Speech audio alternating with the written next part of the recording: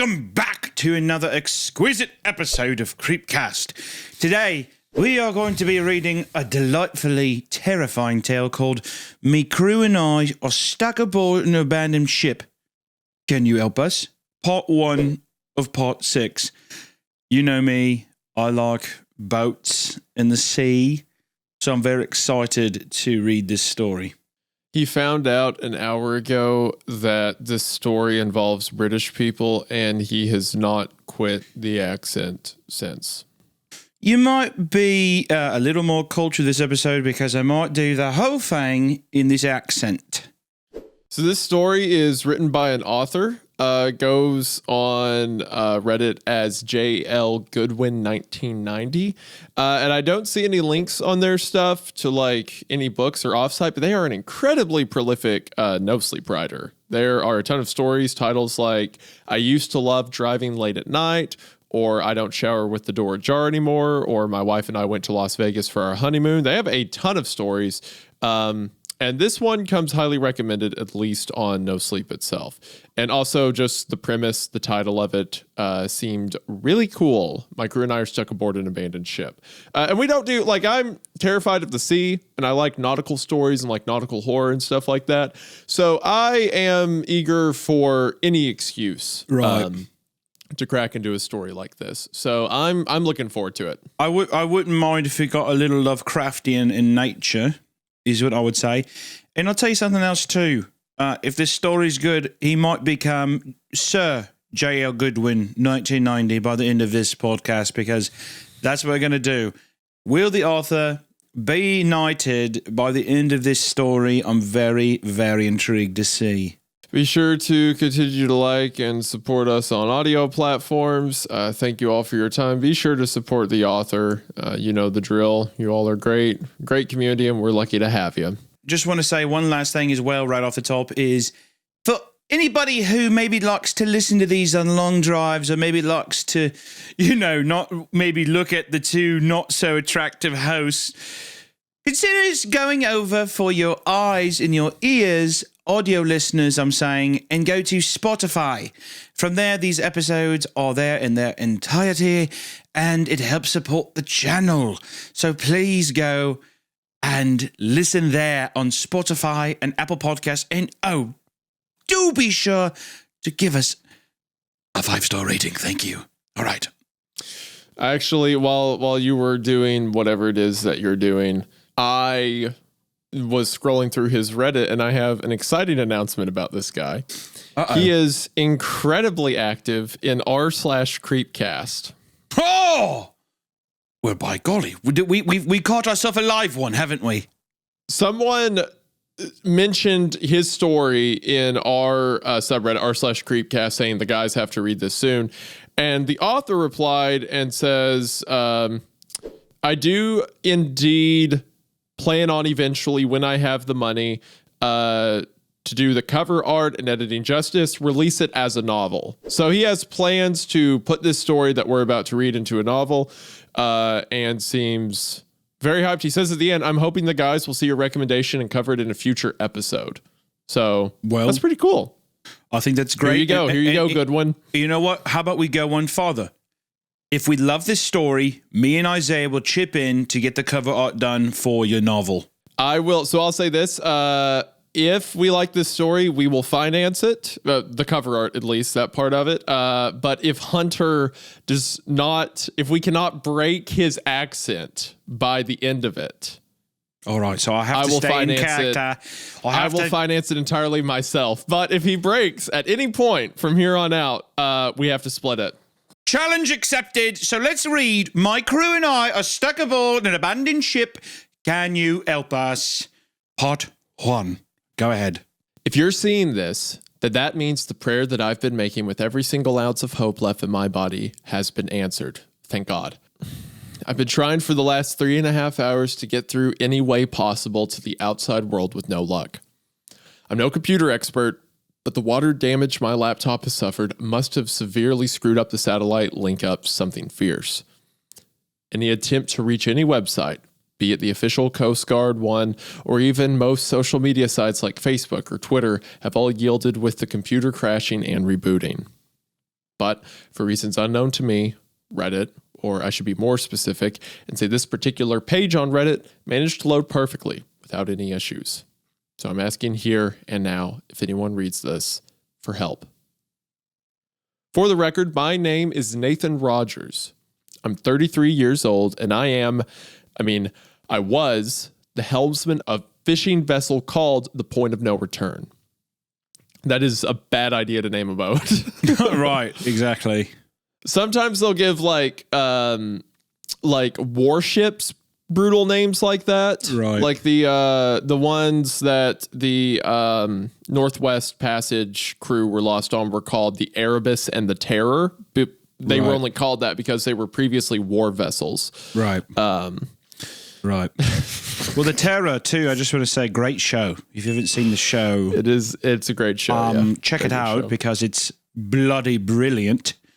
It takes a lot of like historical liberty. The Terror TV show does. It takes a lot of historical liberties in like some of the visions or maybe stories they had or what was stalking them. But as far as the actual like setting and timeline and like the people involved, it's actually very accurate. Yeah, I know that it gets a bit. It takes some creative liberties here and there, but actually, it's it's. I believe it, if I remember correctly, they wrote the entire show off of sailors' diaries, based off of diaries they found from the sailors. But I could be wrong.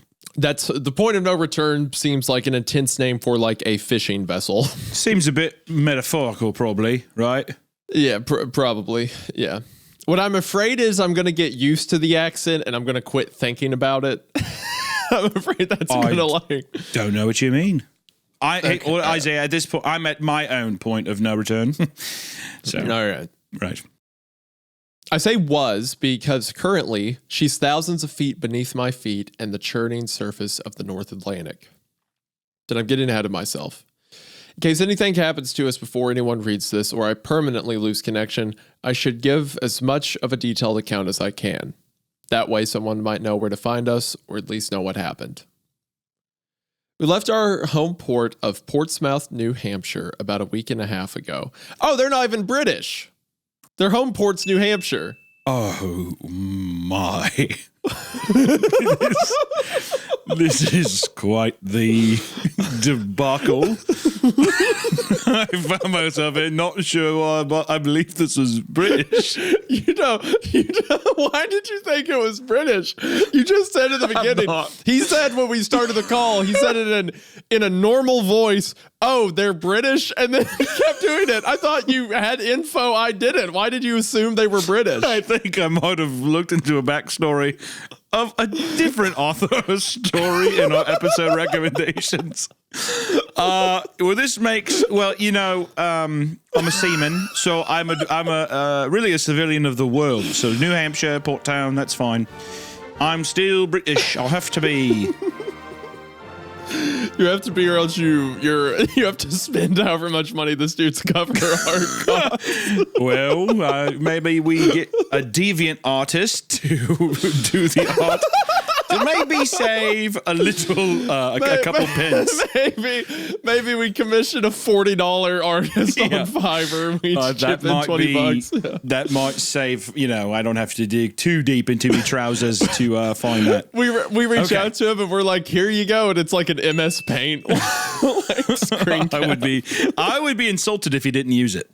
Psst, can I tell you a secret? I'm in desperate need of medical attention and care. I'm so old, fat, I'm falling apart at the seams. But I don't know what doctor to use. I don't know anything about doctors. And that's why I use ZocDoc. ZocDoc is a free app and website where you can search and compare high-quality, in-network doctors. Choose the right one for your needs and click to instantly book an appointment. We're talking about in-network appointments with more than 100,000 healthcare providers across every specialty, from mental health to dental health, eye care to skin care, and much, much more. Probably dick and ball stuff, boys. And the nice thing about ZocDoc is that you can filter for doctors that take your insurance, are nearby, and are highly rated. It's super easy to use, and you can find an appointment time that works for you with the right doctor for your needs. Plus, ZocDoc appointments happen fast, typically within just 24 to 72 hours of booking. You can even score same-day appointments. Oh my God! You don't want to admit it,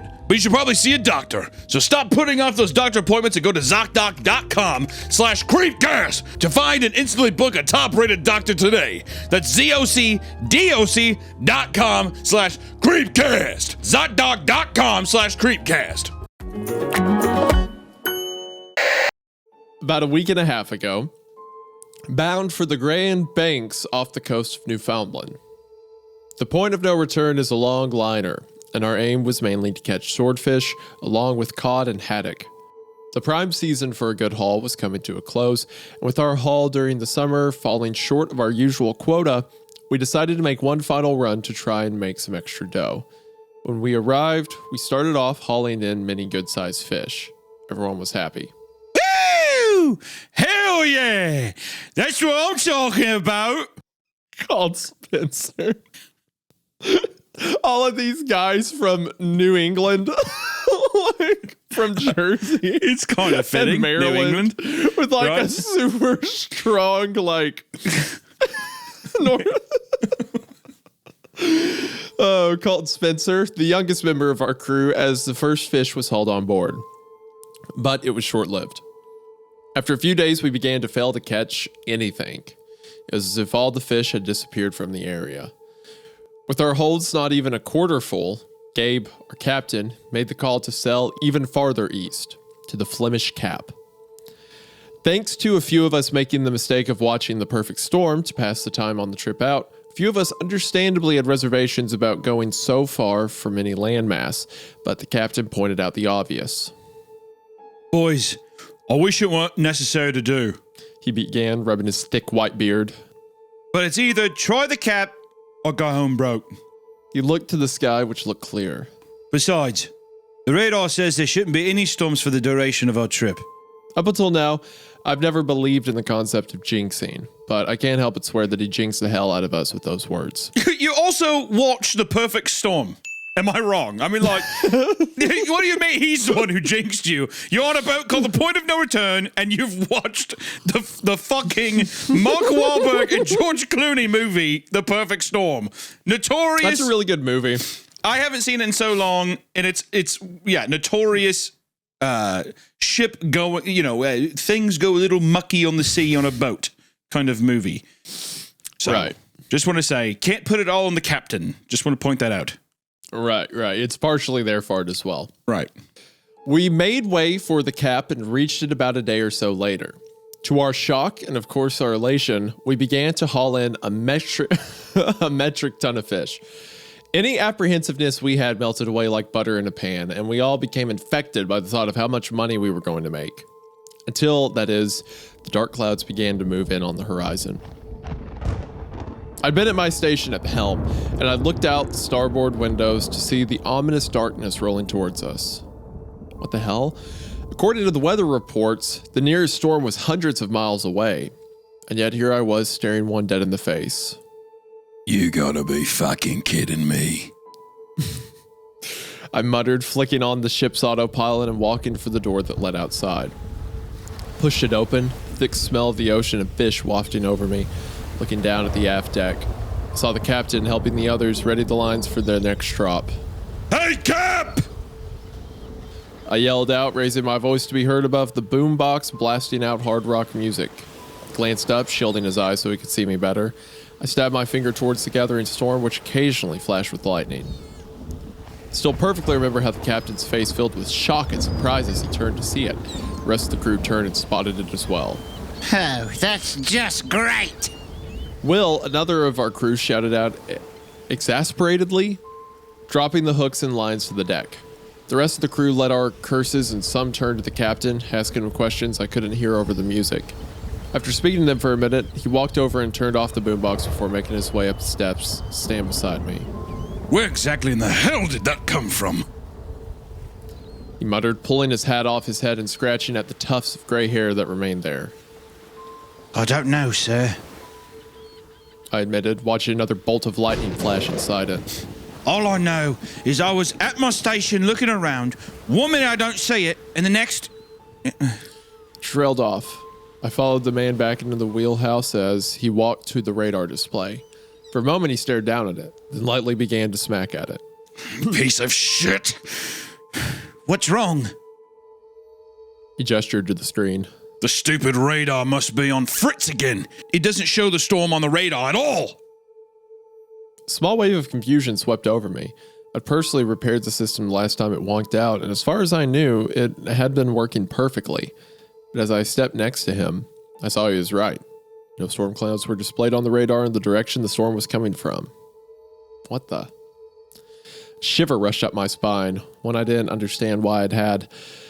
The cabin was warm and comfortable, and yet it felt as if we just walked through thick fog. Finding my voice, I looked at the captain, who held a thoughtful gaze. So, what do we do? He took a second to answer, then sighed. I'm not gonna risk you boys in my ship. Especially not after we have a good catch in the hold. Start plotting us a course back to Portsmouth. Hopefully we'll manage to stay just ahead of the storm. And with that, he turned and left the wheelhouse, heading back outside to help the others store the gear in preparation for our departure. I could hear the faint sound of them yelling to each other as they rushed about, the music playing again as well. I walked to the starboard windows and gazed out. The storm appeared closer now, the lightning flashes becoming more frequent. A particularly bright flash came. For a moment, my eyes locked on a particular cloud formation that had been silhouetted in it. I blinked my eyes rapidly, the rational side of my brain attempting to wrangle in the other. No, there's no way you just saw that. You know full well storms play trick on your eyes. Shaking my head, I returned to the helm, turning off the autopilot and nudging the throttle forwards, hearing the rumble of the engines increase. I kept telling myself that I'd been seeing things, but another shiver ran up my spine as I couldn't shake the image from my mind. The image of a cloud formed to the shape of a human skull. What a delightful trip. God, absolute hell. Nothing bad happening. Let's get on the point of no return.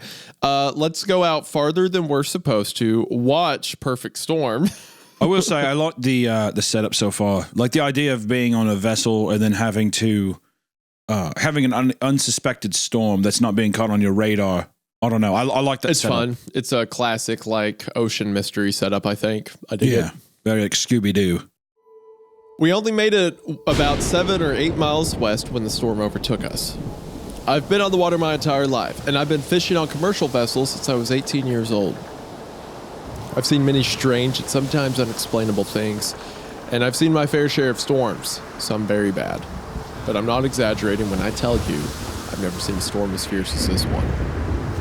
20 minutes after the dark gray, almost black clouds slid over my head. The point of no return was being hammered by 12 to 14 foot swells, crashing water under the deck. The wind howled as fiercely as a banshee, and the world around us turned almost pitch black, the only illumination coming from the almost blinding flashes of lightning, which were followed by roars of thunder. I gripped the helm with hands that had begun turning white at the knuckles, bracing my legs for each impact. The captain stood beside me, gripping the metal railing next to the helm to keep from falling. Just keep going! Yelled at me. Some of the crew stood behind us, staring out at the maelstrom with wide, frightened eyes. It was a fear that I found infectious. For as much as I kept calm for all outer appearances, inside I was terrified. As horrifying as horror movie monsters are made out to be, they don't hold a candle to the existential dread and terror that Mother Nature at her worst can instill you with. Suddenly, Wyatt, one of our engineers, flew up the stairs from below. Captain, we're taking on water somewhere, and I can't find the source! So many of the crew's faces go pale, but the captain remained calmed. All of you, get below and help Stroxy find this source and either patch it or seal it. Then start the pumps to get the water in the boat out. For a moment, nobody moved until he barked again. Do you want to end up at the bottom of the ocean? Move your asses! That got their attention, and they quickly followed Wyatt down the stairs to the crew quarters and lower decks. As we crested another huge swell, I spared a glance at the radar screen. It still showed no sign of the storm on its green screen as the line made its way around in a circle. I shook my head, feeling a strange feeling, one I couldn't place come over me. But I pushed it away, forcing myself to focus. Everyone's counting on you, Nate. Keep your head in the game and pray to the good Lord above you make it out of this. I shot a glance at the captain. You really think we're going to make it through this, Gabe? I asked, the seriousness in my using his first name making him look hard at me before clapping a hand on my shoulder. with a good crew and a terrific man at the helm. Son, yes, I do. He declared, pulling out a pipe from his pocket and lighting it. Thick, hazy smoke filled the room as he spoke again. I've been through far worse than this, after all.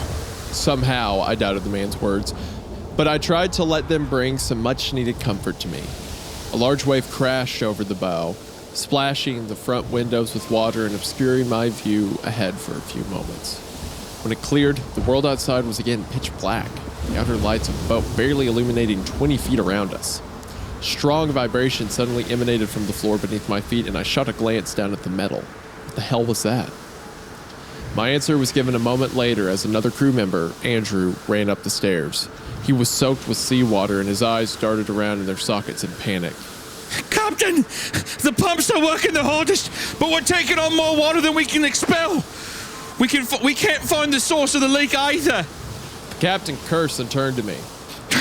Nathan, hold fast up here and keep going east. I'm gonna go below and try to help. Not giving me a chance to answer, he turned away, beginning to head towards the companionway stairs. I just turned back to look out the window when the brightest flash of lightning came, turning the world around us from night to day. It also revealed something dead ahead, something that made my heart almost stop. Oh, fuck my life. Racing towards the point of no return was a rogue wave. Oh, fuck. One that dwarfed all the swells around us. My mind screamed at me that it had to be at least 30 or 40 feet high, enough that it blocked out the sky ahead. Captain! I screamed at the top of my lungs. I heard him stop and the sound of his footsteps as he dashed back next to me. Good God Almighty! Nate! Turn us broadside into the wave! Our only hope is for us to roll over completely! I turned to see him snatching for the microphone handset, which connected the wheelhouse to the ship's intercom as I began ripping the helm to port. Whoa. Oh my gosh. I think I would rather be shot.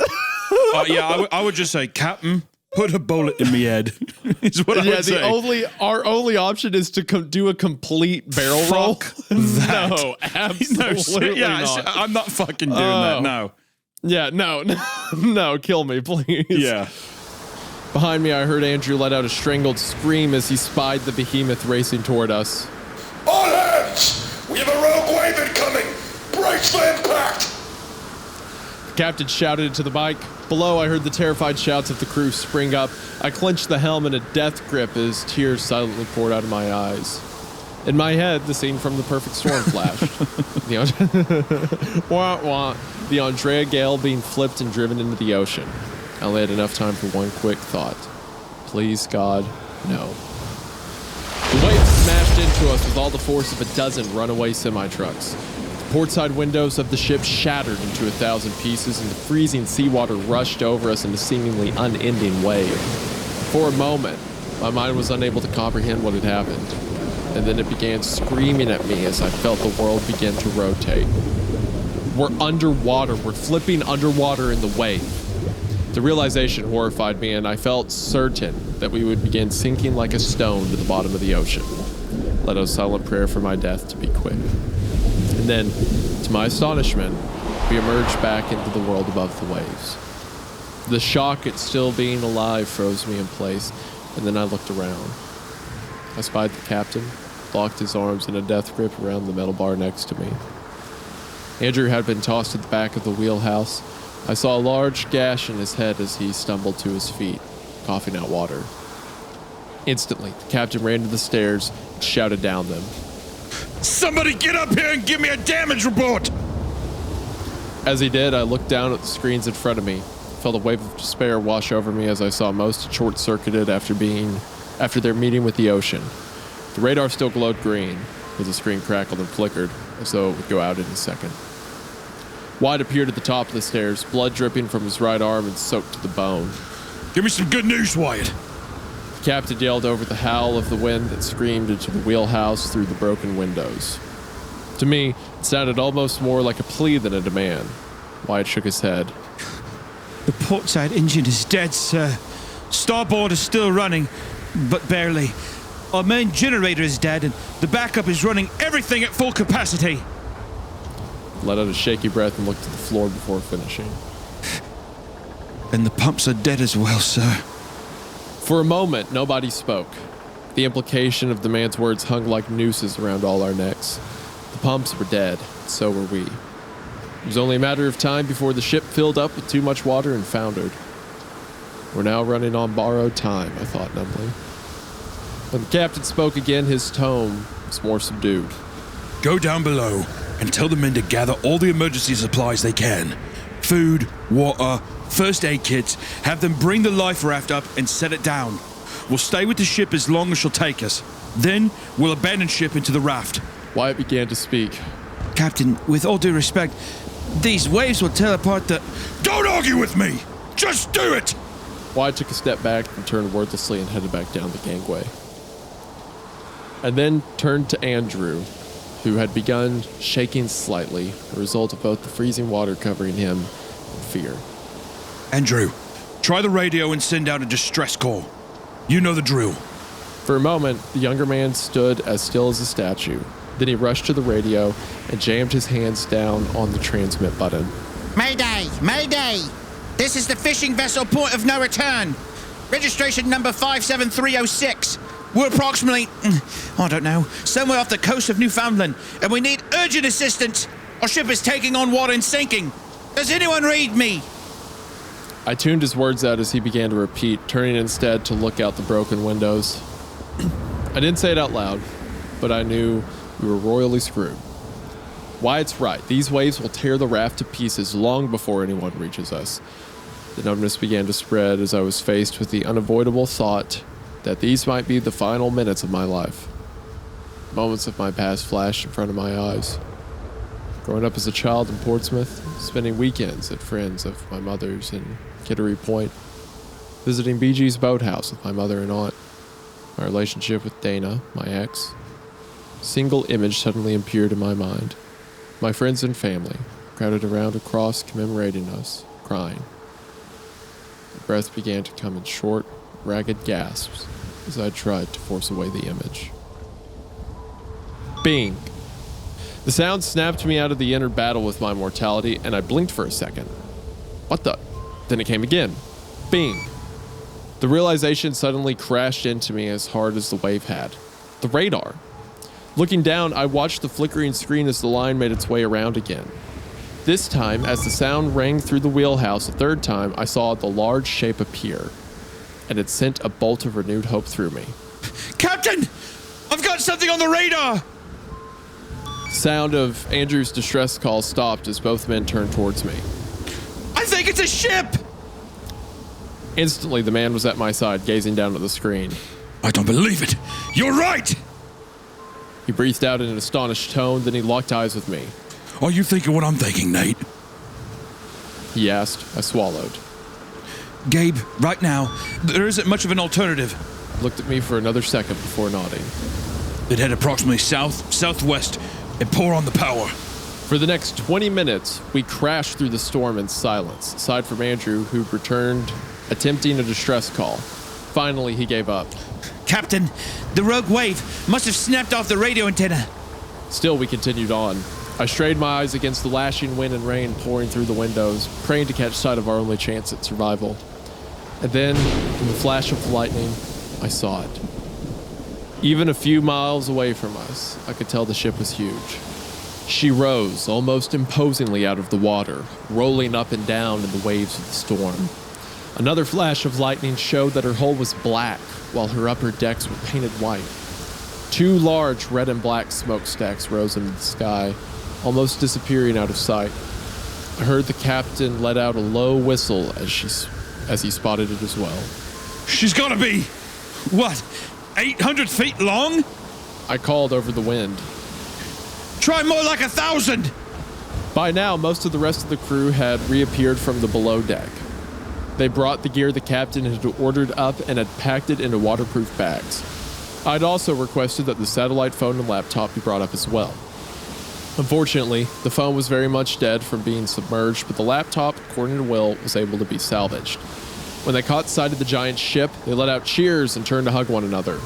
I realized I hadn't been the only one feeling that death was breathing down our necks. As we drew within half a mile of the ship, I realized something was off. Captain, she's dead in the water. Not moving at all. If she'd been under power, it would have taken longer to draw near. Captain looked hard but nodded. You're right. She must have snapped off her mooring lines in the storm somewhere. It's a ghost ship adrift! Saw the crew's faces at the news. So, what do we do now? Kenny, the other engineer, asked. The captain turned to them as I steered us closer. We stick to the plan. We draw alongside her and find a way aboard. We transfer our equipment on board, and then we'll go from there. The look of hope returned in some of their eyes, but I saw apprehension in their others. I didn't blame them one bit. Fear still coursed through my veins. All it takes is one screw up, one mistake, and we're all dead. The captain ordered me to move around to the ship's port side so as to give us a small bit of shelter from the storm. He then snapped on the powerful searchlight, which thankfully hadn't been taken out by the wave, and traced it over the ship. A few minutes later, I heard him let out a triumphant laugh. Nate! Move us next to the middle of the ship! There's a ladder dangling there! He was right. I saw the white lines and wooden steps flailing about in the wind. Sparing a glance behind us and seeing that the ocean was beginning to creep over the back of the transom, I hastily maneuvered the point of no return over to the ladder, nudging the throttle into neutral as we drew alongside. Sparing a glance out of the open side door, I saw Spencer and Will reaching out with boat hooks to snatch the ladder.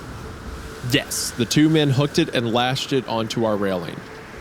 Okay, one man at a time. Get the gear and get up there. Slowly, almost painfully, the 8 members of our crew made their way up the ladder and onto the ship. As I watched Wyatt climb out of sight, sound caught my attention.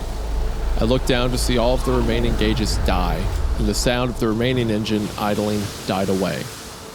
Crap. Almost immediately afterwards, I became aware of a new sound. It was one that spurred a new wave of panic in me. It was the sucking sound of the sea rapidly flooding the point of no return. Captain! She's going under!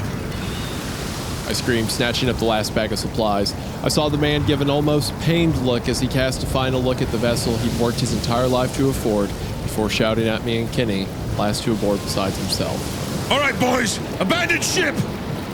Kenny went up the ladder first, unable to wait for him to make it all the way up. The captain and I unsnapped the ladder from our railing and began climbing after it. We were halfway up when I heard the sucking sound increase to a fever pitch. Stopping and sparing a look below me, I saw the point of no return bow lift out of the water as her stern slipped below the waves. She rapidly began to sink, and I turned to continue climbing. That was when a scream came from overhead. I snapped my gaze up to see a body fall past me, missing me by less than a foot. For a moment, shock kept my mind from working until I realized who I'd seen in the split-second flash of lightning. I screamed out into the dark, but when the lightning flashed again, I saw no sign of him floating in the waves. Only the bow of our ship as it finally slipped below the waves. I shouted the man's name again, the wind tearing the cry from my lips and off into the storm. Nathan, he's gone! Came a cry from below me. I shot a look down, seeing the captain looking up at me with a horrified expression.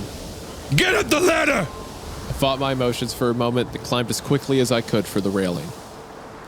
A few moments later, both the captain and I hauled ourselves over, collapsing onto the wooden deck with sputtering coughs and groans. When I raised my head, it was to see the ashen face of Wyatt looking down at us. Where's Kenny? I took in a shaky breath and shook my head slowly at him. I saw the shock and horror flash into his face. The same happened to all of the men standing behind him. For my part, I simply felt numb. Even though I'd lost my aunt to ovarian cancer in 2009, lost one of my mom's family friends to a brain tumor in 2012, I'd never actually seen someone die before. Not in real life, anyway. My mind was a jumble. I couldn't think properly. Thankfully, though, the captain stood up and spoke up, his voice shaking only for a second before hardening. As hard as this may be for everyone, we need to get inside and out of the storm. We'll have time to be able to grieve later.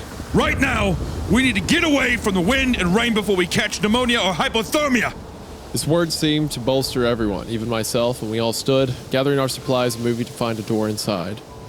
After a few minutes searching, we found one, and after snapping on the waterproof flashlights we all had, we stepped inside the ship. Okay, I've got to say, That was awesome. That entire sequence of like the ship going down and the storm and them rolling and everything and having to catch the ladder. Oh, that was so good. You just said yeah without the British accent. Yeah. Yeah, there we go. Yeah, no, no, yeah, I mean that's what they sound like. I mean, not every word is going to be so colourful. No. That was a break. That was a break for sure. I think I'm still in my accent. I'm still doing it. It's just sometimes you sound like that. Okay. You know? Not everything's Anyway. some fruity, delightful piece of ginger. You know, I don't know what I'm supposed to tell you. Anyway, that whole thing was great. I really loved it. The descriptions of like the captain and the final moments, watching the ship go down, like the terror of it, the intensity. That was great. That was awesome. And now how cool of a concept. There's a ghost ship in the middle of the ocean, in the middle of this storm that they have to go on to. And like, oh man, that's so cool. This is great. This is stellar. I love this. Okay. Anyway, instantly the sound of the howling wind grew fainter as we found ourselves inside a companionway of some kind. It seemed like it was meant for the crew. It seemed more Spartan and function over form than what I'd seen from the rest of the ship. Nobody said a word as we made our way down till we came to another door. Will, being the first in line, reached out and opened it, and we stepped into what I can only describe as the most luxurious lounge I've ever been in. The walls were plastered with wood that reflected back in the glow of our lights. What appeared to be marble lined the ceilings overhead. I saw dozens of tables and chairs, ones that had been once scattered across the room, lying overturned or on their sides. No doubt thrown about by the storm. Walking further into the room, I turned to the left and aimed my flashlight at the wall. I nearly jumped out of my skin as my light reflected off a huge face that gazed back at me. Jesus! Feeling my heart begin a marathon in my chest. What is it? I heard Andrew call out. All the men ran to me and aimed their lights at what I'd seen. Instantly, the tension that filled the room was replaced by the sound of laughter. Fucking hell, Nate. Are you really that afraid of the Queen of England? Okay, now you're redeemed.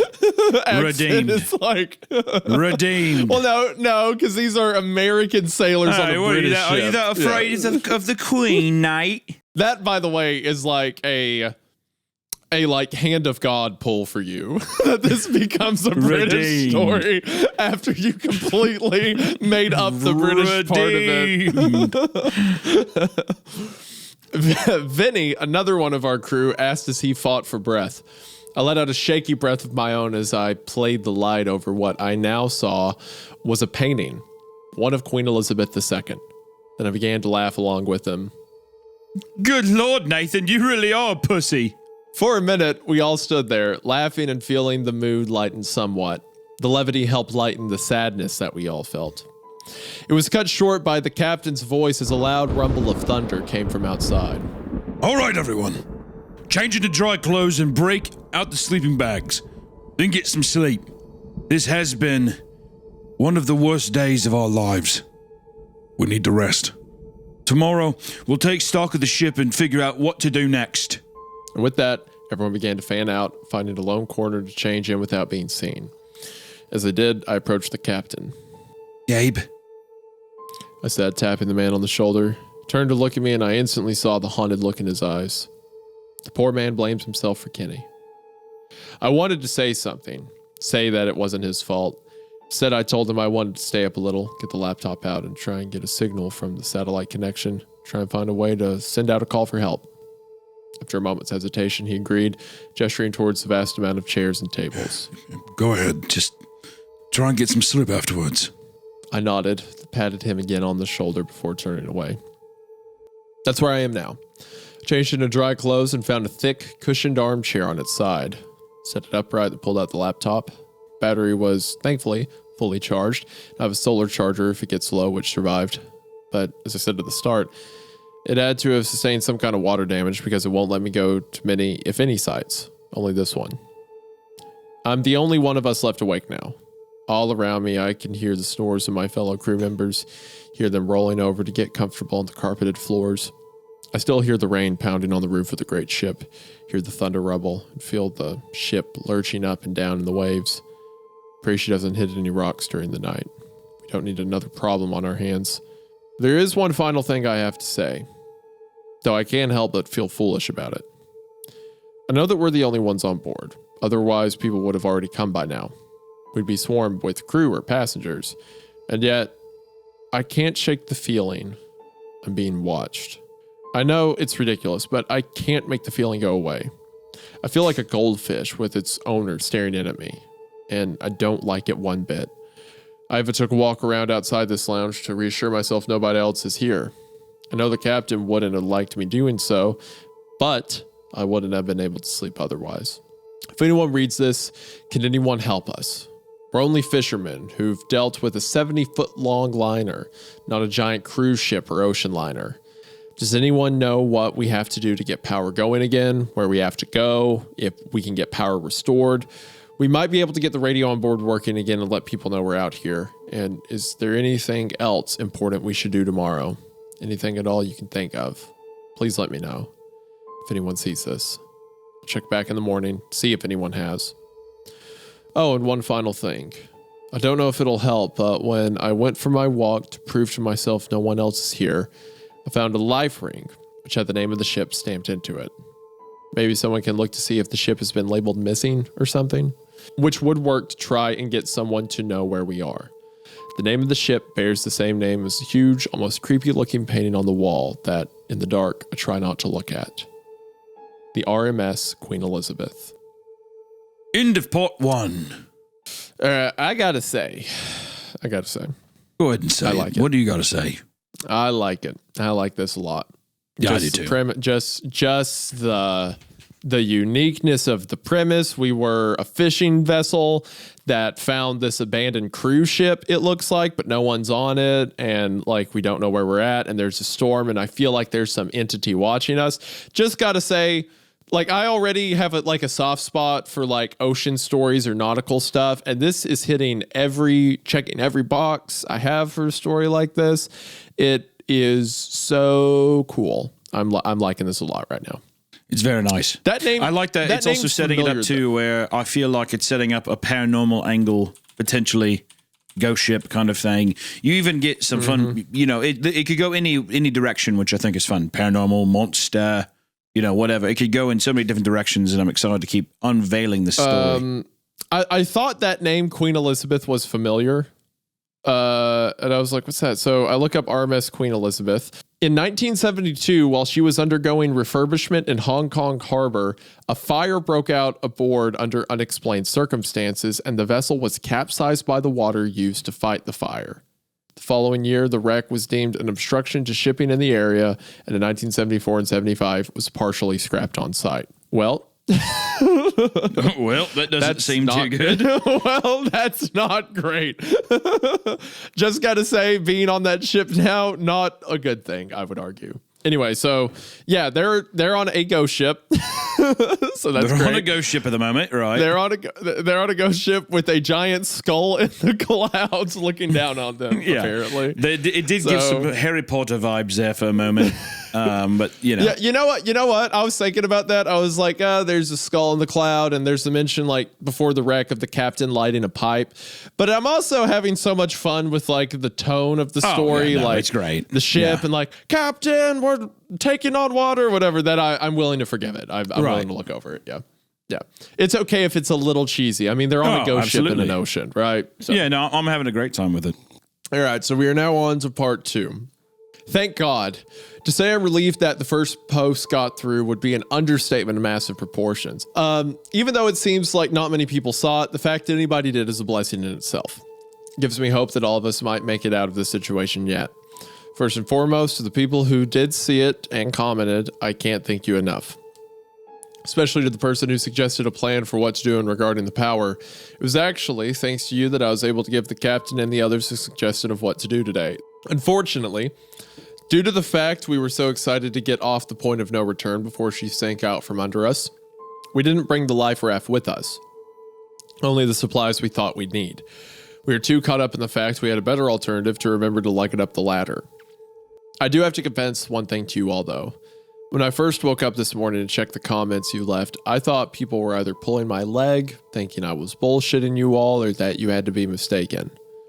After all, if the Queen Elizabeth caught fire and sank years, if not decades ago, how the hell could we be on board? Ghost ships, legitimate ones, only exist in horror films, not real life. There'd be a mistake made here. However, after some of the things that have happened today, I can't help but start to wonder if you're right. And if you are, we're in a whole lot bigger trouble than I thought we were. I'm jumping the gun though. I should tell you what went down today. When I first woke up, the first thing I realized was that the storm had passed. The rain no longer pounded on the roof of the ship, and it no longer twisted about in the swells. For a moment, it was so calm that I forgot where we were, what had happened yesterday. Then everything came crashing back to me, causing me to sit up straight in my sleeping bag. The first thing I saw was the captain, who sat in one of the lounge chairs. He must have woken up a while ago. His head turned in my direction as I pulled myself out of the bag and to my feet, and he gave a short nod. Winding my way around the sleeping forms of the others, I made my way over to him. How long you been up, Cap? I whispered as I picked up another chair and set it beside him. He shrugged. A little while now. Was planning on waking everyone up in about 20 minutes or so anyways. I could still see that losing Kenny still weighed heavily on his shoulders. The man likely hadn't got much sleep due to it eating away at him. I decided to say something. You know what happened wasn't your fault, Gabe. Kenny was above us. We couldn't have done anything to save him. It was just an accident. For a moment, I saw his eyes harden and his mouth open as if to snap at me. Then he slumped into the chair, his body seeming to sag. I appreciate you saying that, Nathan. More than you know. But a captain's job is to keep his crew safe. To get them home. And I didn't do that for Kenny. And I'm going to have to live with that. I wanted to argue, but I saw that no amount of it would change his mind. Instead, I nodded and turned to look out across the massive room. We roused the others a few minutes later, and as they opened up the supplies we'd brought to bring out some food and water, the captain reminded me to check the laptop. Booting it up, I saw the battery was low, making a mental reminder to set the solar power charger in the sunlight outside to charge it back up. Then I checked the post it had made. Hope and excitement surged through me as I saw comments left below. You guys, people saw what I wrote. In seconds, I was surrounded as everyone crowded around me. A bottle of water and a granola bar were shoved into my hands as they read the comments you all had left. There was silence for a few moments. Then Spencer spoke up. That can't be right. He said softly. He looked up at us. These people can't be right? There's no way the ship they're talking about is the same one we're on board.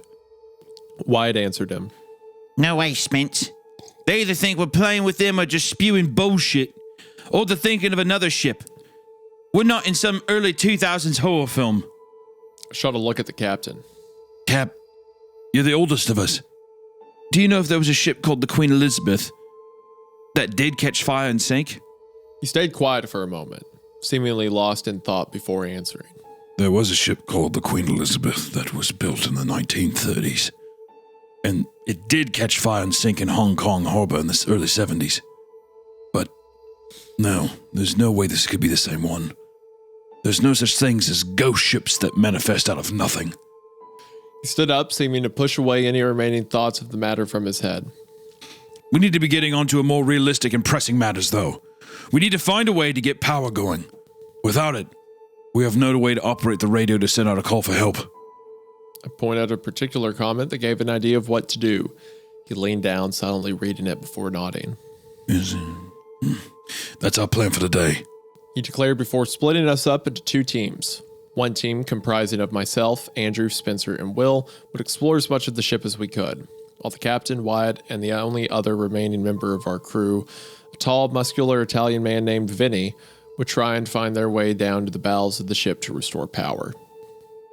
With the plan made, and a set of walkie-talkies given to the captain and me to maintain contact with each other, we exchanged a last, good luck and stay safe, and left the lounge. Flicking on our flashlights, the four of us slowly walked back through the hallway we'd taken to get inside. A moment later, we emerged into the bright light of day. The sun felt nice and warm on my face, and I couldn't help but let a small smile cross my face. Disappeared though, as my eyes looked out beyond the railing. The endless ocean surrounded us, stretching far beyond the horizon. No sign of land anywhere. A small shiver shot through me as the image of our ship slipping beneath the waves replayed in my mind, along with watching Kenny fall to his doom. I shook my head. Snap yourself out of it, Nate. Keep focused. Pulled the solar charger from my pocket and set it down next to the open hatch.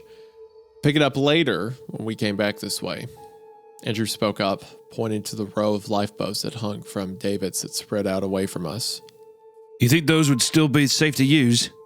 I shrugged my shoulders. I don't see why not. But I wouldn't want to try and use one of those to get back to shore.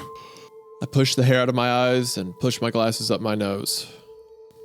All right, let's keep moving, guys.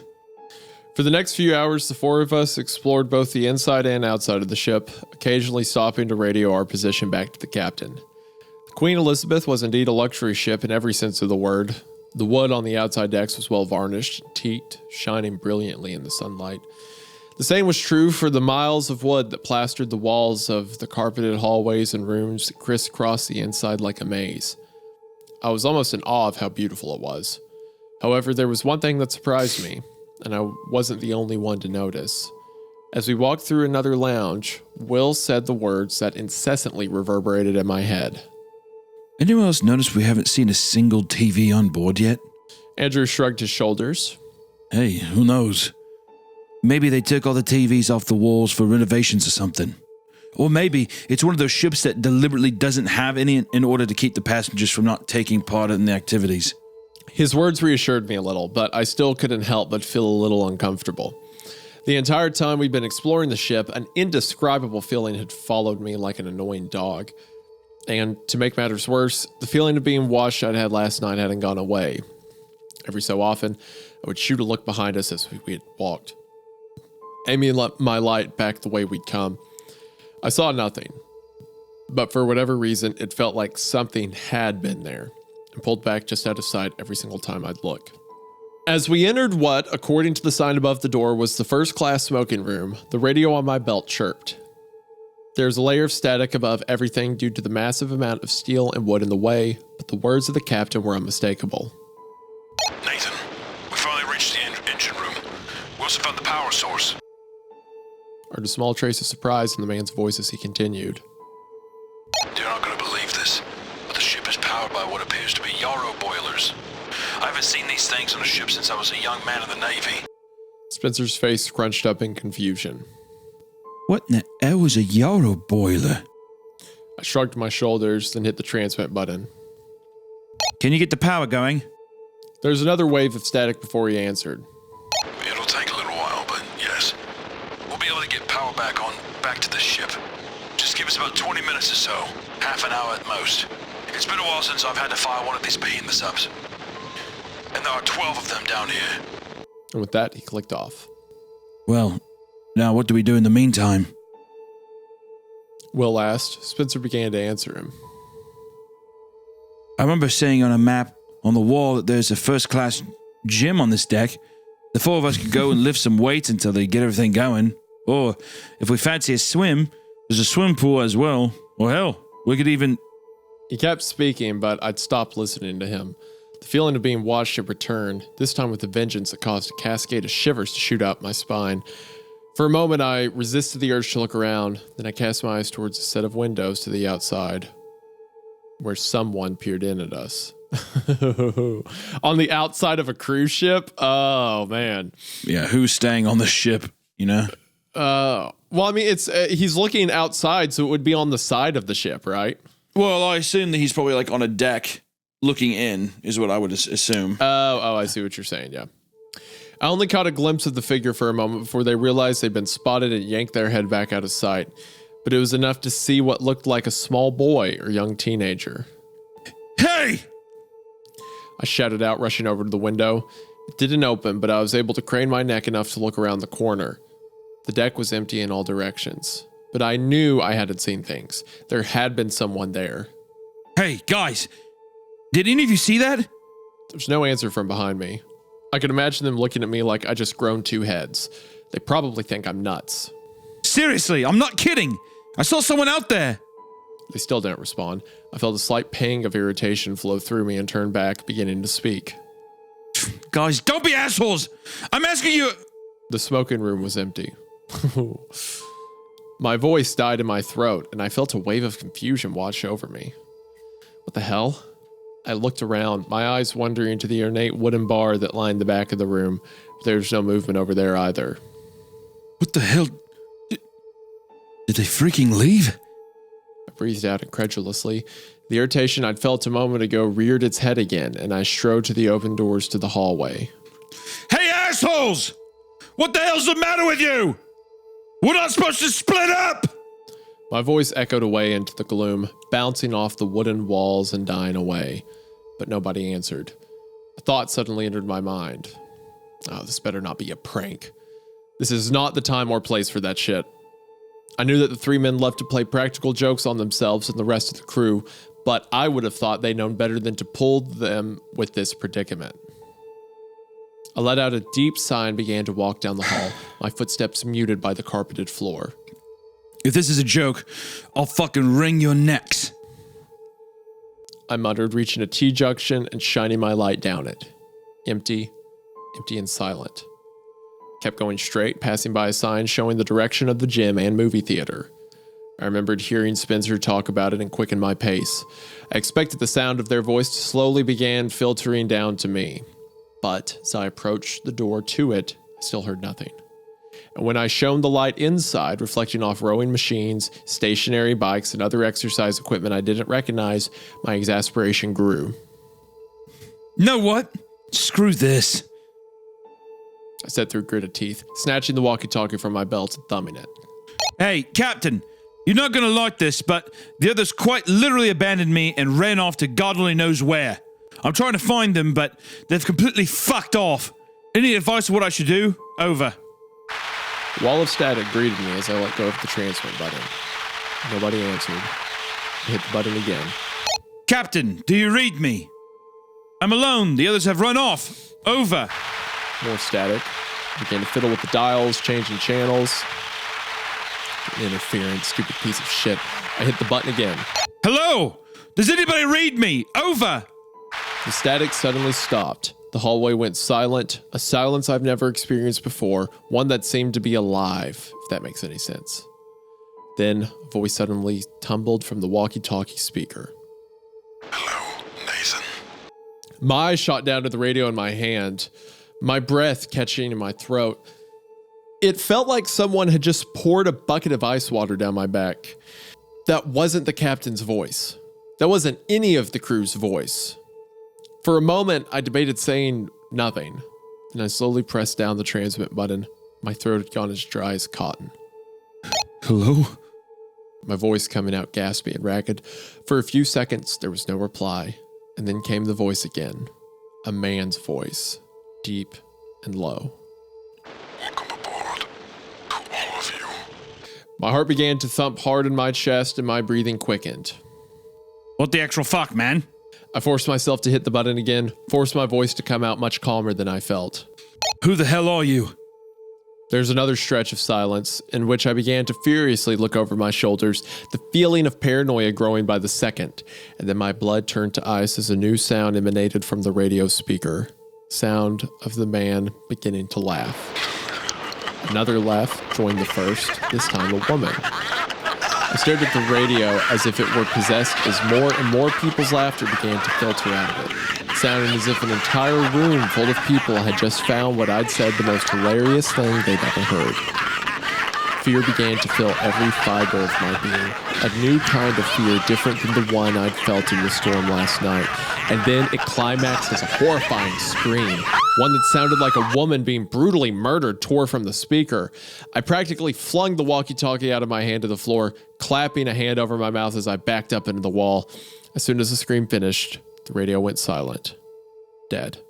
For a few moments I stood there, hands still clapped over my mouth and staring at the radio like it was about to sprout legs and chase me.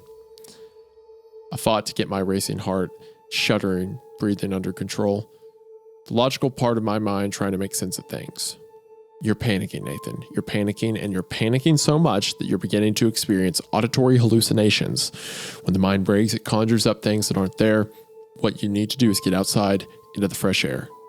The fresh air will do you good. I took a deep breath, feeling myself beginning to calm down. The fear I'd felt began to melt away like ice in spring. I shook my head. Yeah, you're supposed to be the calm and rational type, Rogers.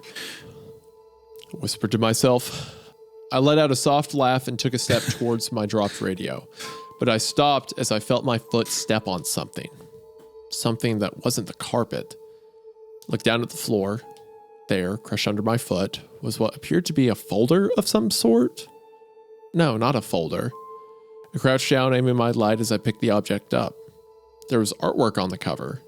I could see a violin, a film reel, shuffleboard, and other items decorating the cover. Big, blocky black letters in the middle of the cover read, "Program for today." And in the bottom right-hand corner was the word "Cunard" in cursive scrawl. I looked at the cover as I walked over and picked the radio up, clipping it back to my belt. Focusing my attention on it was helping me rapidly calm, and I decided to quickly flip it open and see what it said. There were only 2 pages inside. The top of the left page was adorned with the word "Notices," while the right page was headlined by "Program of Events." My eyes began to slide down them, silently reading it out, until my mind caught up with my eyes. Wait, I didn't just see that, did I? I flashed the light back up to the top right of the page, where the date was stamped. Thursday, June 21st, 1956. What? I blinked my eye a couple times, silently praying that the date would change. I was seeing things, but no, it remained the same. I began to feel my heart pound in my chest again. This makes no fucking sense, man. For a moment, my mind flashed back to the comment I'd seen that morning, about the ship having sunk decades ago. I shook my head, tried to stay calm. Oh, just get the hell outside, Nathan. Taking a breath, I turned to head back in the direction of the smoking room, and froze. The program fell from my hand to the floor, my heart thundered in my chest, and my breathing came in short, ragged gasps. There were figures standing in the hallway down by the T-junction. I couldn't tell how many, but there were enough that they blocked the way back. In the gloom, I couldn't see any features, just the dark outlines of them. Remembering the flashlight in my hands, I began to raise it to aim at them. That's when the light flickered out. I was plunged into gloom as I stared down at the light, smacking it and mentally pleading for it to come back to life, but it was no use. The light was dead. Realization suddenly filled me as my mind screamed at me that I'd taken my eyes away from the figures. When I snapped my head up, I almost screamed. They had drawn closer, packing the hallway from wall to wall. They made no noise at first, and then I heard the whispering begin. It started quietly, almost to the point I thought I was hearing things, but then it began to grow louder. I couldn't tell what was being said. The voices were so low it was impossible to distinguish individual words. Even so, I felt a new bolt of terror shoot through me at the sound, and then my fear compounded as I saw the figures take a step towards me. I began to violently shake as I slowly began to back away. Then they came for me. The figures were suddenly a blur of motion, moving far faster than any human being could. They streamed towards me, the whispering suddenly intensifying to a fever pitch. Caught off guard, I stumbled backwards, tripping over my own feet and falling to the floor. My right elbow slammed into the wood paneling, and I felt a bolt of pain shoot up my arm. The figures swarmed over me, the whispering morphing into laughter, and screaming. A moment later, more screaming began, my screams. I raised my arms over my head, covering my face and curling into a ball. Tears began rolling down my face, and I felt at any moment I'd be torn apart. Nathan! The shout cut through the silence. I stopped screaming, but kept my arms over my head protectively. Then I felt a hand begin to roughly shake me. The terror returned, and I lashed out. Get the fuck off me! The voice came again, a familiar voice. Hey, easy, bro, easy. The realization made me lower my arms and open my eyes. 3 faces, etched with panic and fear, looked down at me. For a second, I fought to find my voice. Andrew, Will, Spence? Relief crossed the faces of my crewmates. He's back! Andrew said quietly, wiping visible sweat from his brow. I uncurled myself and sat up, looking around. I was lying on the floor of the smoking room. Close to the windows, I'd seen the figure outside. Sunlight still streamed in, landing on where I'd collapsed to the floor. Looked up at the others. What the hell happened? Spencer shook his head, still looking rattled, but Andrew again answered me. Dude, I have no fucking idea. One minute you were talking about going to check out the other areas of the ship. The next you suddenly yelled and ran to the window. Then you just started pulling a statue routine. You didn't respond to anything we said. You just stared at the ocean, not moving and not blinking, until you suddenly fell to the floor and began screaming. Let out a shaky breath of his own. You scared the ever-living shit out of us. I blinked rapidly, my mind trying to make sense of his words. Had I really hallucinated everything? Had it all just been in my head? I stumbled to my feet, aided by Will and Spencer. Andrew just kept looking at me, concerned look on his face. I took a deep breath of my own. I'm okay. My voice sounded far calmer and surer than I felt. You sure? I nodded. I must have gotten less sleep last night than I thought.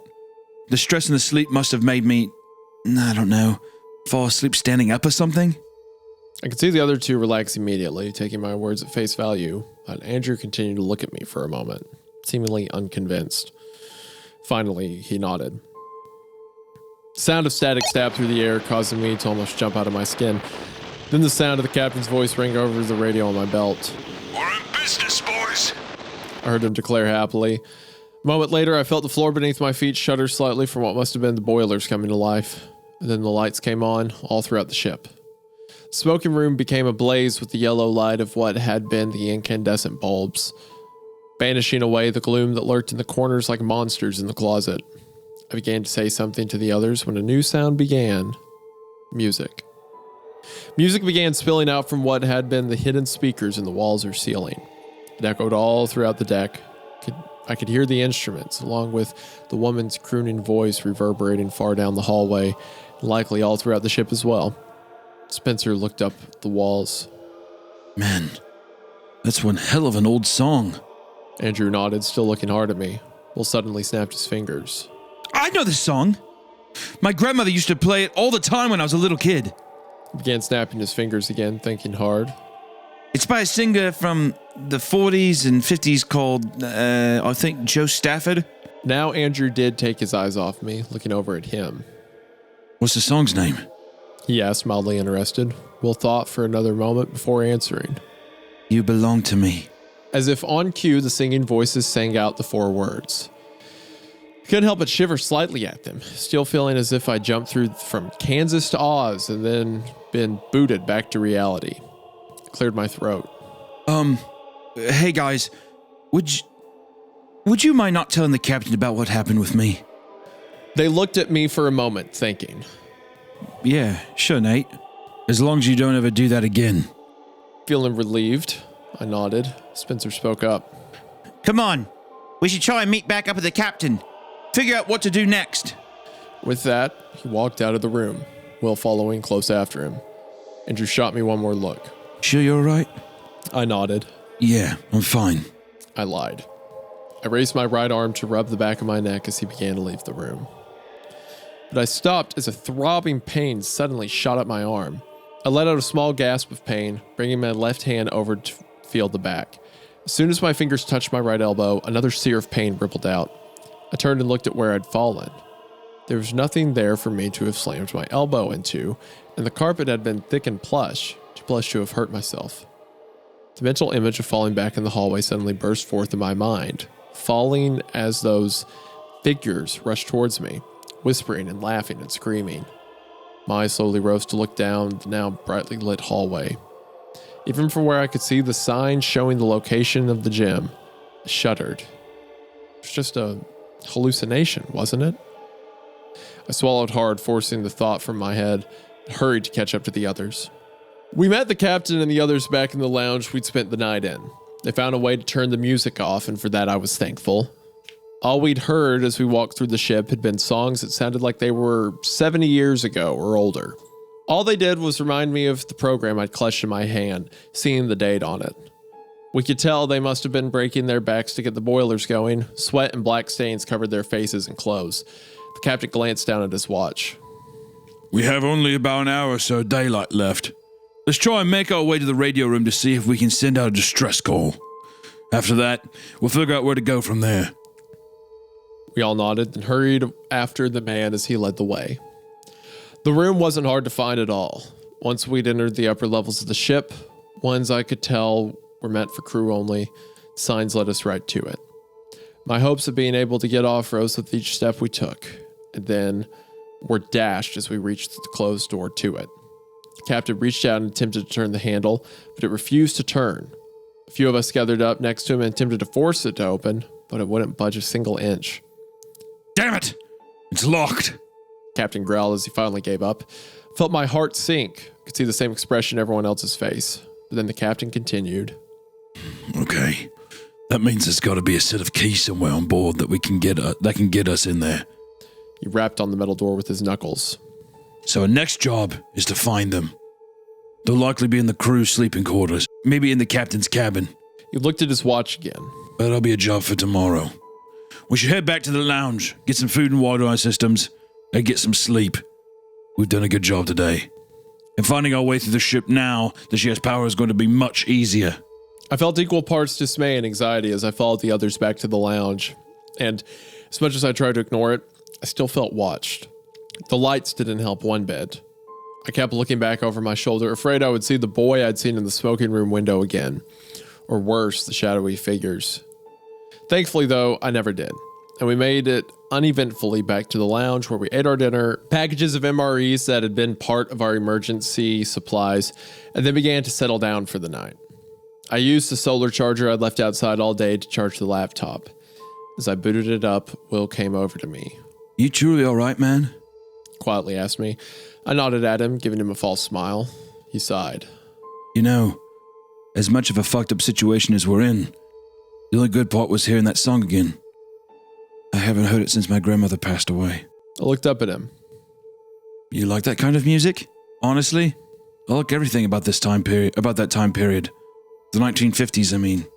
I like the music, the movies, the celebrities, the cars. Between you and me, bro, I like it a hell of a lot more than the 21st century. If they invented time travel in my lifetime, I'd go back there in a heartbeat and never come back. He let out a soft laugh and patted me on the shoulder and walked away to his sleeping bag. I watched him go, then looked over at the captain. He gazed around at everyone, looked over at me.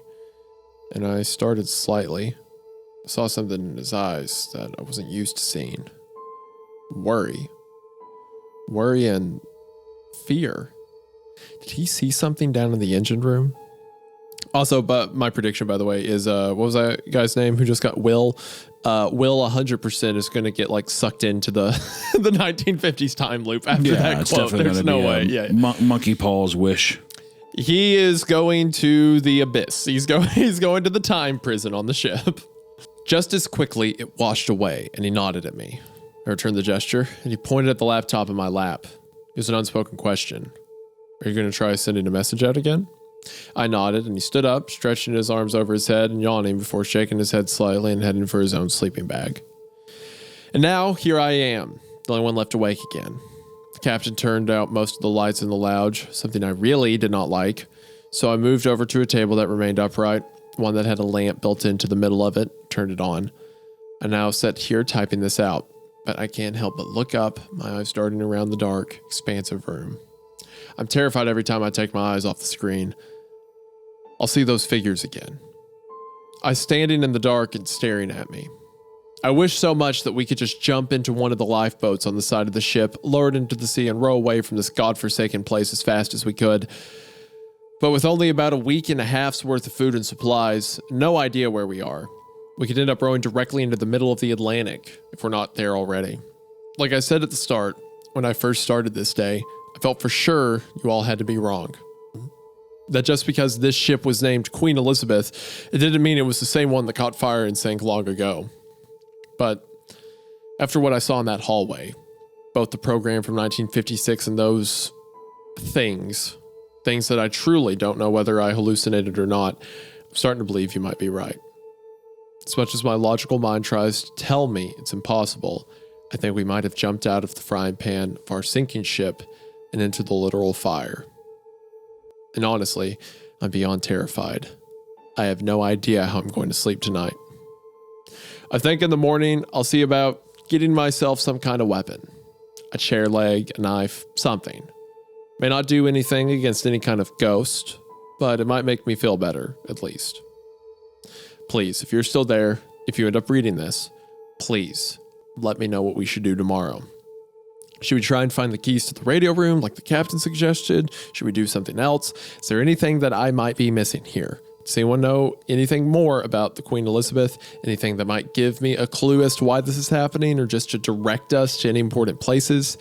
Anything you can think of might help us. God knows, right now, we need all the help we can get. End of part 2. You know, I like that it's going this paranormal route. Like a ghost ship. Yeah. In theory, I feel like a ghost ship from a forgotten past sounds kind of corny, but it's working really well here. I think also They just play it showing well. that each person kind of goes into their own hell when they basically experience these phenomenons, these like ghosts almost, right? So it seems like Nathan, our main character, he experienced it, and so did Captain. Is what I think. Yeah, I think it's it is a theoretically corny idea, but it's played in such a way here where it's like more personal torment, and like I think I'm just so in love with the setting that I'm willing to like look over any any other issues. And then I'm like, yep. I think the setting is fun, but I think what's important here that makes the story not go into a super cheesy or like corny area is that it's good characters.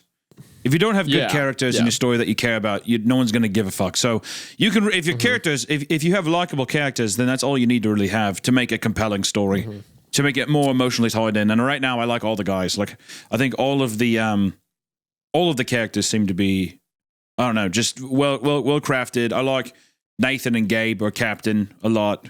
So. Yeah, every time you quote him, I imagine Captain Price from Call of Duty. That's how he sounds in my head. Yeah. But then I like the idea of like Andrew being like kind of skeptical of him and stuff like that. Like it's playing it pretty well so far. On to part 3. The only phrase I know how to describe our current situation right now is up shit creek without a paddle. Things have gone from bad to far, far worse since last night. And to tell the truth, everyone now is scared out of their damn minds. Well, almost everyone, but I'll get to that in a minute. Before I say anything, let me again say thank you to those of you who commented on last night's post. Despite everything that happened today, we managed to make some progress, and I can't help but think it was thanks to you all giving us some direction. Let me quickly answer a few things that you have brought up. First and foremost, as soon as I opened the laptop and saw the comment, I went and pulled one of the maps of the ship off the wall, looking to see if there's indeed any sort of chapel or religious gathering areas for us to hole up in. Unfortunately, the Queen Elizabeth seems to never have had one built aboard her, so that idea is out. Secondly, the reason why we set up base camp in the lounge is because it was the first place we reached when we came aboard. It's the place we know best. After yesterday, though, and specifically with our current predicament, I'm beginning to think moving to 1 or 2 adjoining cabins might be a better idea. Not as much room for anyone or anything to creep on us. That being said, let me tell you what happened today. We were aroused by the captain just after 10 in the morning. Come on, Nate. He said softly to me, shaking my shoulder. We've got work to do today. Then he moved away to wake the others. For another minute, I simply lay there, staring up at the ornate ceiling high above our heads. The horrible mental images of the shadowy figures had followed me into my nightmares, and I dreamed of running down dark and seemingly endless hallways, the figures always just a step behind me. I shivered slightly as I remembered the voice welcoming me, welcoming all of us aboard. I attempted to force the image out of my head as I pulled myself from the sleeping bag into my feet. Once everyone was awake, we all quickly had breakfast before I broke out the computer to see what people had said. I quickly scrolled down to the comments I saw were there as the others came over. As much as I wanted to tell the others about what I'd seen yesterday, a small part of me whispered that none of them would believe me. Especially after what Andrew, Spencer, and Will said they saw happen to me. If anything similar happens to me or anyone else, I'll tell them, but not until then. Everyone gathered around to read what you all suggested. I could tell to them it was like a lighthouse beacon, helping guide them to safety. I couldn't help but feel a small pang of disappointment flow through me as they again dismissed the ghost ship comments, even though I'd known it was coming. Apart from potentially the captain and me, nobody else had seen anything out of the ordinary. Shot a glance his way as he leaned in to read the screen, but any trace of fear I'd seen last night had been wiped away, replaced by his usual calm, calculated expression. Well, at least people seem to agree with my idea to find the keys, he said finally. Standing back up and seeming somewhat pleased, Wyatt leaned in and pointed at another comment. Cap, what about this person's suggestion to move from the lounge to some of the cabins to sleep? It'd be a hell of a lot more comfortable than than another night on the floor. The captain rubbed his beard, thinking. They may have a point. I wasn't able to get much sleep last night. We'll move our stuff into some of the first-class cabins. Just as the same as yesterday, we were paired off into two teams. The captain, Andrew, and Spencer would head off to the crew quarters to try and find the keys, while myself, Wyatt, Will, and Vinny would try to find any food we could add to our slowly dwindling supplies. I very much didn't want us splitting up again, not after both what you all had said and what I'd experienced, but try as I might to say so to the captain, he remained steadfast. We need to cover as much ground as possible, Nate, he said after we dumped our stuff into some adjoining cabins near the lounge, and with that he turned and hustled the other two in his group away. I watched them go, saying a silent prayer for them to be safe before turning to the others. Well, which way do we go? Vinny asked, gesturing to the many hallways that branched away from us. I looked down and studied the map of the ship for a moment. My eyes drifted past the maze of rooms and lounging areas before settling on a large area near the stern of the ship. How about we start here? At what looks like a restaurant called the Veranda Grill? The three men craned to look at the map. Sure, why not? Wyatt said, shrugging his shoulders. With our destination set, we turned and began heading aft. Passing through the lounge, we found ourselves in more hallways that seemed to stretch on forever. Man, they had a lot of cabins just in first class alone. Vinny said as we passed a small sitting area looking out onto the starboard side of the ship. Then he lowered his voice slightly. Hey, did any of you have anything weird happen to you yesterday? Question caused me to stop dead in my tracks. What do you mean, weird? Everyone stopped now. Wyatt let out a soft groan. Oh, come on, Vin. Nothing weird happened yesterday. The captain said so. But I could tell he wasn't being completely honest. Will's brow furrowed. What are you guys talking about? Took a step towards Vinny. Did something happen to you guys down there in the engine room? Wyatt let out another protest, but Vinny seemed to ignore him. I don't know, man. All I know is we were down there working like crazy to get the boilers up and running. When I looked over at Captain, he stopped in the middle of giving us directions. I had no idea what to do next. Saw the big man shiver slightly before continuing. He had the creepiest expression on his face. It was like he'd been hypnotized or something. The lights were on, but no one was home. Then he just snapped out of it. He looked absolutely terrified for half a second, then seemed to remember what was happening and kept going. Wyatt cut in. That's because he didn't get much sleep last night. He literally told us that when you asked him what was up. I swear to God, Vinny, you're making a mountain out of a molehill with this dude. Vinny shot a slightly irritated stare at him before turning back to Will and me. I just need to know, did any of you have anything weird or unusual happen to you guys yesterday? I exchanged a glance with Will. His expression was that of a perfect poker face, but the look in his eyes betrayed what raced behind them. For a moment, neither of us said anything. I debated whether to come clean about my experience, but Will spoke before I did. No, nothing like that. Nothing besides accidentally tripping over an overturned chair. Yeah, they shouldn't do that. That's a horrible idea. Well, I thought that he was already going to say that. He's like, if anybody brings it up, I'll tell them. I wonder why he just didn't outright say, yeah, it happened to me too. He should be like, no, this is a thing that happened. We don't know what's going on. We need to have all the cards on the table. This is not time for whatever this is. Yeah, absolutely not. I felt a wave of surprise shoot through me. The entire time I'd known Will, I'd never known him to deliberately lie. He was someone who always told the truth, even if it ended bad for him. Where the hell did this side of him come from? There, see? All is as well as it can be. Wyatt said triumphantly. Happy now, Vin?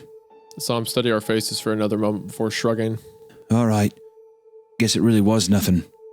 And with that, he turned and began walking down the hall again. I spared another glance at Will, but he simply shrugged at me and turned to follow them. I stared after him for a moment, unable to move, till a familiar shiver shot up my spine, one that indicated I was being watched. I swung my head around, looking behind me back down the hallway. Nobody was there. Nobody I could see, anyway. Feeling another shiver pass through me, I turned and jogged to catch up to the others. We found a set of stairs that, according to the sign next to them, led down to the restaurant deck from where we were on the main deck. Heading down a few flights, we found ourselves on yet another landing. Will suddenly let out a small laugh and pointed. Hey guys, check it out! Across the landing from us was what looked like a small booth. Glass and metal bars separated the person who sat inside from everyone outside. Looking up, I saw a sign hanging over the window. Purser's office. That must be where you drop off any paperwork you need to travel aboard, along with valuables you want locked in the ship's safe. Wyatt said. He let out a laugh. You think there's anything valuable still in there? Jewelry, cash, shit like that? I turned to him, feeling a bit astonished. You're joking, right? Hey, we're alone aboard on here. If you took anything, I don't think anyone would know. He said, grinning slightly. Yeah, until the ship gets brought back to dock and the owners discover shit missing from their dumbass. Vinny said in a displeased tone. Now it was Wyatt's turn to give him an irritated look. He's just kidding, jeez. He looked down at the floor. Killjoy. For my part, I gave him a long look, then looked over at the purser's office again. I don't think it'd be anyone on land who'd be pissed if we stole anything, I thought. Before anyone else could say anything, the radio let out a squawk. My heart momentarily began to thud in my chest. For a moment, I was terrified I'd hear the man's voice from it again. Instead, the elated voice of the captain came. Nate, we found the keys. They're hidden away in the desk in the captain's cabin. A feeling of relief washed over me, and I pulled the walkie-talkie from my belt and thumbed it as I saw relieved smiles cross the others' faces. That's terrific, Cap. You want us to head straight to the radio room? The man spoke again, a sharp burst of static masking his voice. Say again? Now the man's voice came in loud and clear. Negative, Nathan. We might still need some supplies. We don't know how long it'll take for anyone to reach us, but we're going to begin running low on food soon. Go check out the restaurants like you were planning, and then come meet us. Wyatt's face fell at his words, but I saw the other two nod at me. Roger that, Cap. We'll try and be quick as we can. Over and out. And with that, I clicked off. Come on, guys. This way. I said, pointing to a sign at the start of the left hallway. Veranda Grill, this way. 4 of us made our way down the hallway. A porthole stood open halfway down it. As we passed it, the smell of the ocean filtered in. I slowed to take a deep breath of it, letting it invigorate me a bit. And froze. I didn't just see that. I did not just see that. But I knew I had. As we passed the porthole, I'd shot a glance out, hoping to catch a quick glimpse of the relatively calm waters, and I'd caught a split-second glimpse of someone walking past it. It had been too quick to see anything besides a blur, but it had been enough. I felt the fear of yesterday return. Oh shit, not again, man. My heart raced in my chest and I felt a lump in my throat. Hey, you all right, Nate? The voice snapped me back, and I looked up to see the others had turned to look at me. All of them were confused expressions on their faces. I fought to find my voice for a second, then spoke, trying to sound calm. Yeah, sorry about that, guys. Will cocked his head at me, giving me an odd look, but didn't say anything. Fusing the urge to look out the porthole again, I started walking, pushing past them to begin leading the way. Come on, let's go get this over with. For a moment, I heard nothing behind me, and then I heard the others follow. Holy freaking shitballs! Wyatt breathed out. That's... wow. We stood at the entrance to the restaurant next to a small sign that read, "Please wait here to be seated." For my part, I couldn't blame him for such a reaction, even after what just happened. I couldn't help but feel in awe of the expansive room in front of us. Like the rest of the ship, wooden paneling covered the walls. The only difference was that in here, squares of tiles of aquamarine had been indented into them. Some had ornate shapes, and across the room, I saw a massive painting or stitching of what appeared to be a woman clad in ancient Greek or Roman clothing. Below her, 4 horses reared up as if to charge, while several men seemed to hold everything up in the midair. Tables with expensive-looking tablecloths littered the room, the sea green upholstered chairs around them almost inviting people to come and sit in them. Shooting a glance to my right, I saw a huge grand piano set against the far wall and a huge aquamarine curtain covering what must be a window to the stern deck. I don't even want to imagine what it must have cost to eat in here. Vinny said, causing everyone to laugh softly. You're not joking. I replied, then pointed across the room at a metal swinging door. Look, there's the door to the kitchen. Winding our way through the sea of tables and chairs, we reached the door and stopped in front of it. I turned back to the others. All right. Cross your fingers we find something, guys. Taking a deep breath, I put my hand to the metal and pushed. We found ourselves in a huge industrial kitchen. Pots and pans of all kinds hung from hooks on the ceiling, and multiple stoves stretched away on the far wall. Fanning out, we began to explore the room, opening cabinets and drawers. Got what looks like flour here. Vinny called, holding up a large white bag. Well, that's something, at least. Continuing on, we pulled out more than a few ingredients, but nothing we could immediately eat. It got worse when we opened a giant fridge and saw nothing but items like butter and milk inside. Damn it. Wyatt suddenly yelled, slamming the fridge closed with a slam. He leaned back against the door, leaning his head back. Vinny spoke softly. Look, man, if they were at port when the storm ripped her away, it stands to reason there might not have been much in the restaurants. We still have the holds and the meat lockers to go through. At least we found some things. Wyatt's eyes snapped open and he glared at the man. Oh, yeah? That's always just like you, Vin. You've always got to try and cheer people up when you're not talking shit about things that have no merit. I realized the situation must have been eating heavily at him, and it was finally bursting out. Vinny narrowed his eyes and took a step towards him, clenching his fist. Hey, fuck you, man. At least I'm not the dumbass who thinks about robbing a ship when we should be searching for food. The two of them began to shout at each other, their voices filling up the room and bouncing off the metal walls. I shot a glance at Will, who wore a helpless expression on his face. Finally, it got to the point where I couldn't take it anymore. Shut up, both of you! I screamed out the top of my lungs, feeling my own anger flare up at their petty squabbling. I stood there, breathing in deeply as the two went dead silent, turning to look at me with slightly astonished looks on their faces.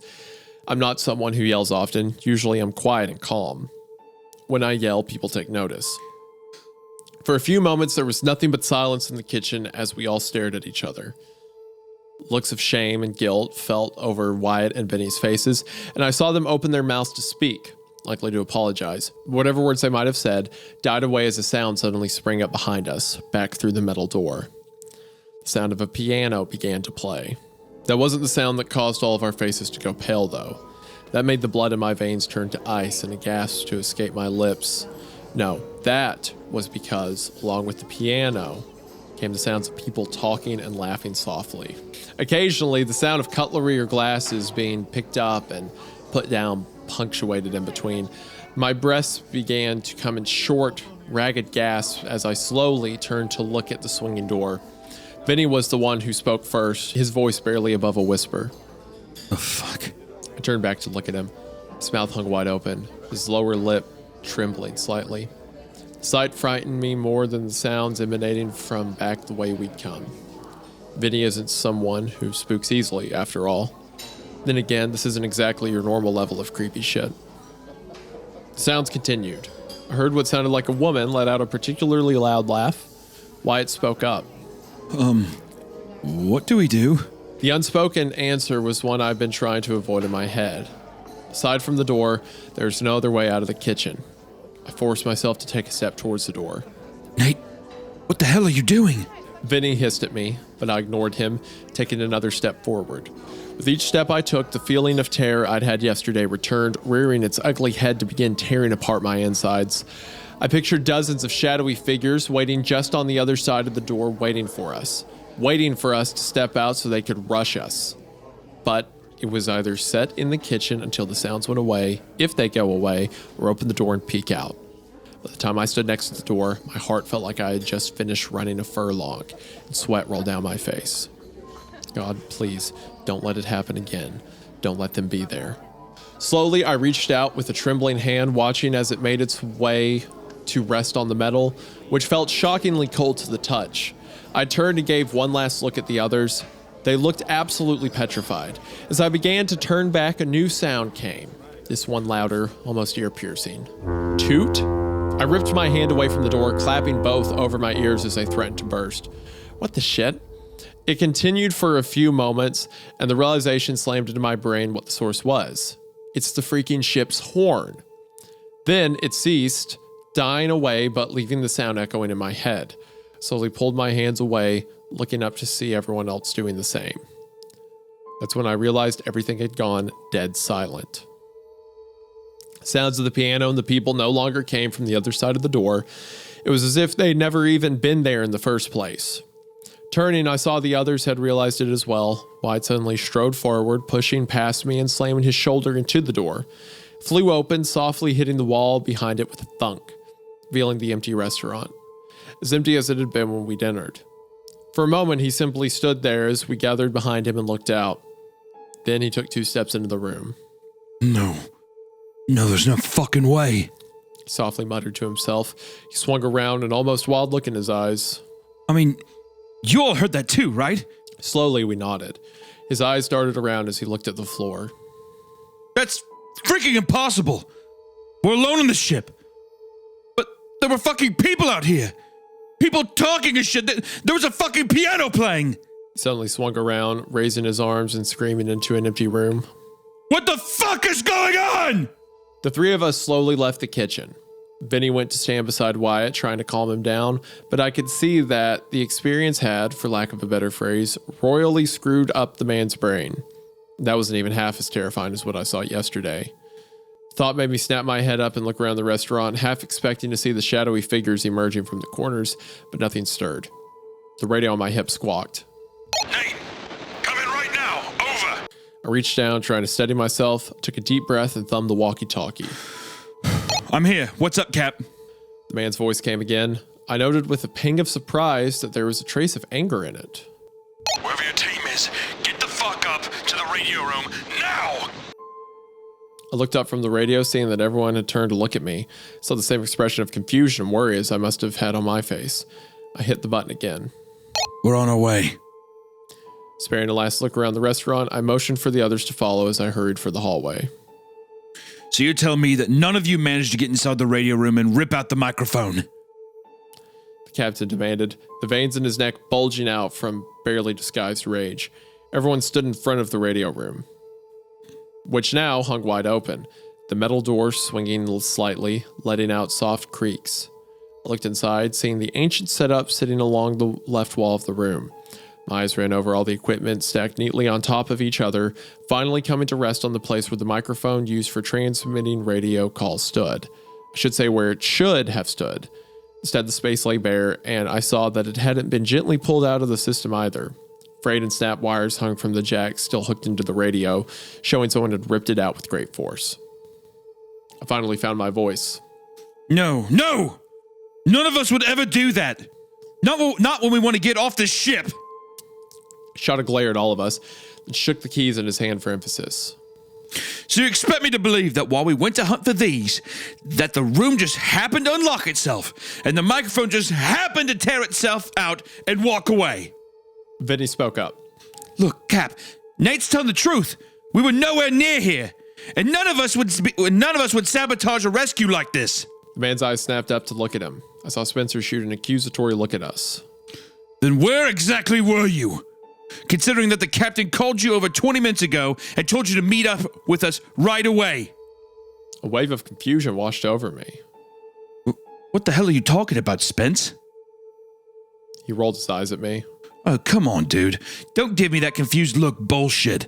The captain radioed you and said we found the keys. When you asked him if you four should meet up right away, he said yes. Then you said that you guys were on your way and you'd meet us here. A mix of shock and further confusion began to rise in me as I saw Wyatt and Vinny exchange puzzled looks. No, that ain't right, Wyatt finally said. Nate asked the question, all right, but when the captain replied, he told us to keep going and search the restaurants for food and supplies. The captain turned an incredulous eye on Wyatt. What restaurants? Nobody ever said anything about restaurants to me. I just said to try and find some food and supplies. Everyone began to argue, but the sound was drifting away from my ears as my mind raced. He's right. He never said anything to me about restaurants before we split up. Just supplies. Shiver shot up my spine as another dot connected. And I never said anything about the restaurant when I replied to him. He was the one who the realization slammed into me like a truck. I felt all the blood drain from my face as a simple but terrifying conclusion came to the surface. That wasn't the captain. Everyone stopped arguing to stare at me. What? Andrew asked, seeming confused. I slowly turned to look at the three who'd been with me, quietly repeating myself. That wasn't the captain who was talking to us. I saw the realization slam into Wyatt and Vinny's faces, saw their faces turn as pale as mine was. Oh, fuck no. Wyatt whispered, his eyes beginning to frantically dart around in their sockets. Somebody want to explain to me just what the hell you're saying?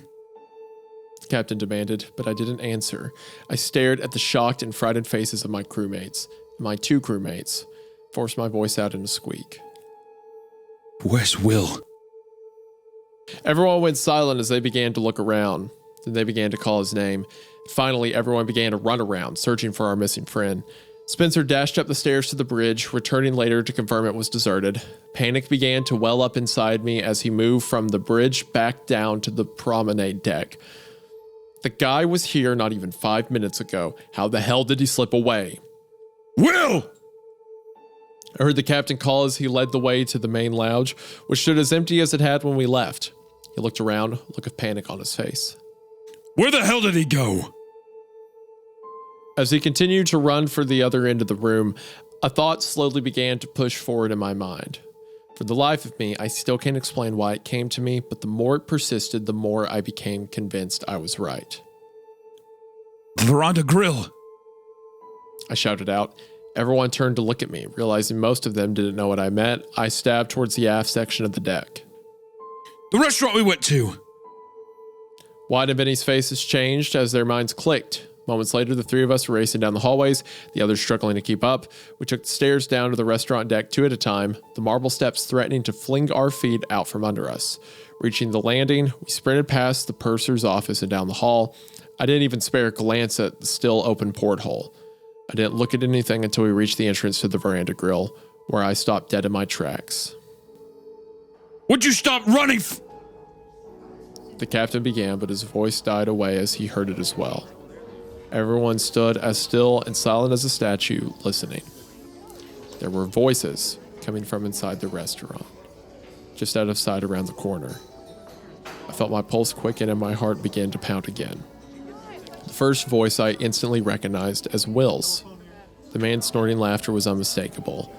But it was the second voice, a woman's voice, that, for yet another time that day, froze my blood in my veins. Like Will's voice, the voice spoke too softly for me to be able to make out any specific words. But it was loud enough I was able to make out one specific detail. The woman spoke with a clear British accent. Redeemed. No, now that makes it weirder because it's a crew of British men being like, what's that woman British? No. Redeemed. It should have been saved for the... It should have been saved for this scenario. Redeemed. Shut up. I'm tired.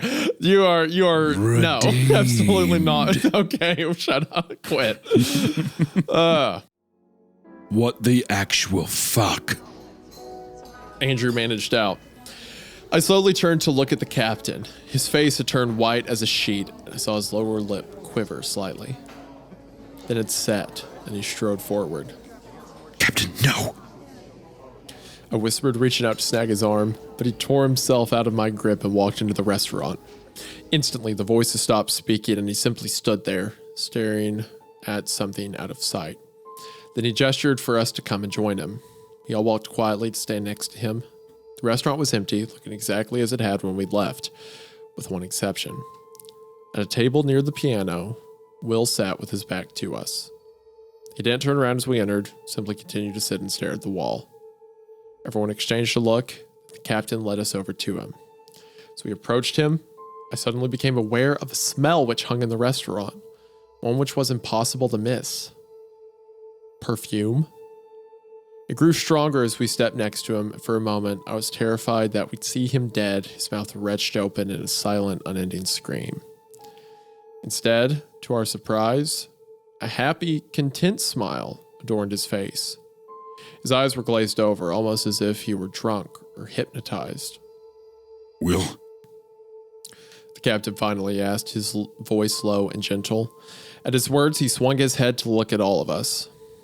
Oh, hey, guys. He said, his voice sounding almost like a character in a cartoon who'd been struck by Cupid's arrow. Wyatt spoke up. Dude, where'd you go? You scared the hell out of us. Will shrugged his shoulders. I'm sorry about that, everyone. I just met the most wonderful woman. He let out a content sigh. The woman of my dreams, for sure. A chill ran up my spine at his words. What woman? I managed out. He smiled. Her name's Diana. She's an actress, a singer, so intelligent and interesting. God, what a woman. Then he turned more towards us, exposing the other side of his face. If I hadn't felt so mentally fried, I might have gasped. There was a red lipstick mark on Will's right cheek. The kind you get when a woman wearing it kisses you. It stood out clear as day, and even from this distance, I could still see it looked wet. Will's smile grew. She likes me, you know. He declared, looking like the happiest man in the world. In any other situation, it'd be a sight that would warm my heart and make me happy for the man. In this situation, it scared the ever-loving shit out of me. Okay, this is too fucking creepy. Spencer finally said, his voice trembling slightly as he looked around the restaurant. You're not kidding, man, I silently said. The captain turned to us, worry now clearly etched on his face. Does anyone know what the hell is going on? It's time to come clean and tell him. Tell all of them the truth, I forced myself to speak. As much as I wish I didn't, I think I do. Everyone turned to me. I took a deep breath, then I began to speak. Told them everything. But all the things you guys said, the things they denied, about the horrifying things I saw in the darkened hallway yesterday, and about what the four of us experienced. Not even half an hour ago, right in this very restaurant. As I spoke, I saw some of my crewmates' faces go pale. Others seemed to fight what I was saying. I saw Spencer and Andrew didn't believe a word I said, or at least didn't want to, but I saw that the captain did. When I finished, there was a long silence. Then the captain spoke. I'm not entirely sure I believe all this. But this is the actual Queen Elizabeth. And we're aboard an actual ghost ship. But this... He gestured to Will's still smiling face and the lipstick on his face. This is all I need to see to make up my mind. He looked over at me. We have over a week and a half's food and water left. We're going to gather it up and lower one of the lifeboats. We're going to row the fuck away from the ship as fast as we can.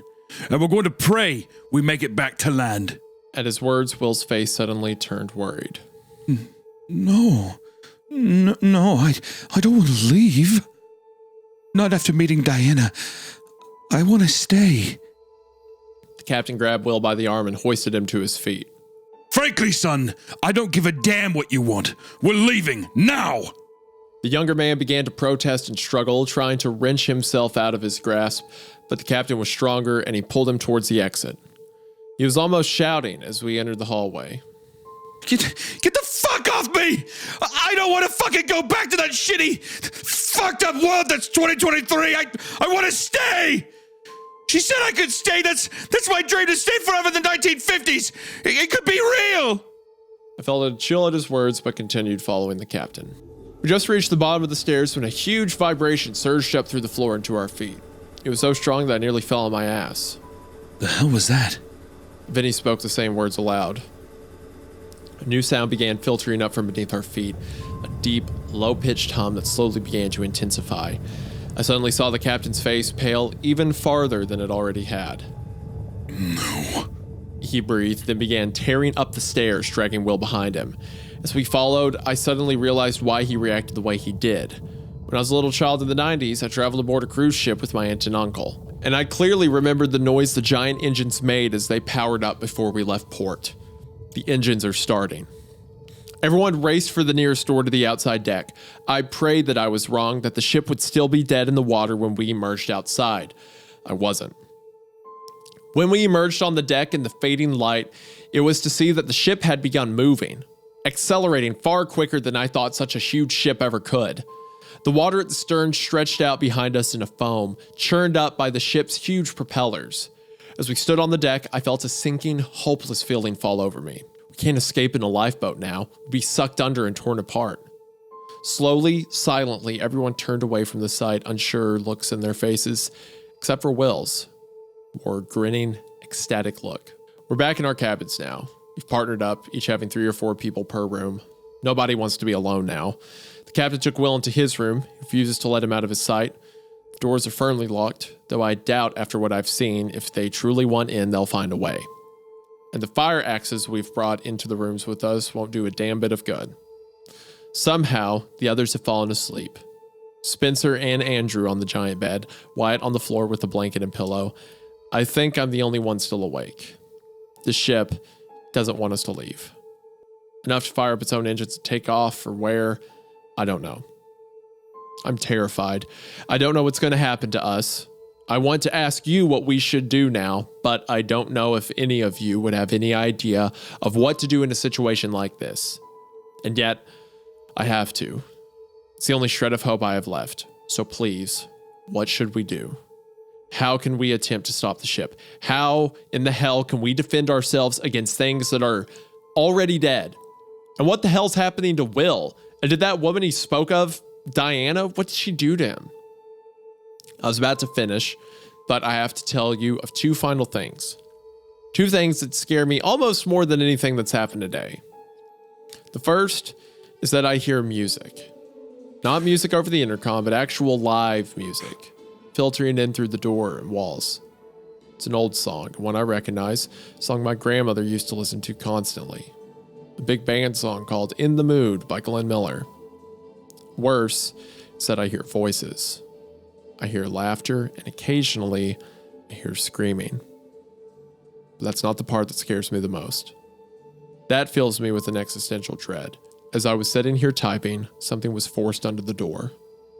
When I flicked on my flashlight with shaking fingers and aimed it, I saw one of those programs like the one I found yesterday. When I went over to it, though, I saw it was different. A smiling cartoon octopus stared up at me from the corner, one that was playing a trumpet and violin, its tentacles holding the same objects that had been on the other program. When I flipped it open with shaking hands, I saw 2 things that made me want to scream. The first was the date in the upper right-hand corner, Wednesday, December 6th, 2023. Second was what was on the left-hand page under the notices bulletin. We would like to welcome aboard our newest passengers, Gabrielle Lerner, Wyatt Strosky, Vincent Gaetano, William Jenkins, Andrew Weber, Spencer Michaels, and Nathan Rogers. We hope you enjoy your stay with us. God help us. End of part 3 into part 4. Definitely taking a shining route for sure, which I'm enjoying. Maybe not specifically, because like my idea of The Shining was it was all about like Jack's mental break, like the members of the hotel were convincing him to murder his family, right? This seems more so like everyone's screwed. Like maybe they're pulling in Will I think the it's seductress route, but it feels one by one is what I'm thinking. But what I think is that, yeah, it's going to lure you in, and I think it's going to make you not want to leave. Like it's going to basically it's going to tantalize you to stay. Like I'm guessing all these other souls were. Oh, there's an example. There's a horror example. I know there's several about like a place where you die and your spirit doesn't leave. Right. I mean, it's a form of purgatory because what I'm reading at it right now is that I think that maybe they died during that wave, like when the ship. Oh, that's an interesting idea. Yeah. That's what I'm. Maybe they just died. That's kind of what I've been thinking, and that this is like the ferry, the ferryman basically is like they're on it, and now that they're on it, now it's going to start moving. You know, what is Pirates of the Caribbean 3, right? You flip the ship and you're in the underworld, right? You're on the other side. It's been a long time since I've seen Pirates of the Caribbean 3, so I'm not really sure. well, no, you remember the scene where like they have to go get Jack from the afterlife, so they flip the boat by running back and forth across both sides of it? I don't. The only thing I really remember about that series is Will Turner continuously saying, "That's my dad. That's Bootstrap Bill." Okay. Those movies are incredible. They are great. I'm not saying they're not. I'm just saying I haven't seen them in a long time. You are putting them down a little bit with that attitude. No, I'm not. But there is a scene in the third one where they have to go into the afterlife, and you do it by flipping the ship at sunset. So they like flip the ship by running back and forth. The point I'm making is that similar here, maybe the ship flipped, they all died, and they're in this afterlife, and everything that's happened since then, like coming across the Elizabeth, was a part of that. Yeah. Or the figure in the clouds or whatever is just kind of like a vessel that this Queen Elizabeth ship travels through. Who knows? But as mentioned with the earlier parts, this is great. This is so much fun. There's not and I understand why, but there's not a lot of horror stories we read that just want to have fun, right? Like a lot of them are so, and they're good stories. I'm not saying they're not, but a lot of them are so like, it has to be a home invasion, or it has to be like there's this one scary monster. It takes itself seriously, and a lot of them deserve to be taken seriously. But this one's just like fun. Like you have a crew of like salty sailors who are aboard a ghost ship that burned down in the 1970s. Like that's great. Yeah. No, I think it's a lot of fun. I think once again, it's just strong characters, good conflict that's happening, that's keeping us engaged. And I think that it's like the cherry on top is the paranormal ghost ship that's happening. Like that's the thing that is making it so sweet. But really at its core, it's a fun, isolated, basically desert island kind of meme, you know, people stuck together, you know, fighting for survival. There's fear building, anticipation. And now one of them's gone absolutely mental. It's doing very well. I'm stoked. I couldn't be happier with where it's at right now. So, part 4. The captain is dead. Oh. Well, that's a way to start it off, my God. Oh, no. Oh, that's so rough. No, I'm sorry. Come back. Can we stay in part 3? Oh, I loved the captain. He was such a cool character. He was like, I imagined him as like Captain Price. Oh, no. I have a feeling that we're not. This isn't the last we'll see of him, though, I think. You think it'll be a ghost or something like that? I think so. I think it's going to be a Jack Torrance situation, like The Shining, or whatever the fuck his last name is in that movie. A book. When we first started today, the 7 of us were thoroughly creeped out, terrified of what might lie in wait for us as we woke in our cabins. Me especially, after hearing the music, voices, and screaming filtering in from down the hall, and the very lounge we'd slept in for the last 2 nights. But I never imagined that when the day would end, there would be 2 less of us.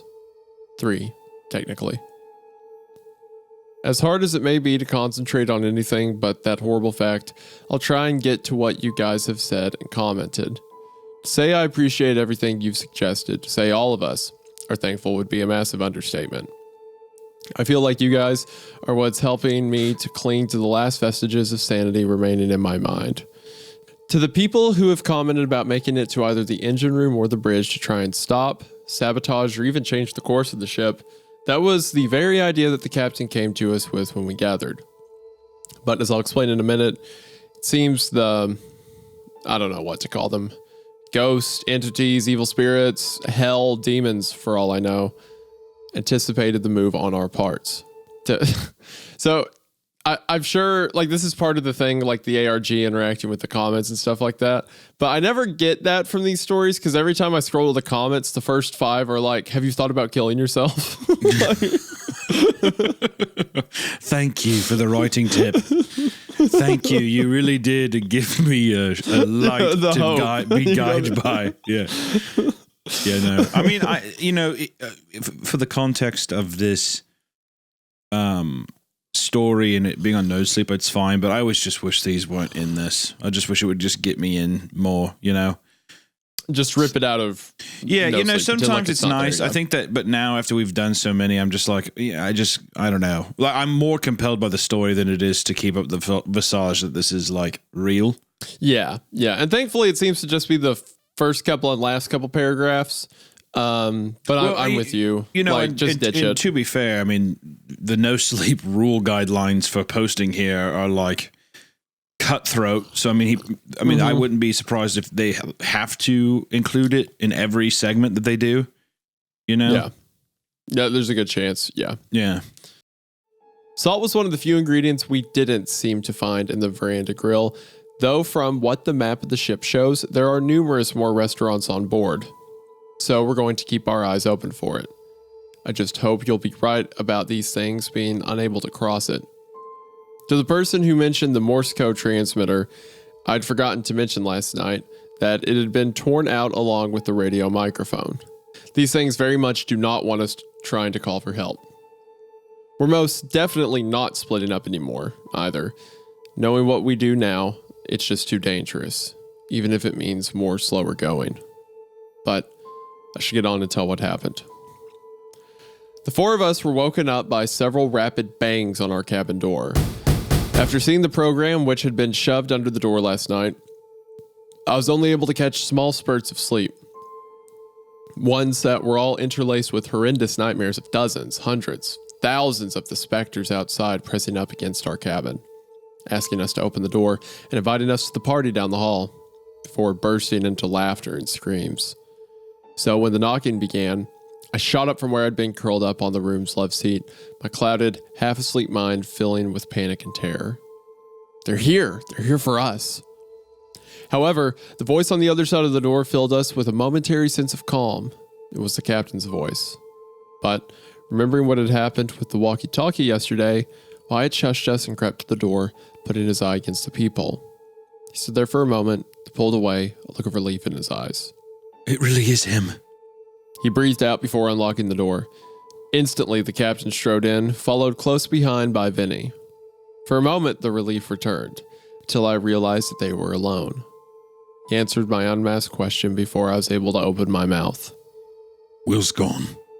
He put a hand over his face, taking a deep breath before continuing. I don't know how he managed to slip out without waking me, but when Vinny woke up a few minutes ago to use the bathroom, we found our cabin door unlocked and standing open. There's no sign of him anywhere. The man's words hung and the tension and dread filled the air. Every single one of us knew exactly where he'd gone. He's gone off to find that woman again, Diana.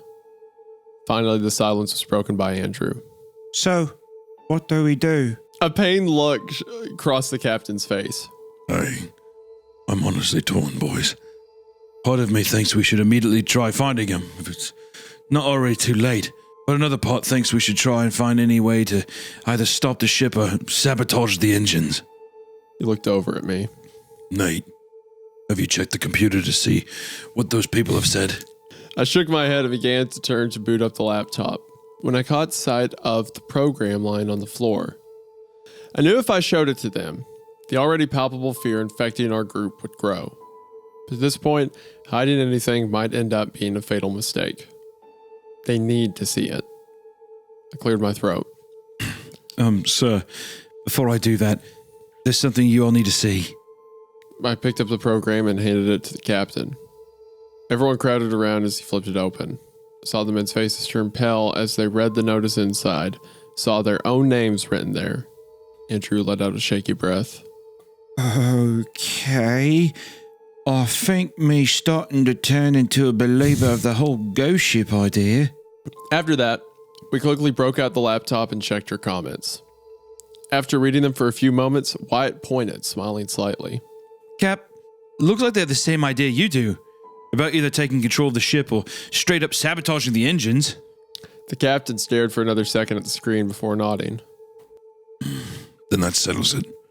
We head first back for the bridge, and if that doesn't work, the engine room.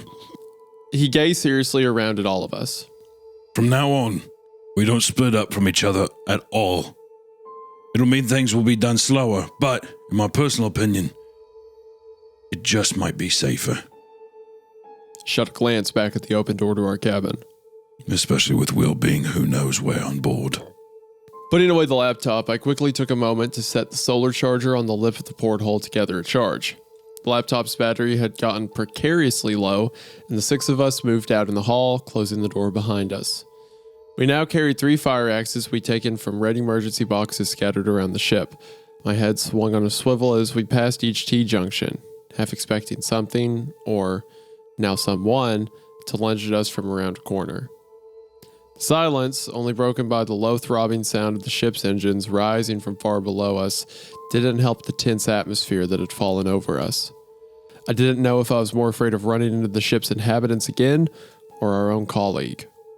So, what's the over-under that one of them has a hallucination and kills another one with an axe? I mean, I would say it's got to be the under, right? Or probably the over. I mean, I think that it more than likely that's going to happen. So the over. I agree. I agree. I think it might. My money says that's how the captain dies. That's my prediction. Yeah. When we reached the door to the lounge, however, all thoughts evaporated in my head as we froze, staring into the room. It still looked the same as it had yesterday, with two large exceptions. The first is that the raised section of floor near the back of the room where a band would play, one that was desolate and empty when we'd arrived, no longer was. Even from across the room, I saw instruments set up on it. Violins, trumpets, bass, a drum set, and more were set up as though they'd just been put down by a band. Realization flashed through my mind. The music I heard last night, it wasn't a hallucination. It was real. The second noticeable change in the room was the clear after remnants of a party. Confetti and balloons, which had lost the helium needed to keep them afloat, littered the dance floor, and on a few tables we could see half-empty wine and cocktail glasses. They had themselves one hell of a shindig last night. Vinny said softly, shot a glance at him. The look on his face mirrored the emotions I felt. In any other situation, the scene would have been one to feel happy about, people celebrating something. Here and now, though, it evoked the sort of dread and fear that one would get stepping into a haunted house. The captain shook his head slowly, the gesture to us. Come on, let's keep moving. And moving quickly, we crossed the lounge, kicking balloons out of our way before heading to the bridge. What the hell?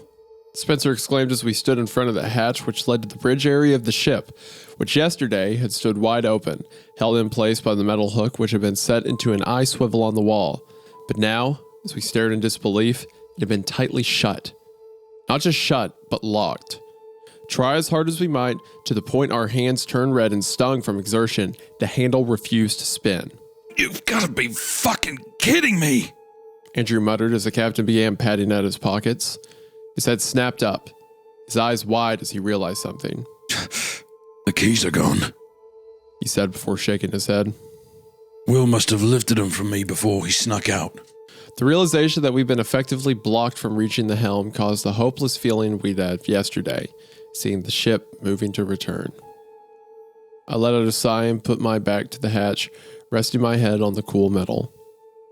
After a minute, we slowly made our way down to the bows of the ship. I already knew full well what we'd find, but we still followed the increasingly hunched shoulders of the captain down the narrow, graded steps, flicking on our flashlights as the incandescent bulbs over our heads became fewer and farther between.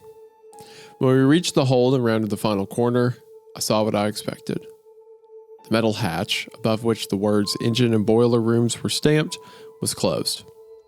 Wyatt suddenly burst into a sprint, pushing past the captain to the door, where he frantically, almost hysterically, began yanking on the handle. It's as if he hoped he'd be able to wrench it open by sheer will, but it remained steadfast. Finally, he stopped and began kicking the door. Fuck you, you stupid fucking ship! He screamed, his voice bouncing off the grated floor and pipes echoing away in the gloom. And fuck all of you dead, ancient, last century ass ghost! He collapsed to the floor, beginning to cry softly. I couldn't do anything but watch, stunned by the man's apparent mental breakdown. Andrew, the captain, and Spencer moved to comfort him, leaving me and Vinny standing in the hallway. I shot a look to my left, seeing another closed and likely locked hatch. The sign above this door declared it the auxiliary machine room. Sign, I placed my head in my hands. They knew we would try this. They knew, and they got ahead to cut us off, likely with Will's help. I was just trying to calm myself when the sound, one that was almost so quiet I missed it, reached my ears. Nathan. I froze in place. A massive shiver racing up my spine at the call. It was replaced by a steady stream of chills as my eyes widened behind my fingers. For a moment I waited, barely breathing as I strained my ears to hear, My heart was doing the Macarena inside my chest. All I could hear was the soft hissing of the pipes that ran alongside us and over our heads in the ceiling, along with the soft voices of the men ahead of me. I forced myself to let out a deep breath, trying to relax. You're hearing things, buddy. It's just the pipes, nothing more. They're not down here with you. I was just beginning to believe it when it came again. And this time, it was unmistakable. Oh, Nathan. It was the man's voice I'd heard on the radio on the second day aboard, the one I'd heard through the radio. It called out to me in a mocking, sing-song manner.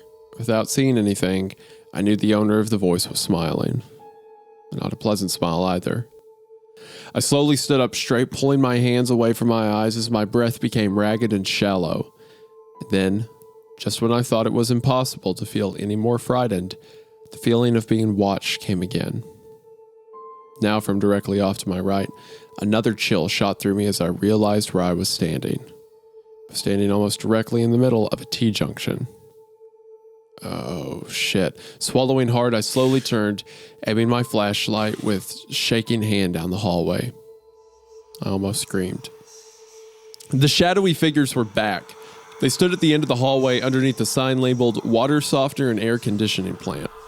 I couldn't tell how many there were, but they packed the hall from one side to the other, standing just out of reach of my flashlight's beam. Horror and dread filled every crevice of my body, and I felt myself begin to shake. I attempted to speak, but the voice seemed to catch in my throat, and then they took a step forward. The horror I felt increased as I saw the overhead lamp wink out, plunging the next section into darkness. I found my voice struggling to pass a single word over my lips. Fuck. Out of the corner of my eye, I saw Vinny turn and look at me. The slight curiosity on his face immediately melted as he caught sight of the expression I wore. Nate, what the hell's wrong? He asked. Faintly, I heard the others stop talking, as well as them slowly begin to make their way back to me. I kept trying to force more words out. I have to warn them, my mind screamed at me, but it was as though I'd lost my grasp on the English language. I felt Vinny step next to me and saw his flashlight aim down the corridor, and then I felt him go stiff as a board as he caught sight of what I'd seen. Oh, shit. And then a little louder. Guys? But now the rest of our group had reached us, and everyone collectively aimed their lights down the hall. I heard Wyatt suddenly begin to hyperventilate as the figures took another step forward. Another overhead light went out. Jesus. The captain whispered. Spencer said nothing, but I knew he had to be scared shitless. Finally, face to face with what he denied about until now. As the third light went out, I finally found my voice again. Gabe. I felt the captain put a hand on my shoulder. What is it, Nate? I swallowed hard and spoke the words I knew in the marrow of my bones to be true. I think it's time to start running now. The next moment, all of us were turning and sprinting back the way we'd come. Behind us, I more felt than heard our pursuers give chase, and I heard a noise that chilled me to the bone. The sound of the overhead lights just behind us, not just clicking off, but shattering in their housings. The metal halls rang out with our screams and shouts as we urged each other to move faster, reaching the stairs and beginning to climb. Move your asses, everyone! The captain shouted as he dragged Wyatt off the top of the stairs. As we climbed, my eyes flashed to the metal signs indicating what deck we were on. We passed G deck, then F deck, making our way up.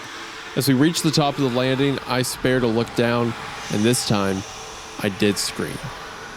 The figures were swirling up after us. Some didn't even touch the floor, flying through the air in pursuit. I heard the whispers, laughter, and screaming I'd heard when I'd been cornered by the gym. This time, however, the voices somehow held even more malevolence than they originally. They're angry. They're downright pissed that we just tried to sabotage the ship. I raced to keep up with the group. We just reached E deck when a loud clanging sound came from above us. I reached the bottom of the next set of stairs when the others had gathered and looked up, and I almost screamed again. More shadowy figures were swirling down from above towards us. We were trapped in a pincher moment. No way to escape. For a moment, the existential dread I'd felt facing the rogue wave that night came again, and I felt sure this was the end of us all until Spencer let out a cry. Look there! Spinning around, I saw a closed hatch standing a few feet away from us.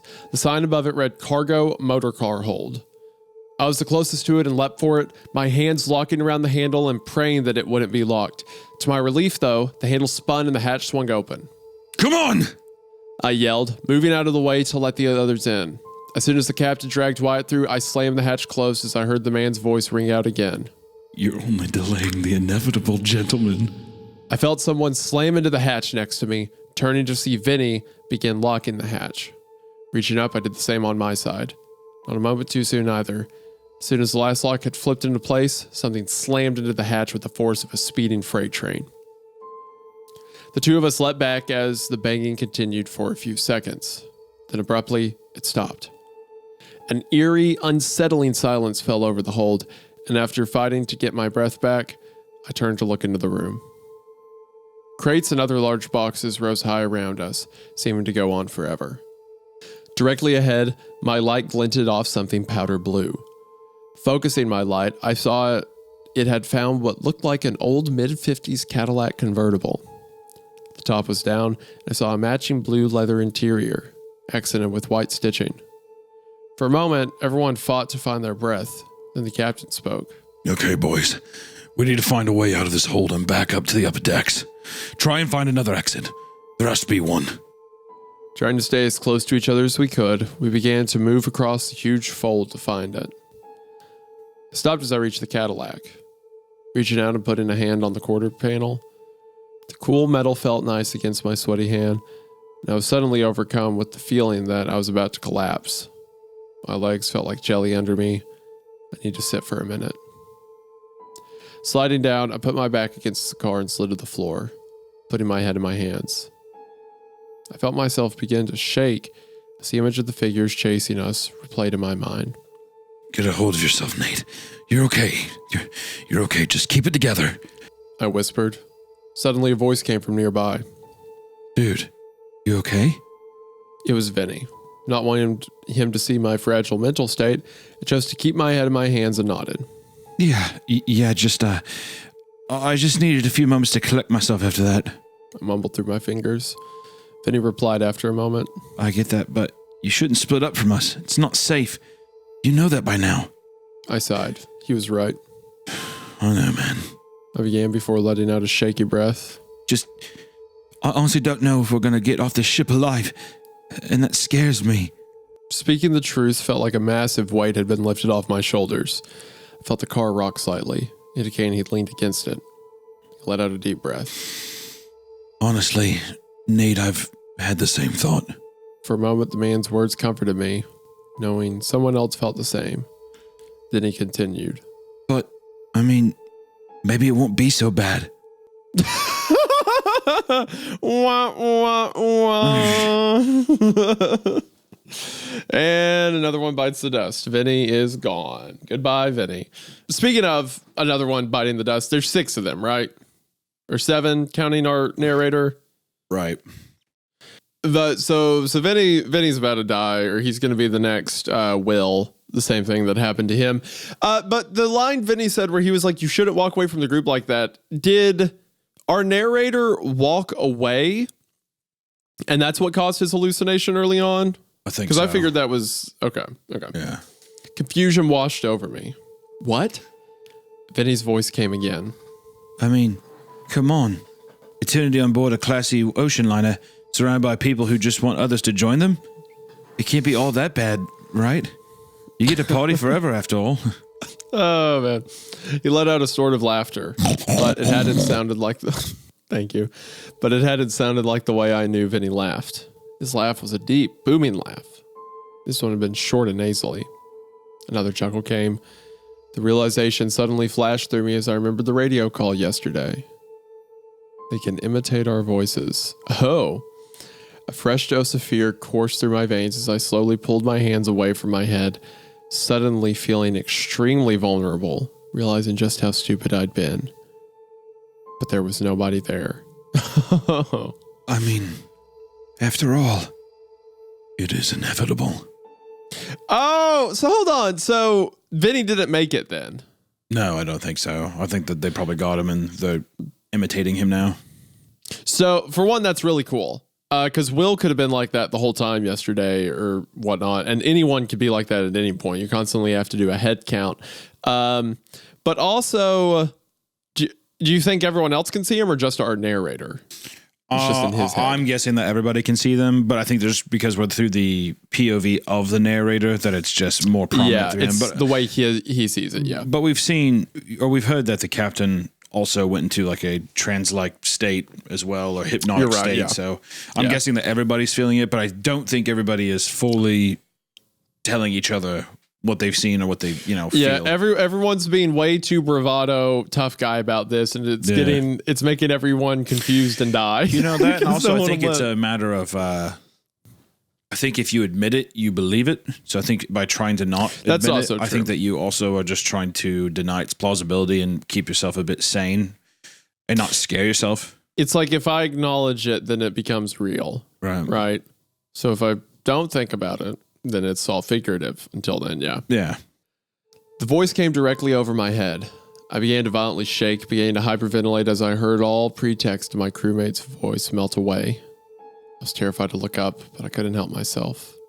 Slowly, feeling as though I were about to die of a heart attack at any moment, I craned my neck to look above me. A pair of eyes stared down at me, peeking over the side of the Cadillac's hood. One that held both amusement and malevolence to them. The next few moments are nothing but a blur to me. The only thing I can remember is hearing my own shrill screams, that and blindly running away as I heard the confused, terrified shouts of the others as they attempted to chase after me. I didn't even become cognizant of anything until I found myself in an unfamiliar foyer. Snapping back to reality, there goes gravity. Snapping back to reality, I looked around. I could hear the others' voices filtering up from below, calling out my name. Okay, our narrator's got to keep it together. He screams way too much. He's running. He's sprinting. Like, I understand this is a stressful scenario, but you're making things way more complicated. There's one segment back there where I think he said he was about to scream like 5 times in a row. Like I'm fully imagining like scream. I'm gonna do it. I'm fully imagining like Shaggy levels of like, let's get out our narrator of here. is definitely the kind of guy to run in place for a couple seconds before being able to actually move. Yes, 100%. And it makes that noise. It's like, like the legs winding up. Yep. What just happened? Swallowing, I turned and looked over the railing. I could see the flashlights wildly aiming around. I swallowed, then yelled, "Here! I'm here!" A light flashed up, hitting me in the face, momentarily blinding me. "I found him!"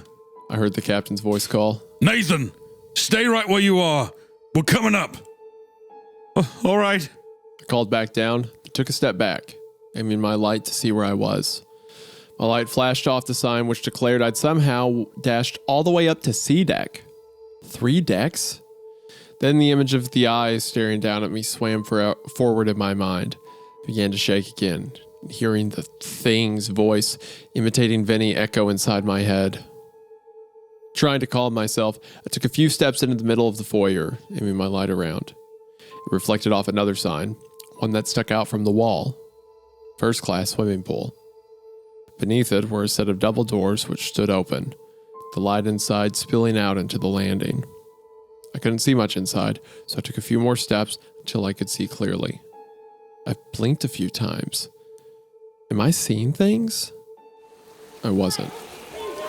The swimming pool was packed. I saw people in old-style bathing suits swimming in the pool. A woman wearing a bathing cap swam by heading left, doing the butterfly stroke. The happy cry of children laughing could be heard. And 2 suddenly flashed by the doorway as they chased one another. I realized music filtered out from the room as well. Old swing music, which was playing from an intercom inside. None of that was what caused me to gasp. It was who I saw standing across the other side of the pool. I struggled to find my voice before calling out. "Will." At my call, he turned to look at me. A huge grin spread across his face, and he raised an arm to wave at me. He looked nothing less like the happiest man on the planet, and he wasn't alone. A second pair of eyes had turned to regard me at my call. A pair of blue, almost sapphire eyes.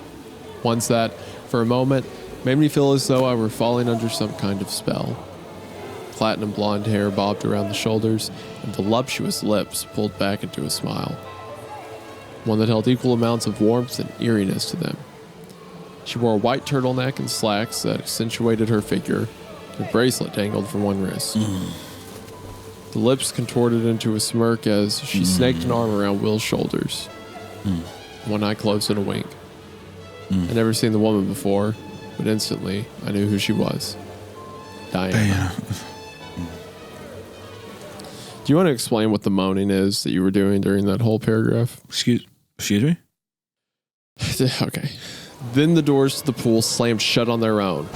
Will! I screamed, sprinting for the doors as I heard the others reach the landing. I heard them call out to me, but I was ramming my shoulder into the doors, trying desperately to get them to open. What's happening? I heard the captain cry out. Will, he's in there! I screamed. Instantly, the others joined me in pushing. After a moment, the door suddenly swung inwards, almost sending us into the pool. I froze, feeling a wave of shock flash through me. The pool was empty. What? No, he was there. He was there, and there were dozens of people in here as well. I began blabbering out. There were people, and there was a woman next to him. I swear it had to be the one he was talking about, Diana. Then the door slammed shut, and I trailed off, looking at the others. Some held frightened expressions on their faces, but some, like Andrew and Spencer, I saw confused, disbelieving looks on theirs. I felt a wave of anger flash through me. I'm not crazy! I suddenly began screaming. I'm not fucking crazy! So don't you dare look at me like that! Not if the hell we just went through down below. Instantly, I saw reality crash into them. Looks of guilt and shame passed over their faces. They know they're in the wrong here. Saw Spencer begin to open his mouth. Okay, from everyone else's perspective, they ran through the porthole, and then our narrator starts freaking out and screaming and sprints away. And then they find him 3 stories up, and he's like, but Will was here, and Diana, and a party, and I would tie him up. I mean, he's definitely he feels the most manic out of all of them so by far. He seems to be like, sure, him and the captain happened simultaneously on the first day or the first full day on board. But like, even then, the captain got a hold of himself, at least outwardly. Well, this guy is not. Makes me think that Nathan's going to kill the captain, is what makes me think. Oh, I didn't even think about that. That's pretty good. Well, I don't know. If he killed the captain, would they still give him his laptop and let him type out the story? Well, that's the thing, is that if he kills him, if he kills the captain and another person who, like, if he does it and the other person who stays alive doesn't realize that he's done it, and even Nathan himself doesn't realize he's done it, then maybe. I see what you're saying.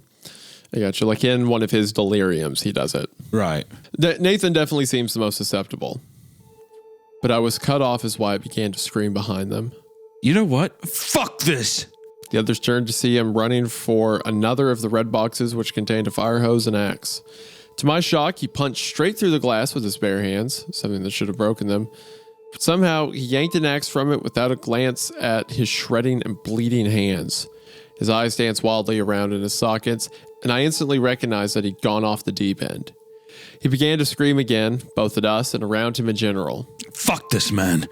I've had it with these fuckers dicking us about and trying to drive us insane before they kill us. You fuckers want to get out? You fuckers want to get it on with me? Well, that's fine, because I'm coming for you. And with that, he turned and bolted up the stairs for the upper decks. Why? I mean, just let that guy go. Wyatt, wait! The captain yelled, but he was already out of sight. Come on out, you 20th century shitheels. I heard him scream. The captain turned to us. Come on! We can't let him get too far away from us. We all began sprinting up the stairs, following the man's voice as ranted and raved about wiping them all out. He really has gone over the deep end. He's yelling about killing already dead people with an axe. Pursuing Wyatt, we reached the promenade deck and stopped on the landing. Wyatt had stopped screaming. The entire ship had gone dead silent. Not just dead silent, a deadly silence that held the worst connotations to it. Oh no, I thought. I saw the same realization reflected in everyone else's face. I swallowed. Wyatt? I called out, my voice muted, bouncing off the carpet and wooded paneled walls. There was no answer. White, buddy, talk to me. Where are you at? Andrew yelled out, still nothing. And then, slowly at first, a new sound began reaching us. The sound of sobbing and mumbling. Please, I'm sorry. Please, not that. Wyatt? Come on. The captain urged us, leading the way down the hall towards the lounge. The doors still stood open, and I could see the balloons and decorations still on the floor. As we drew close, my blood turned to ice as I heard Wyatt begin to scream, half angry, half terrified. No, you're not doing that to me. The captain yelled out. Wyatt, we're coming. He was the first to reach the doorway. The axe suddenly swung around from the right side of the doorway faster than I thought possible. In that horrible split second, my lips began to yell out a warning, but it was too late. The axe buried itself into the captain's stomach, stopping the older man dead in his tracks. I heard him let out a strangled cry, more of a gasp as he doubled over. The axe pulled out of him, blood spilling to the floor from the man's wound. A moment later, White emerged from around the corner, a wild, insane rage plastered on his face. I got you. You fucking ghost. He screamed in the captain's face. I saw him raise the axe again, this time high over his head as he screamed again. Bleed, you shitter! I saw Vinny and Andrew begin rushing towards him, trying to stop what they saw was coming. But again, I saw it was too late. I closed my eyes and turned away quickly. I didn't want to see the axe slam into the captain's head. Head of the man who'd taken me under his wing and kept me from going broke. To help pay for my aunt's funeral when she passed away, I couldn't bear to. But I heard it, and it's a sound I'll never be able to forget. Horrified silence settled over the room, and I turned back feeling like I was about to vomit as I saw the axe buried into his skull. He lay on his back on the floor, a rapidly spreading pool of blood beginning to surround him, staining the carpet. Wide, horrified eyes stared unblinkingly up at the ceiling, and his mouth was frozen open in shock. The man was very, very dead. Swung my gaze up. Vinny and Andrew had frozen in place, their arms still stretched out as if to still try to stop the atrocity that had just occurred. Spencer had clapped his hands over his mouth, his face white as a sheet as his body shook uncontrollably. My eyes lifted to the blood-splattered face of the captain's murderer. The look of insane rage and bloodlust lingered in Wyatt's eyes for another moment. Then I saw it die away. Saw him snap back to reality. Oh, there goes gravity. Oh, there goes gravity. Captain? He asked in a whisper, looking down at the corpse. His breathing quickened, and he lifted his own hands to stare at them, as though he were just beginning to comprehend what he'd done. His eyes lifted to us, and I saw the panic begin to reappear in them. I didn't know it was him. I ran into the lounge and I was completely surrounded by them. They said they were going to kill me, torture me for eternity for thinking about stealing from the purse's office. They called me a coward for crying and breaking down, dared me to attack them. His voice rose to a scream. Then they said their leader was coming in, and I heard there was a horrible voice coming from the hallway. I swing for my life, and... He cut off, beginning to shake as violently as Spencer was. He looked directly at me. I'm sorry. Then he turned and began sprinting through the lounge, towards the companionway we'd taken to get inside the first night. We remained frozen for a moment, then began to chase after him. Wait! Vinny shouted at him. Wyatt's terrified, hysterical scream flew back at us as he rounded a corner. Fuck you! I'm not staying on board the ship! I'll swim home if I have to! He slammed into the final corner, and a new horrific realization hit me. I remembered what I thought about the lifeboats when Queen Elizabeth had begun moving. We'll be sucked under, and... Wyatt, don't! I screamed out as we reached the corner, but it was too late. I caught a split-second glimpse of Wyatt flinging himself over the railing. Then he was gone, out of sight. None of us heard a splash. We ran to the railing and peered over. For a moment, we saw nothing. Then Wyatt's head broke the water's surface. Coughing out waters, he began to thrash, attempting to swim away from the ship. Then he was pulled under. Oh, fuck! Spencer yelled, then began running for the stern of the ship, Vinny, Andrew, and I right behind him. Part of me prayed that he would miss the propellers, that he'd be spat out the back of the ship. Drowning would be a less painful way to die than this. But as we reached the stern railing, I felt despair and horror flood into me. Seeing the dark red stain emerge from beneath the ship, spread out with the foam which drifted behind us in the ship's wake. We stood there for a long time, staring out at the water as if doing so would return our lost crewmate, our lost friend. Could have been there minutes, could have been there hours. All I know is, the next thing I knew, I was looking up to see the sun beginning to set on the horizon. None of us knew what to do. We were numb and unable to function. So we did the only thing we could do. We went back to our cabin and locked the door. That's where I am now. There's only 5 of us left now. Others have. For the life of me, I don't know how, managed to fall asleep. I can only guess how much mental and physical energy was sapped from them, to the point they couldn't stay awake, even if they wanted to. Me? I'm too afraid to sleep. Afraid I'll dream of the horrifying things I've seen today. Of the figures, of the voice, the eyes staring hungrily down at me from the hood of the car in the hold. Of Wyatt, either driven insane or hallucinating, a false image brought on by these ghosts plunging the axe into the captain's body, and of him disappearing into the water, of him being sliced to pieces by the giant propeller blades. The ship is doing everything it can to drive us insane, have us kill each other, or just flat out take us. It's already taken Will. I know he's lost now. There's no way to bring him back. He's one of them now. It makes me realize something. I said that there is only 5 of us left, but in reality, there's only 4. For how much longer, though, I don't know. The compass I have in my supply spins around non-stop. I can't even tell which direction we're heading in, and I don't know how to position our location by the stars. The only person who knew how to do that was the captain, and he's dead. All I know is this. I'm not going to roll over and let the ship take me. I'm going to fight and try to find a way off to help get myself and the others back home, or die trying. Will might have wanted to stay in the 1950s forever, but I want to go back to the peace and normality of 2023. Compared to this hell, the relative peace and normality anyways. I don't know though. Do any of you guys have any ideas at all of what to do now? Even if it's the dumbest idea in the world, I'll take it. Anything's better than just letting the hopelessness overwhelm me. Just please give us any direction to take that might help us get off this damn ship. Please. The music started again. I hear it filtering through the walls. A different tune now, but again one I recognize. Sing, Sing, Sing by Benny Goodman. It's not the worst part though. Someone began softly knocking a few minutes ago on the cabin door, and then began calling in, asking for us to come and join the party.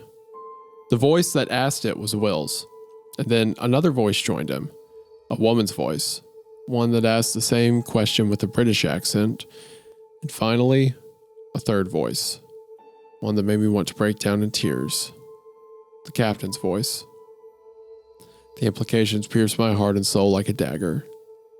To Will, the ship is heaven, a place where he can eternally spend frozen in time period he wanted to go back to. To me, it's hell. End of part 4, as we dive deeper down the rabbit hole into part 5. So I like this. It's a lot of fun. Something I like about this that a lot of like set piece horror doesn't do, because we'll read a lot or you'll see a lot of movies about like a horror movie set in, I don't know, a shopping mall, a farm, whatever. Is they're not unique enough with the kills a lot of the time. Like they don't use it to their advantage. But so far we've had one person get murdered by an axe. We've had one person succumb to the demon's temptation. We had another one get like physically captured or overwhelmed by them in the staircase. And then we had someone jump off the boat and get crunched up by a propeller. Like that is utilizing your setting. Right. And it's excellent. I love it. Yeah. This is an incredibly fun story to me. To Will, to the captain, to everything. Like I'm having a great time. Gotta say, Goodwin, it's looking pretty good for me and Hunter paying your book cover as soon as I get Hunter to break. So. Oh, I plan pretty on. Good. I've broken. Have you? I think I have. Yeah. But I will keep doing the voices. Okay. All right. Part 5. So I've got good news and bad news. Good news is we have a plan. If all goes as smoothly and precisely as possible, tonight will be the last we spend on this godforsaken ship. I'll tell you about that in a minute, but as uncertain as we might be, seems like the only chance we have of making it out alive. The bad news is, what started this morning as the 4 of us, it's now ended as 3. So it's one of those good news, bad news. Good news, we got a plan. Bad news, one of us is dead. Also, like, does this sound like a heaven to you? Because to me, this just sounds like torment, like being in one place for eternity, but it's just like a place, like a party, you know? Yeah, I mean, you could say that about heaven, though. You know, You could say that being in the same kind of paradise, like a party, is a fun thing. That's like, but here's the difference, though, to me. With heaven, it's like you are like an altered form of yourself. You're like a different creation, and you're among like infinity, like infinite creation. So there's always something else. To be on a boat from the 1950s forever, I feel like, I mean, it would just like hell. A purgatory. Yeah, it'd be like I think that it's disguised as, a lavish forever. It shouldn't be too bad, but no, I think the mundane nature of it would get boring very quickly unless you're just like, you restart every day and you don't realize that you've died or something. Yeah. Yeah. And I can't help but to feel consumed with guilt because the only reason that is because I made a stupid mistake. A grade A dumbass move that most people would yell at a character in a horror movie for doing. Shit. Let me get to what you've said first and foremost. I feel myself beginning to precariously dangle near to insanity. Focusing on your comments will help keep me going the way of Wyatt. Mentally breaking. To the person who made the biggest, most detailed comment, many of the ideas you suggested along with others and what is going to ultimately go into our plan. So for that, thank you. Fortunately, your idea about crossing out our names in the activity program, as good as an idea as it was, is impossible to do. When we returned to our cabin to hole up for the night, I noticed that it had been taken. Whether that's because an action like that would have worked or not, I don't know. As much as the idea of dropping the anchor seems like a decent idea, none of us dares tread down into the crew decks and bows of the ship again. Not after yesterday. As for the idea of holy water, while I may consider myself a believer, it's been many years since I've stepped inside a church, let alone kneeled down and prayed. Any power of faith I might have is so damn weak, it'd effectively be like flicking the nose of a hungry tiger and hoping it'll make it go away. And the others, as far as I know, are not the religious types. But there's others who have said things I appreciate. But I should and need tell you about today. When the 4 of us first woke up, nobody said a word. The first few days aboard, we'd all gathered round and discussed aloud what the plan for the day was. Now, though, after the horrific and soul-destroying things we saw yesterday, any attempt at conversation seemed pointless. Without any prompting from anyone, I booted up the laptop, hoping against hope that someone might have an idea which would germinate into an escape plan. I felt the numbness which had settled over me lift somewhat as I scrolled through your comments. My eyes flickered over the suggestions, and I began to open my mouth to call for the others to join me. But I shut it just as quickly, seeing the comment one of you made about the specters likely listening to us. I silently cursed myself as the realization hit me. They're right. They've likely been listening to us the entire time. It's been how they've managed to always stay a step ahead of us. Just because we can't see them doesn't mean they aren't there. The thought made me cast a wary and somewhat paranoid eye to the far corners of the cabin, ones that filled with shadows that even the bedside lamps couldn't banish. The mental image of a grinning face slowly appearing out from the gloom swam forward in my mind, and I felt myself beginning to breathe quicker. I forced it away, willing myself to calm down. Instead, I snapped my fingers and beckoned the others to join me. Putting a finger to my lips, I pointed to the screen. The others crowded around me and read as I silently scrolled past the suggestions. Then, fumbling around for a moment, I found some stationery likely once used to send letters while aboard, along with a pen. I hastily scribbled down a message and passed it around to the others. Any of these ideas seem good to you? After a moment, the 3 of them took turns writing things down quickly before sliding the paper back to me. Bending over, I saw the ideas about jumping from the stern of the ship, ejecting as many lifeboats as possible to use, and even feigned insanity to throw chairs and tables overboard to use as flotation, were all ideas they liked. Okay, now we're getting somewhere, I thought, feeling a little lighter, until I saw the final thing my crewmates had written. The idea of burning the ship, making her catch fire like she did in the 70s. Yes, let's burn this thing down. I feel like I know they're in dire straits, but to be like, okay, plan A, we jump off the ship, but we throw off chairs and we'll use those after we jump off the ship. Like, yeah, I mean, like maybe, the current and that's a bit stuff much. and the speed of what you're doing. But I mean, I don't know. I mean, I'm at this spot now where I'm just kind of like, I would rather just die than I guess just be like tormented. Well, yeah, I guess. So I don't hate the idea of just being like, fuck But it. what Over. if you hold on? But what if you die, and then you just still are stuck on the ship? Then at least I feel like I know that I tried something other than just sitting there waiting for something to kill me. So you're in eternity with like your Diana, your blonde-haired lady, and after like 2,000 years, you're like, well, at least I tried to jump. Yeah. At least I did something. Yeah, at least I fucking tried something. My body's on the ocean floor right now. I looked up, arching my eyebrow and gesturing to the line. I saw Andrew and Spencer immediately nod enthusiastically. Vinny, however, looked unsure as I felt inside. Wait, isn't Vinny dead? No, Wyatt is. I thought Vinny was the guy that was the ghost. No, that's Andrew. No, Andrew's here. I saw Andrew and Spencer immediately nod. Will was the guy who ran off. No, Will's the guy who ran off with Diana. I'm saying the one who, when they were in the room with the car, who turned out to be a ghost. Yeah, that was Wyatt is the one who stabbed the captain. And he was like, look, okay, you're gaslighting I don't fucking me. know. I don't care. I just want this to be done immediately, please.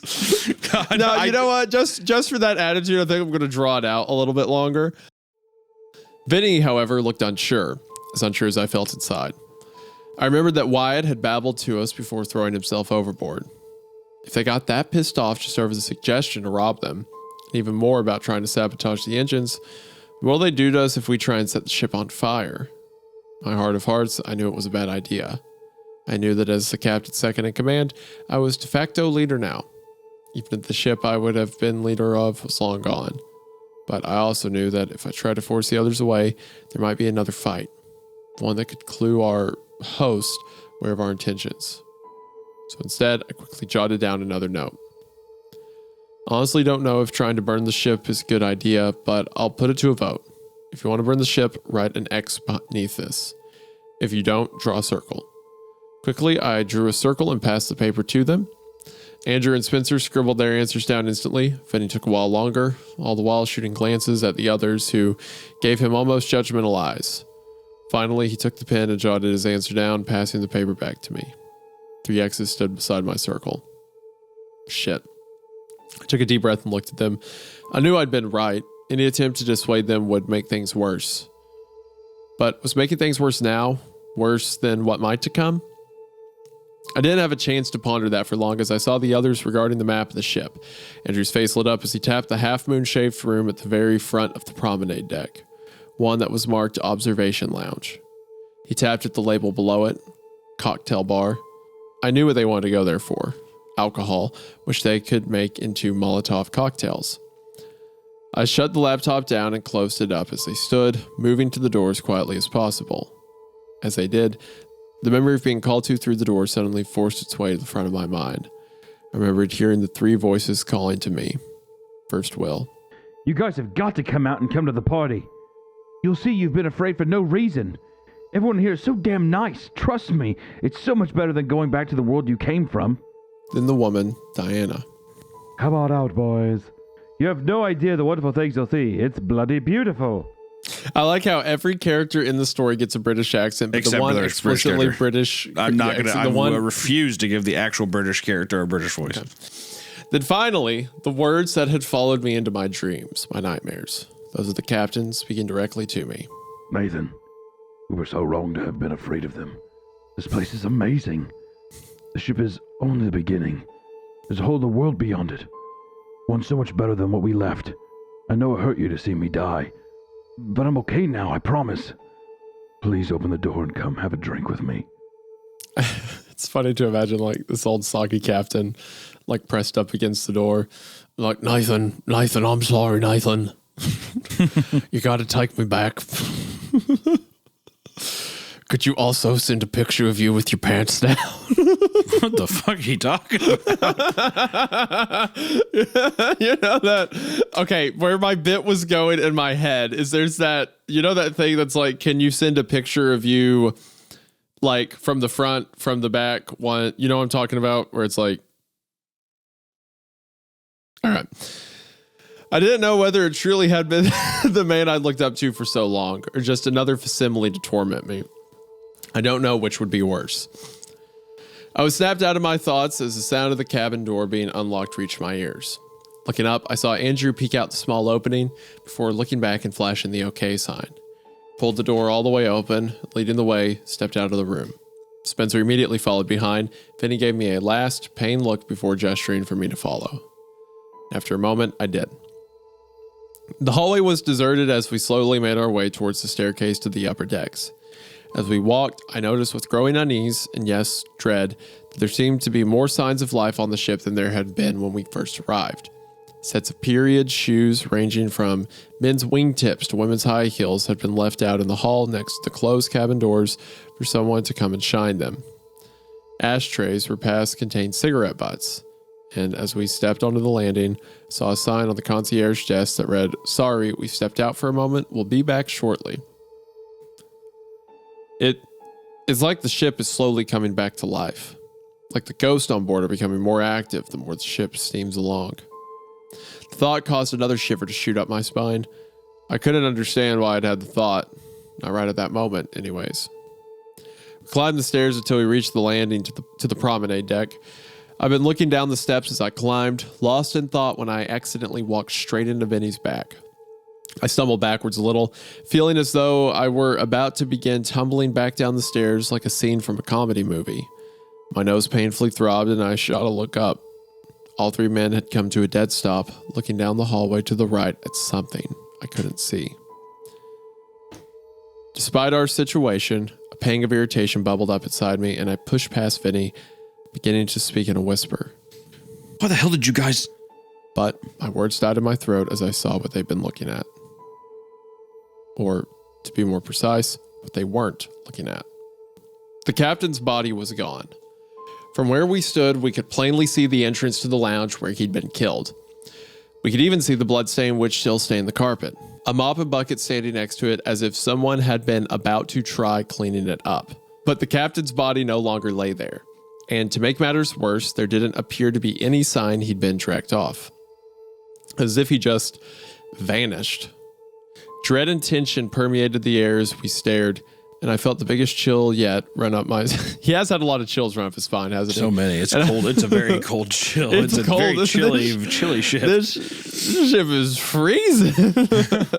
Felt the chill run up my spine as I imagined the man's bloody corpse standing on the other side of the cabin door and knocking, a smile on his face. Isaiah, I have a question. Do you think he's going to scream and run at any point in this? I don't know about that. Okay. I would be more likely to say I think he'll run and scream. Oh, okay. I there will think the probably order be of chills events- up his spine, though. Yes. Here's the order of events I think I'll have it. I think he will see something and he'll almost scream. True. But then he'll choke on his words. He'll choke on his words and he'll almost scream, but then he'll see something else. And that will cause a chill up his spine that causes him to run. And then he'll scream as he's running. Yeah, okay. That's what I think will happen. That formula seems correct. That's my call. Yeah. Come on. Andrew finally whispered, then moved forward, heading for the bow of the ship. As we followed the signs to the observation deck and cocktail bar, I began to feel sure that this wasn't just a big mistake. This was going to be a fatal one. Along with it came a new feeling, a new thought. Why the hell am I just playing along with this malarkey? The captain chose me because I always knew what's best. I laid him down by doing this. That thought was what decided for me. Picked up the pace and sped past the three, coming to a stop in the middle of the hallway and shooting my arms out to the side to block the way. I spoke, my voice low. Guys, no. That such a light put off of like, don't burn down the ship that we're all on. Stop it. Guys, think this through. Let's talk about this. No. I saw surprise enter Vinny's face. Not Andrew and Spencer's, I saw irritation, even anger flash. Get the hell out of the way, Nate. Spencer hissed, shook my head. No. Doing this is worst idea in the long, sad history of bad ideas. Hold on. Time out. If you keep doing that voice, I'm gonna. I'm enjoying myself. If you do that voice, me and the audience are gonna immediately lose it. It's gonna fall out of favor. You gotta lock in until the next All shiver right, or run away. Here. All right. No. I hate you so much. No. Oh gosh. Doing this is the worst idea in the long, sad history of bad ideas. We don't know what they'll do if we try and set the place on fire. Andrew's nostrils flared. I don't give a fuck what they think of us burning their precious ocean liner to embers. We're doing it. Now get the fuck out of my way before I make you move. Veins popped out of his forehead. I could see any rational side of him had been overtaken by emotion. He wasn't thinking. He wanted to lash out one final time at them for the deaths of our crewmates.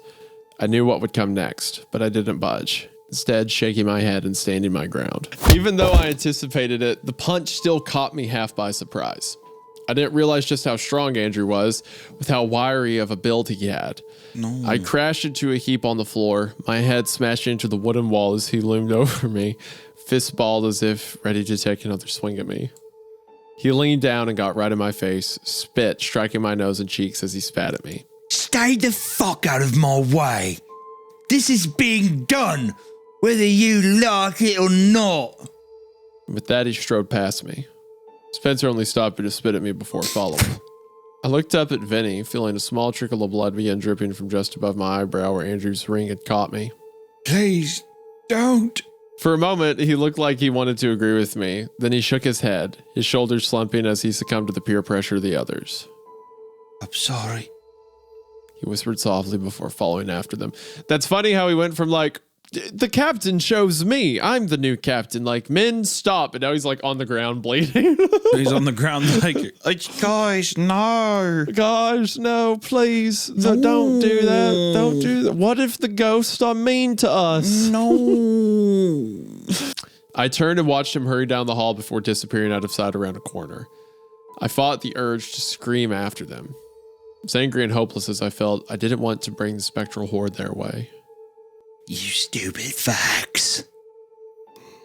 I whispered quietly to myself before slowly hauling myself to my feet.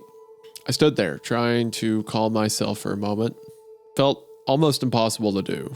And in the heat of the moment, I made the grade A mistake I will forever regret. The one that will eat away at my soul forever. I didn't follow after them. Instead, I turned and stalked away in the opposite direction. The rational side of my brain screamed at me how dumb an idea this was. What are you doing? You're not supposed to split up. This is leaving you so damn vulnerable and open, but I didn't care. The anger that consumed me silenced my inner warnings, and I walked back onto the landing. I stopped there, breathing heavily. I again cursed the others. You fucking morons. As I stood there, trying to compose myself, a familiar but most unwelcome feeling washed over me. A massive shiver shot up my spine. There we go.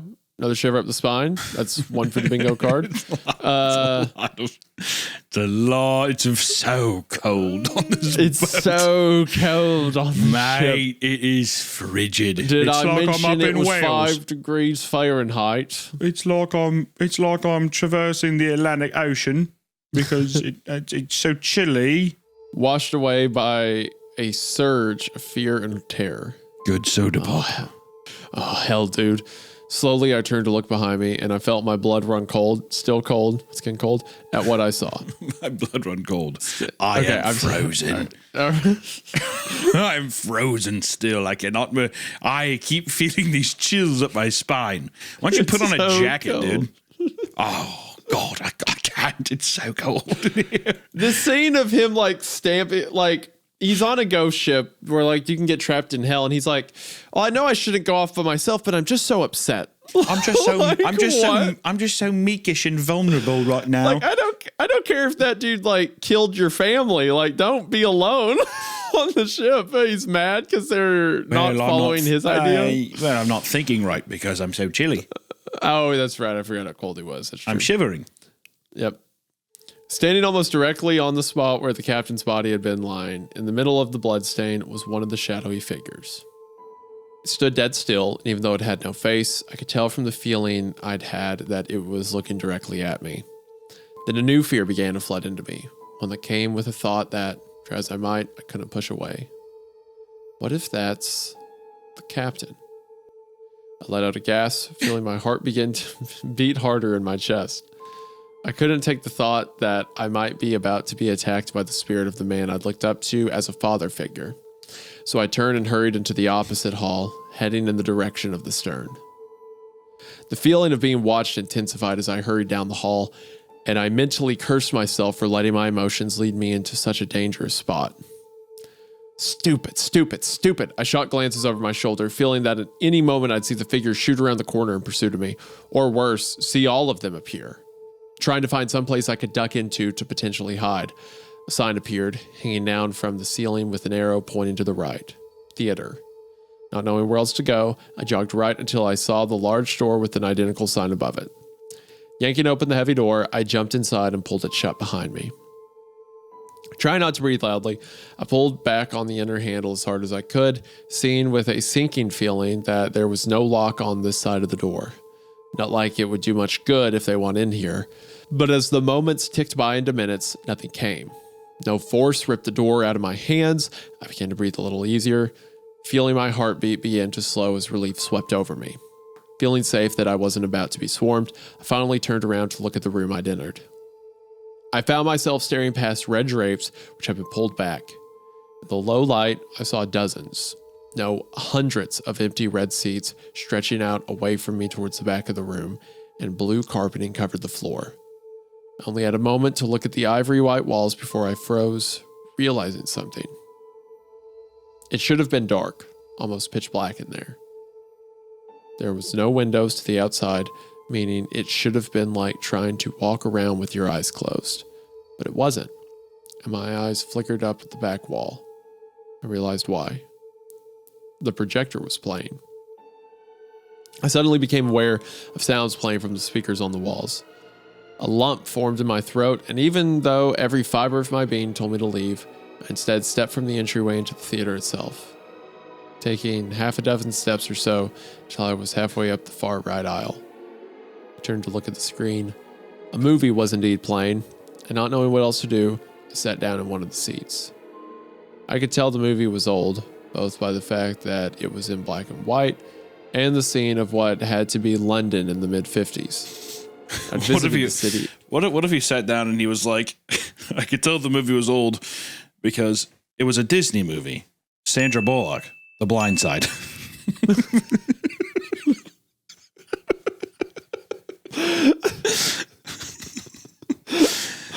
I could tell it was old because it was appropriate for Sandra Bullock to play a Southern woman taking in an inner city youth and stealing from him.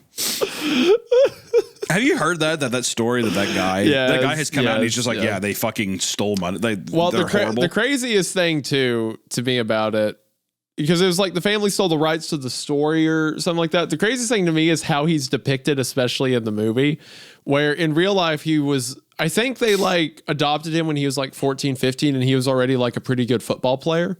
Yeah. And they just kind of like helped him get into a good school. But in the movie, it's like he's so stupid, he doesn't know what football is. So the 8-year-old white kid has to explain to him how football works. Well, not only that, but in the movie, they're like, oh, well, we'll help him get like in real life. I think that like, first off, I don't think that he was a fucking moron. And then also too, I think he was a big kid, athletically gifted. To where I think that they just saw this kid and they're like, oh, why don't you just live with us? And we'll just like basically like I seriously feel like he could have gotten into like those schools without their help. Oh yeah, almost certainly. Like the real story seems so. That's a fucking horror film right there. Blindside, the real Blindside. The real plot of it. Yeah. Oh, you can stay with us. Don't worry. No, It's wild to me to be like, imagine you adopted like a kid who sure was from a troubled background, but he was like fine. And like, you know, you like took care of him and stuff. And then when it's time to make the movie, you're like, what if we make him stupid?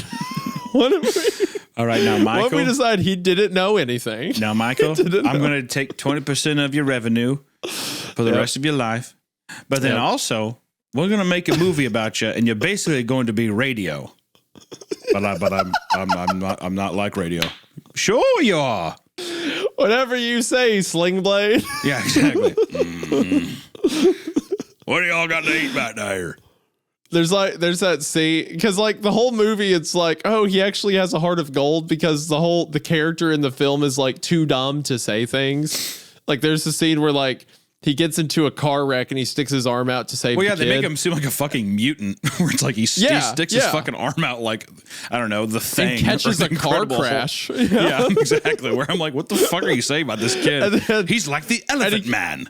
He's and like he can't freak just of be nature. like, he can't be like, oh, I'm injured, my arm hurts because I was trying to take care of the kid. He's covering it, and then she has to come. Help him. And you're like, what the fuck are you talking about, dude? I was keeping him safe. It's like, My what? bad.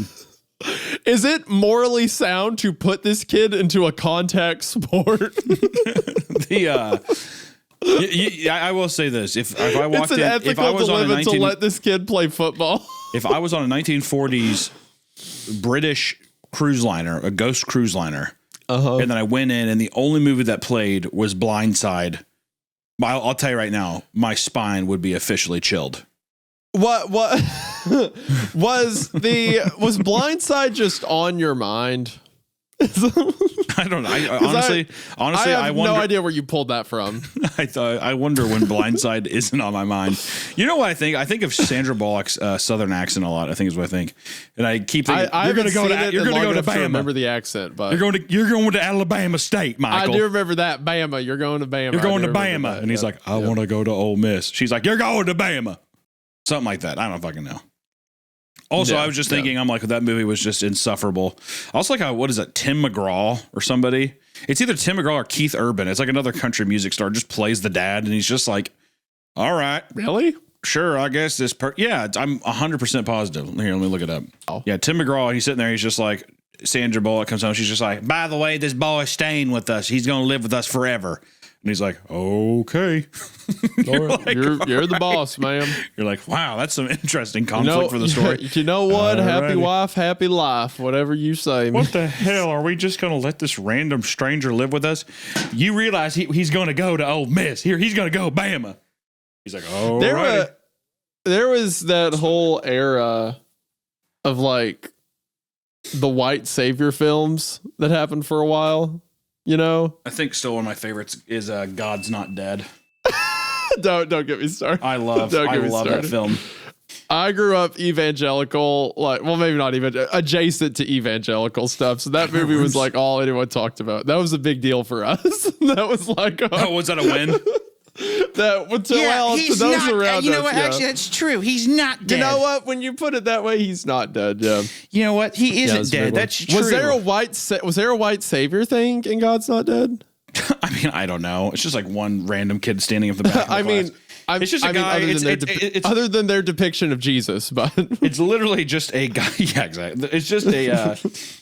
It's just a guy, like a science teacher, just being like, "That's why I think it's kind of cringe if you believe in God."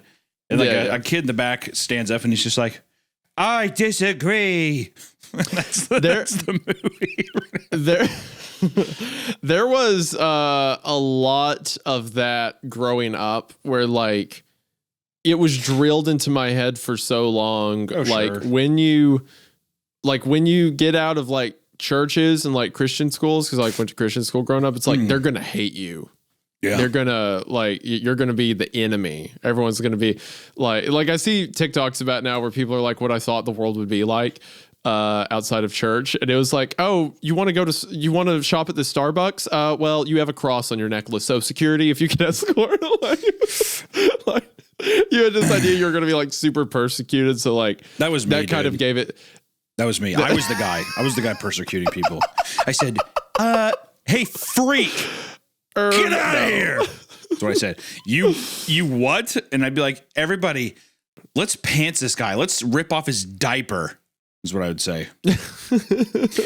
But no, the idea of side. a college professor being like, write down on a piece of paper that you renounce your religion is insane. Well, I will say, it would have been. I'm like, it would have been the lawsuit should have happened, but he's just like, no, I'm not going to. I'm like, go and sue this man immediately. Yeah, just like this is insane malpractice. You just got a massive payday, my friend. Yeah, waiting for you just got rich if you play your cards quite right. literally pass go is what I would say. Yeah.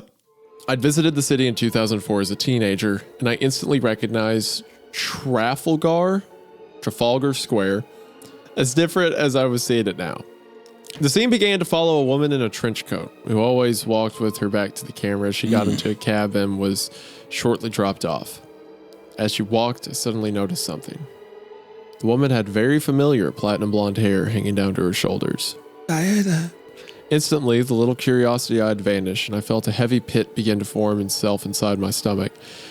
But it was as if I had been paralyzed. I could do nothing but watch as the scene continued, the woman reaching a door and attempting to open it before hiding as what looked like an old Thunderbird rounded the corner. As another woman got out and the music began to swell, I felt my heart begin to thump in my chest, dread washing over me in waves. But not because of the tension the movie was clearly trying to give off. It was because I felt sure of who I was about to see. And as the blonde woman reappeared again, pulling a revolver from her purse and aiming it at her, the camera changed, revealing her face as she began to fire. I let out a strangled scream. He screamed so much. Dude, fuck Nathan. Why are you're looking at a screen? You know where you're at. You're watching a movie. You know it is, and you're like, oh! Now I wonder when he screamed though, did he officially did his spine get officially chilled? Did he get a chill? Did he get a chill? Did he stop another scream while letting out this one? I was starting to get my scream. I started to get a chill. I stifled the. Did he think about running? He could have. Yeah, he's like my fight or flight kicked in, and I began to run out of the theater. It was her, the woman who Will had spoken about in the restaurant, the one I'd seen with her arm around him in the pool. Diana. You know, this was my proudest moment as an actress. I felt the blood drain from my face. The voice, sultry one with an unmistakable British accent. The same one I heard calling to us through the door last night hadn't come from the speakers, come from directly behind me. Feeling my body begin to shake as fear and adrenaline surged through my system, slowly turned and looked behind me. And a pair of sapphire blue eyes gazed back. That did it. I leapt out of the chair, spinning to face the woman as she rose from her own. She gestured to the screen where the movie continued to play. Actually went to the big film festival in Cannes because of it. I felt on top of the world. She let out a small snort of laughter. Of course, I didn't realize that was the highest I'd ever bloody be. He said bloody in every sentence. The wistful... I'm British. The wistful look left her eyes and focused on me. Will's told me a lot about you, you know. Said a lot of good things. Every fiber of my being was screaming it. Every fiber of my being was screaming at me to run. But it was as though I'd once again been paralyzed.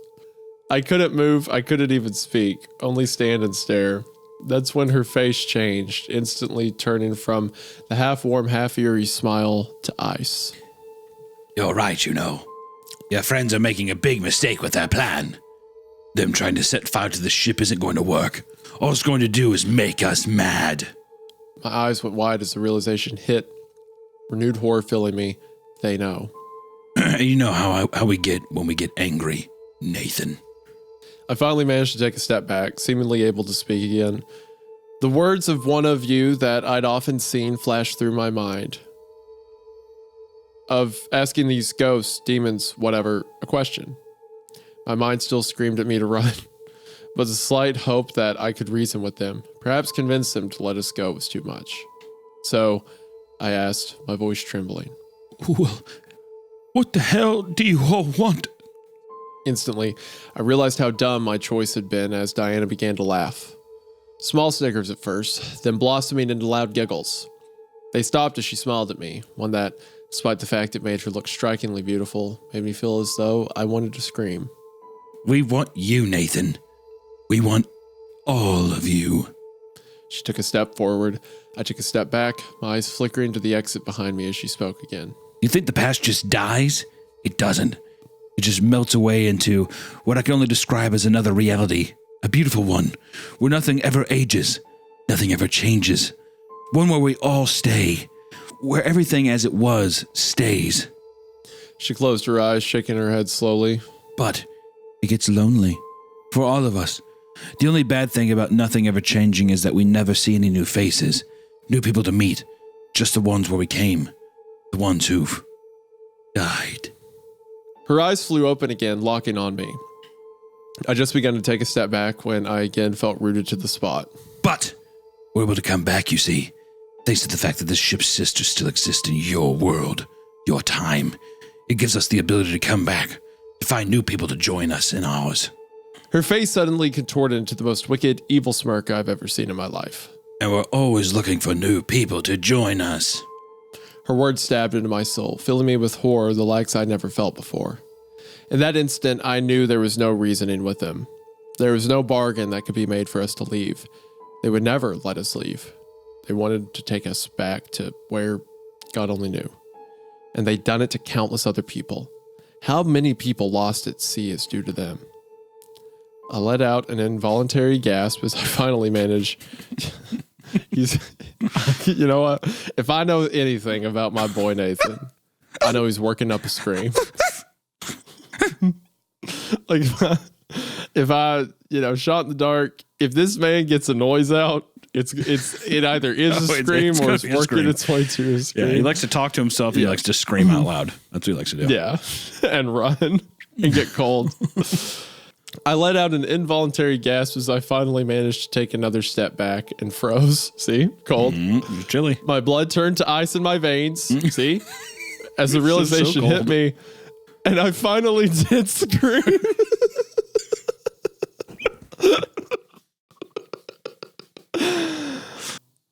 I finally did scream because Diana's eyes weren't the only ones on me anymore. There were hundreds of eyes, hungry eyes that occupied every seat in the room. I turned and ran for the exit as every person in their seats melted into the horrific shadowy figures that had chased and terrified us ever since we'd come aboard.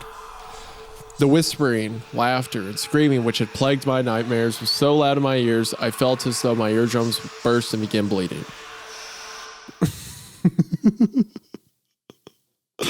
I let out the shrillest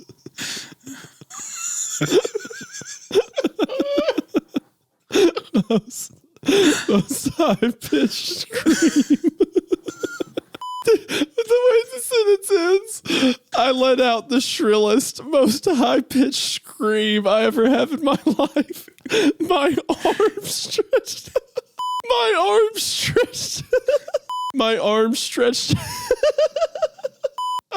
I'm crying. Hold on. I let out the oh gosh.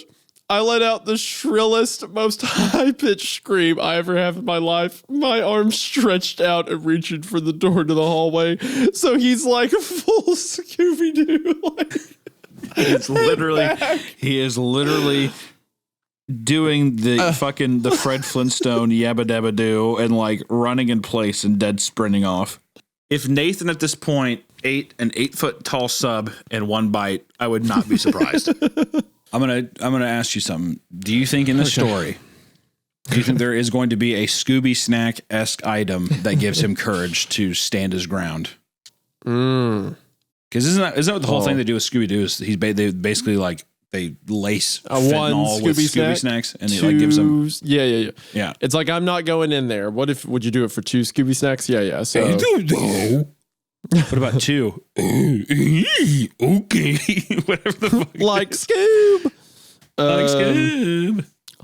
I think you're right, but I don't think it will be an item. It will be like an emotional thing. Like he'll remember it like might the captain's might literally be a dog treat. I don't know. That'd be great. Okay. My arm stretched out and reached to the door of the hallway. I slammed into it with all my might and bounced off it, crashing back onto my ass on the floor. What the hell? I stumbled to my feet, running for the door and slamming into it again. And just like the first time, it didn't budge at all. No! I screamed out, ramming it a third time, but the metal refused to give. It was locked. Nathan. I froze, my body beginning to violently shake as the voice reached me. A voice I knew well. A voice which had called to me through the door last night, along with Diana and Will. I slowly turned to look behind me. All the shadowy figures stood less than 10 feet away from me. The whispering, laughter, and screaming had stopped, allowing the speaker to be heard. One of the shadows took the first step forward, and then it spoke again. It's time for you to join us. I turned and began hammering on the door as the captain's word echoed in my ears, sheer terror fueling my screams. Somebody open the fucking door! I began to cry. This is it. These are the last moments of your life, all because you screwed up. You're dead. My mind began to shut down, trying in some physical reaction to spare me the horror that was about to happen to me. Nate? I snapped back to reality. That's, dude, okay. So many All right, times. I'll give you one. But the third time of making me think about Eminem in the middle of a ghost story. The main influences for the ghost ship story was 8 Mile and Eminem. Forrest Gump.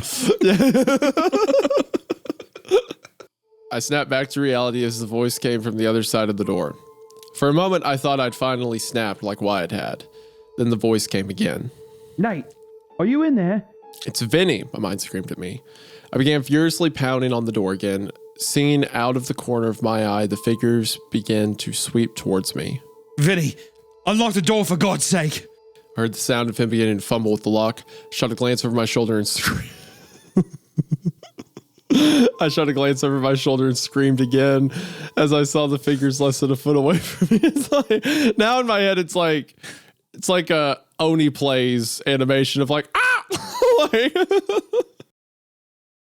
the door wrenched open and I was suddenly falling forwards, crashing to the floor and feeling pain as the abrasive carpet tore at my hands and elbows. For a moment, I was unable to think, the realization that I'd been saved causing my brain to short circuit. Till the horror of realizing where Vinny stood smashed into me like a brick wall. I flipped around, my eyes wide as I screamed at my friend.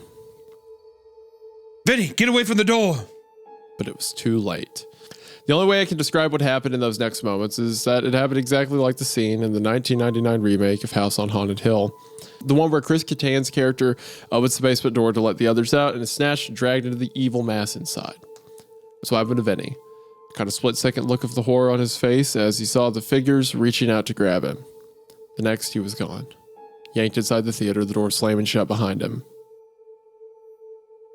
I screamed helplessly, reaching out a hand as if I could pull him back through the door with sheer will, but nothing emerged. Vinny! The ship became deathly silent again for a moment, but only for a moment.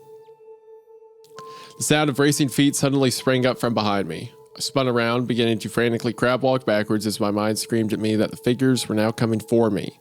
Instead, I felt a wave of shock as Andrew and Spencer flew around the corner, terrified looks in their eyes.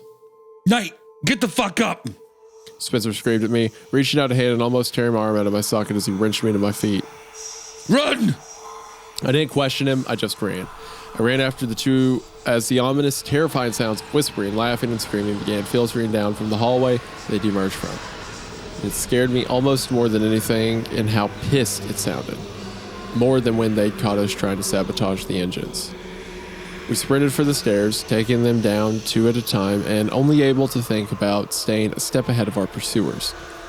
I don't know how long we ran, only that I was only able to keep going from the sheer amount of adrenaline that kept filling me. That and the image of Vinny being dragged into the theater to fate I can only pray was quick. We headed for the only place we knew, our cabin. When we slammed inside, we shut it, locked it, and proceeded to pile as much furniture in the room against it, trying to make what was likely a futile barricade, but one nonetheless. It was the only thing we could think to do. When we finished, I turned to the 2 men. What the fuck happened? I demanded. For a moment, neither of them said anything. Then Andrew spoke, his voice shaking. We got to the observation lounge, found a shit ton of alcohol at the bar, and started making Molotovs. We were halfway done when the voice came.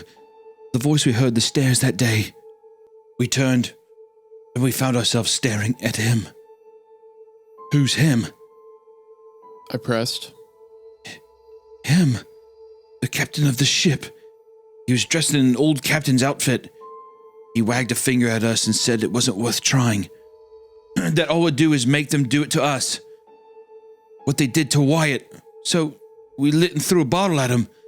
At the floor. Spencer spoke up. Nate, it did nothing. It hit the floor and lit up for a second, and then it was as if it reversed. The flame disappeared.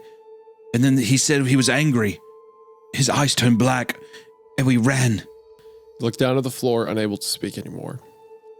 There was silence in the room for a while. What happened to Vinny? Andrew finally asked. My eyes flashed up to him, and I felt the heat of rage burn in my stomach. I wanted to scream at him, strike him like he'd done to me, but I held it back as I saw the look in his eyes. He was broken. And so I simply answered. He didn't make it. In my words, I saw both men's shoulders slump. We're not getting out of here alive, are we? Spencer choked out, took a deep breath, and spoke, my voice calm and authoritative, like the captain had always spoken. We're getting out of here tomorrow. We're going to plan. And tomorrow, we're getting off this damn ship. We're going to die trying. I didn't say the last part out loud, but I didn't have to. And so, as the sun began to set again on the horizon, we planned. They're asleep now, both passed out on the bed, but not after each went into the bathroom for a few minutes, or them softly crying to themselves. Part of my heart felt for them, but another still burned with the fire and hatred of 1,000 suns. Whoa. That's where did that come from? If it hadn't been for their harebrained idea, everything that happened today wouldn't have. It was your idea. Didn't you make the... Okay, whatever. If Andrew hadn't punched me, I wouldn't have stormed off. If he hadn't have punched me, I wouldn't have stormed off. Unable to think straight. I would have gotten to that theater and Vinny would still be alive. This dude sucks. Yeah, I hate Nathan. He's so annoying. But as much as it kills me inside to say, I'm as much to blame as they are. No, Nathan, you are more to blame. He's like, I'll admit a little There's fault. a crumb. There is a sprinkle. Yeah, here's your crumb, peasant. Did I tell you the other guys cried Crumb of earlier? accountability. But did they cried? That's the more important factor. I should have been more level-headed. I shouldn't have let my emotions get the best of me. And part of me thinks I should have just let the figures take me. That would have been best for everyone. Instead of him ending up as a sacrificial alternative for me. Benny, I'm so sorry. I'm so sorry. I'm staring out the porthole now as I type this out. I watch the moon rise in the sky and glimmer off the waves. It's all I feel like I mentally can do now. But I know I have to pull myself together before dawn. If I want to have any chance to escape off the Queen Elizabeth alive. There's no choice but for it to be tomorrow, because as I sat here typing this, another program was jammed underneath the cabin door, flying under our barricade. When I flicked on my flashlight, I saw that someone had written in black ink at the bottom, "For Nathan only." When I flipped it open, I noted two things. The first is that the date on this one doesn't say 2023 like the last one. The date says Monday, June 25th, 1956. Second is the first notice at the top of the left page. 2 days until arrival in New York City. If you have not already bought your travel papers in the purser's office, please do it no later than 4 p.m. tomorrow evening. Thank you. I honestly don't know if the words that Diana told me are true or not. About the past ever dying, simply moving to a different dimension when it changes, where the world stays stuck forever in one time period, endlessly repeating over and over for eternity. But I honestly don't want to know. The idea of such a world horrifies me almost worse than everything we've been through. And I think if she's right and we don't escape tomorrow, the New York City we'll arrive in won't be ours. So I'm going to try and rest. The music's beginning again from the lounge. Not a big band song this time, but a slow love ballad. A song my grandfather used to sing to my grandmother. Earth Angel by the Penguins. As much as I dread the nightmares that are going to come, seeing Vinny be taken, I need my rest. I need as much of it as I can get. If we're going to carry out our plan, dump all the lifeboats off the starboard side of the ship, then leap off the stern far enough away from the propellers where we won't be sucked in and swim for them, and hopefully make it back to land. I'm not going to ask you guys for advice this time. This is the one time I don't think you can help us. I can never thank you enough, all of you.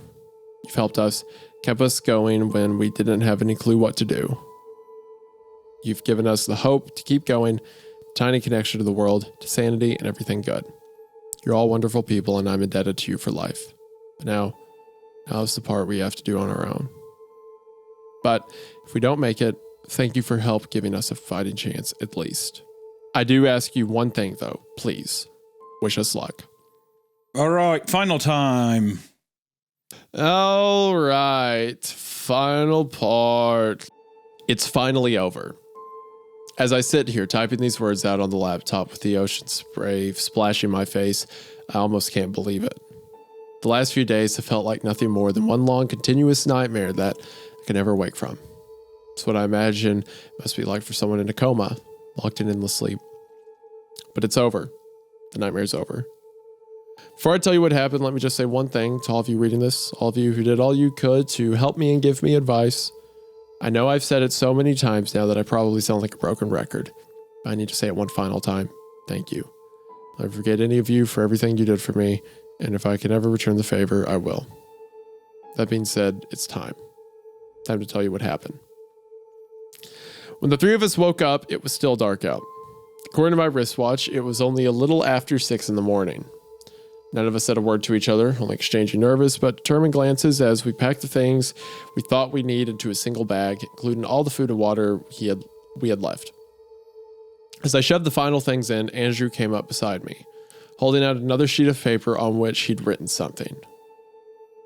Nate, I'm so sorry about yesterday.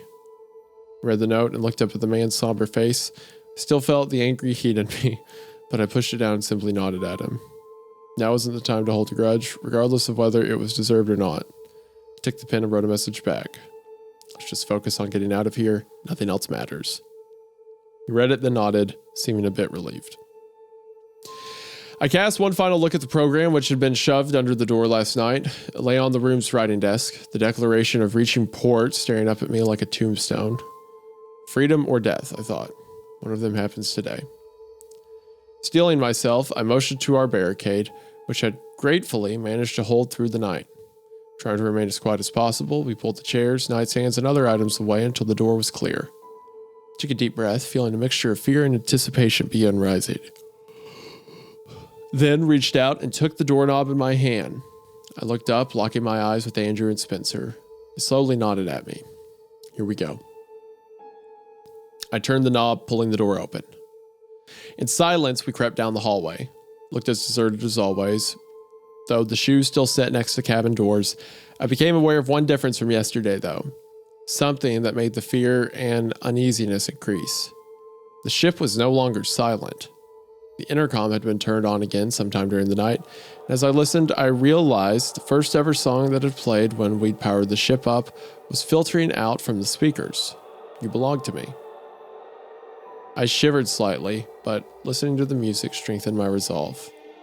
Yeah, see about belonging to you. Making sure the bag over my shoulder didn't make any sound, we entered the landing. The first thing I noticed was that a sign had been set up next to the floor's concierge desk. I stopped for a second to read it. Horse racing sign up. Next to it was an open ledger, inside which many people had signed their names, along with their cabin numbers. My eyes flickered down the list, seeing many names that I didn't recognize. Ones of people who had passed from this world decades ago or longer. And then I froze. It felt like someone had dumped the frigid seawater down my back.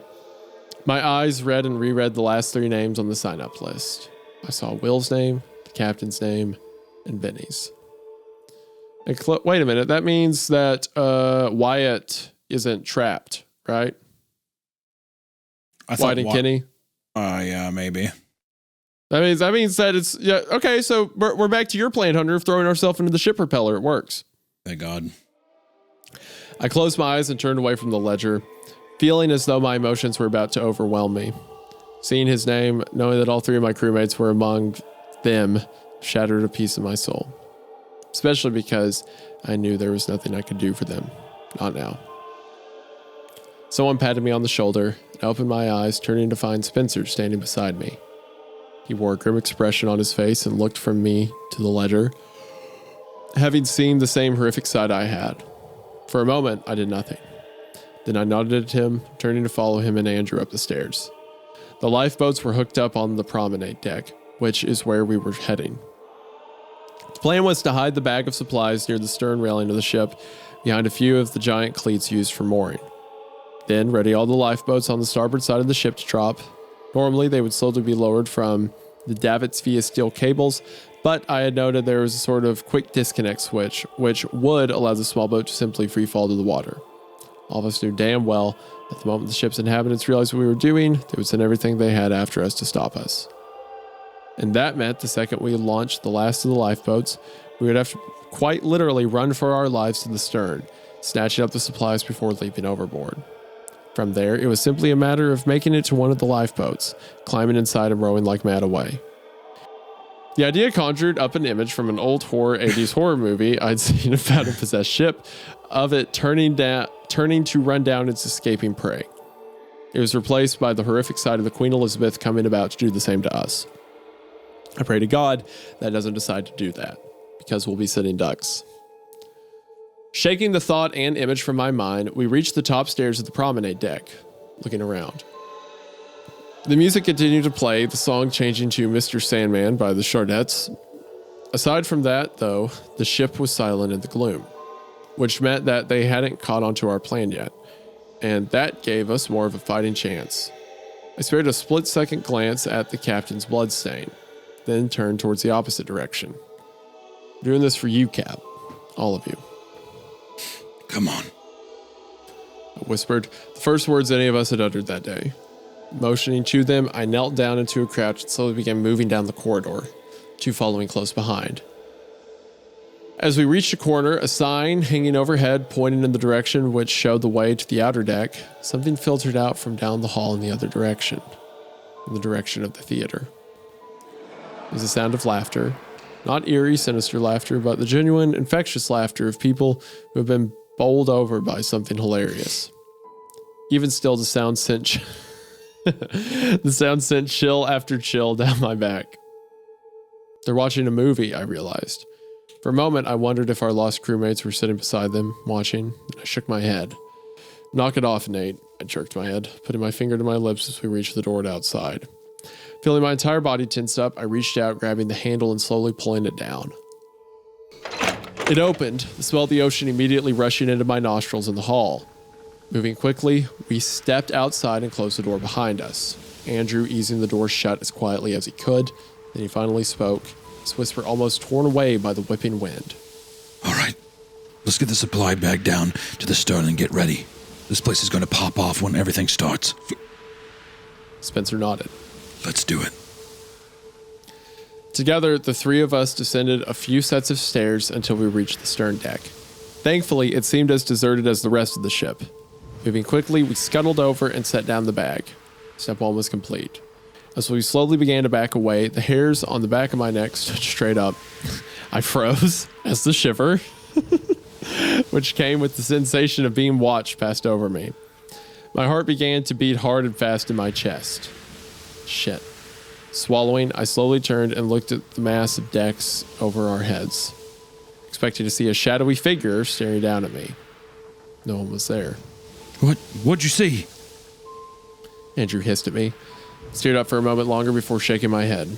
Nothing. I just thought we were being watched for a moment. Their faces paled slightly at my words, but they nodded. Come on, let's get back upstairs. We need to prime the quick release on the lifeboats. Then do one final check to make sure they're not near us. Then we do it. So the color began to come back to their faces, the fearful looks melting back into the determined ones they had until now. I shot a look off the side of the ship. The sun was beginning to raise itself over the horizon, the orange glow giving way to the yellow glare as it looked to be pulling itself out of the sea. Turning back, I jerked my head forwards. Let's go. We made our way back up to the promenade deck and began readying our potential escape vessels to drop. It was extremely, almost painfully slow going, especially trying to be quiet. Some of the hinges had formed patches of rust, making the davits hard to swing out and the levers even harder to raise. But eventually, every single lifeboat on the starboard side of the Queen Elizabeth dangled high above the water, which moved by below. The three of us stopped for a moment to wipe our brows, and we allowed ourselves a small smile at our accomplishment. We might actually make it out of this. We might actually pull this off. Thoughts sent a surge of hope, almost giddiness, to flow through me. When I get back home, I'm going to literally kneel down and kiss the ground beneath my feet, and I'm never setting foot on or in the ocean again. Now came the final task, making sure that the coast was clear and that we hadn't been spotted and swarmed. None of us had discussed this portion of the plan yet, mostly due to the fact of what it entailed. One of us had to sneak back inside the ship and give a last look, signal to the others to begin releasing the lifeboats. None of us wanted the less than envious task. I didn't blame the others for not volunteering, but after seeing that neither of them were going to step forward, I sighed. All right, I'll do it. Simultaneous looks of guilt and relief entered the other men's eyes, and after a moment in which I saw them inwardly fight with themselves, they nodded. Began to turn away when Spencer spoke. Hey, Nate. I looked back, seeing the barely disguised fear on his face. Not fear for him, for me. Yeah? I asked, took a deep breath, and answered. Stay safe, man. Please? A small bit of gratitude of the gesture flooded me, and I nodded at him. Just be ready for my signal. And with that, I opened the door and slipped back inside. Tension filled every fiber and sinew of muscle in my body as I crept forwards, hearing the pounding of my heart inside my eardrums as sweat began trickling down my face. Everything seemed the same. The music still played over the speakers, and the ship still remained silent. I didn't hear the laughter anymore, but that could just be because whatever film they were watching wasn't in the middle of a funny scene right now. At least, I hoped. I took another few steps towards the T-junction ahead, straining my ears for any abnormal sound. Still, it remained quiet, but they really don't know what we're up to. Keeping my breathing as quiet and shallow as possible, I finally reached the T-junction, taking a single deep breath before stepping out into the middle of it. I cast a look in all directions I could see. Nothing moved in the stillness. Time to leave. I turned and gave the two faces in the door's porthole a thumbs up, then crossed my arms and made a slicing motion. Both of them burst into elated grins and disappeared, dashing to begin dropping the boats as I turned to join them. Nice try, Nathan. The voice from over my right shoulder froze me on the spot, my feet rooting themselves to the floor. Every ounce of hope and happiness I had was sucked away from me like a loved one in the grip of a tsunami, replaced by the mixture of horror, fear, and dread. Oh, fuck. My breathing became ragged, and I felt tears begin to spill from my eyes. Slowly, I turned my head to look behind me. Will stood there, looking as alive and human as he had the last time I'd seen him, next to the pool. He cocked his head, slowly giving it a shake as a sad, pitying smile played over his lips. It was a valiant effort. I'll give you that. You've impressed me. He jerked his head towards the door leading outside to the last hope of my salvation. Bird brains. Especially getting those two bird brains to work together with you. Second voice spoke up to my right. But the game's over now, darling. My head swiveled to see that Diana now stood between me and the exit. And she wasn't alone. It looked like at least a dozen men, women, and children stood beside and behind her, all wearing clothing from the mid-20th century. They all wore amused smiles on their faces, their eyes fixated on me. Behind them, I could hear the dull thunk of the lifeboats being released. My dear boy, Nathan. The biggest chill yet ran up my spine, and I slowly turned around to find 3 of the 4 hallways packed with people. Hundreds, no thousands, were stretched away and out of sight, wearing not only old clothing, but crew uniforms as well. They're all here. Then my eyes fixated on the man who'd spoken with the voice I'd heard through the radio that second day, welcoming me aboard. He was dressed in a captain's uniform, a white cap sitting atop his head. I knew instantly who he was. It was the man that Andrew and Spencer had seen, had tried setting on fire and then running from, the captain of the Queen Elizabeth. He smiled, an ear-to-ear smile that reminded me of the Cheshire Cat from Alice in Wonderland. Only this grin wasn't going to be followed with raising any philosophical points or trying to cheer me up. This grin held a wicked hunger, and it made me feel as though I were staring at the devil himself. Then 2 figures stepped out behind him. 2 figures that made the blood drain from my face. The captain spoke again. I think you know what you have to do now, everyone. And I finally wrenched my mouth open and screamed. Why? Why would you? He's scared. I know, he's scared. He's so scary. Scream with all the air in my lungs as I watched him, Vinny, and the captain, my captain, and all of them melted to the shadowy figures that had stalked and pursued us from the day we'd stepped aboard. I didn't wait for them to make a move. I turned and ran. I ran in the only direction that was available to me, back down the hallway that led to the lounge and the stairs. Sparing a glance behind me, I screamed again as what I can only describe as a maelstrom flew after me. The maddening whispers, screams, and laughs emanating from them melting together into what I can only assume is what hell itself sounds like. Running faster than I ever had in my life, I reached the landing and made a dash for the stairs, but I'd only taken a few steps down when I heard even more of the infernal noise rising up from down below. I peered over the banister and down the space between the stairwell, and I felt a new surge of terror as I saw even more swirling figures surging up the stairs. Shit. I yelled, turning and sprinting back up the stairs.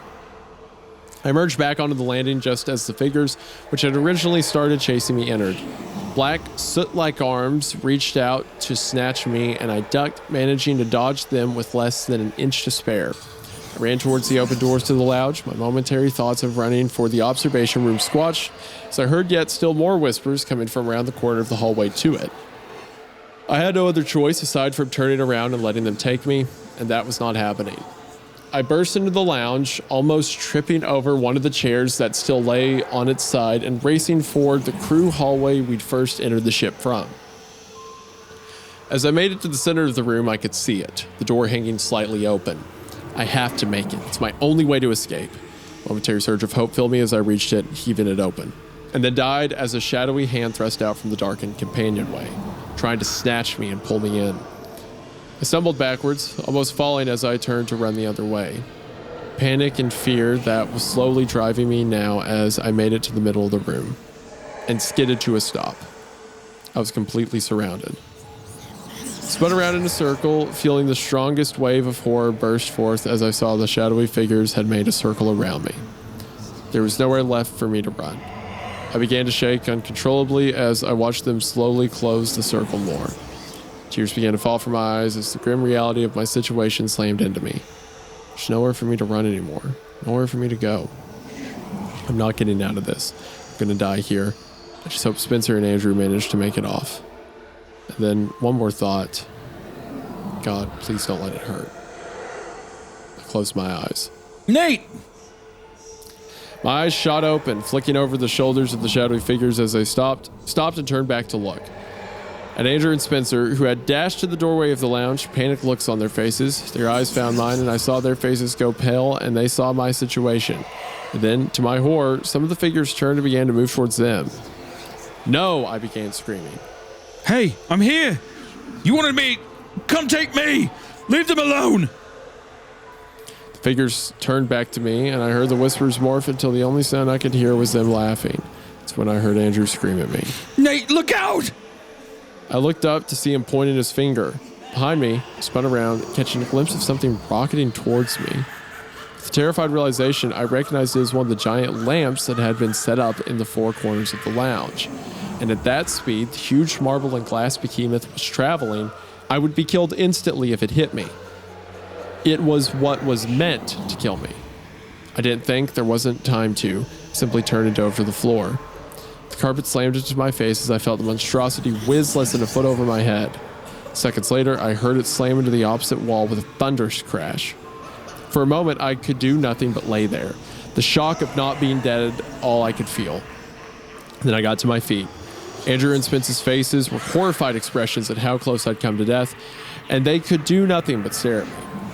But as I did, I realized something that sent a bolt of hope through me. Some of the figures were still moving towards the two men. Quite a few of them, in fact. Enough that they made a mistake and left a narrow but noticeable gap in the circle. I ran. Instantly, the figures realized their error and attempted to plug the hole in their line. But they were just a moment too slow as I managed to sprint between them, feeling the tips of their fingers brush the collar of my jacket.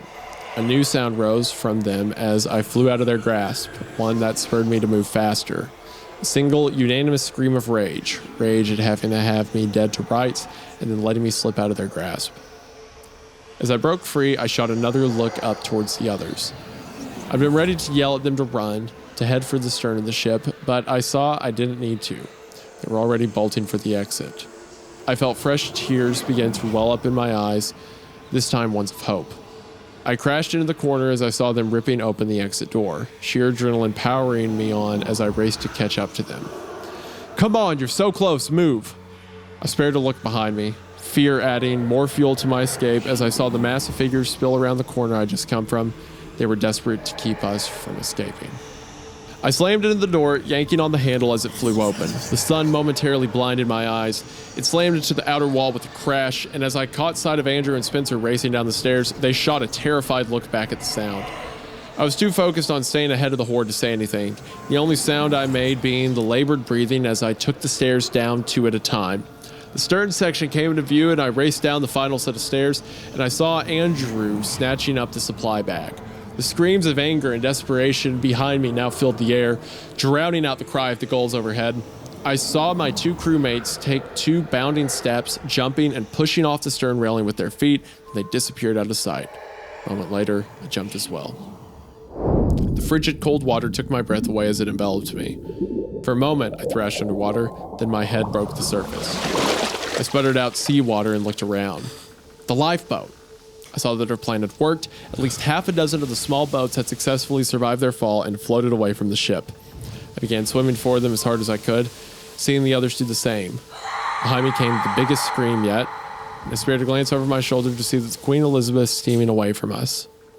For whatever reason, they couldn't pursue us. The sight slammed the reality home to me. We made it. We're free. Moments later, we reached the closest one and hauled ourselves on board.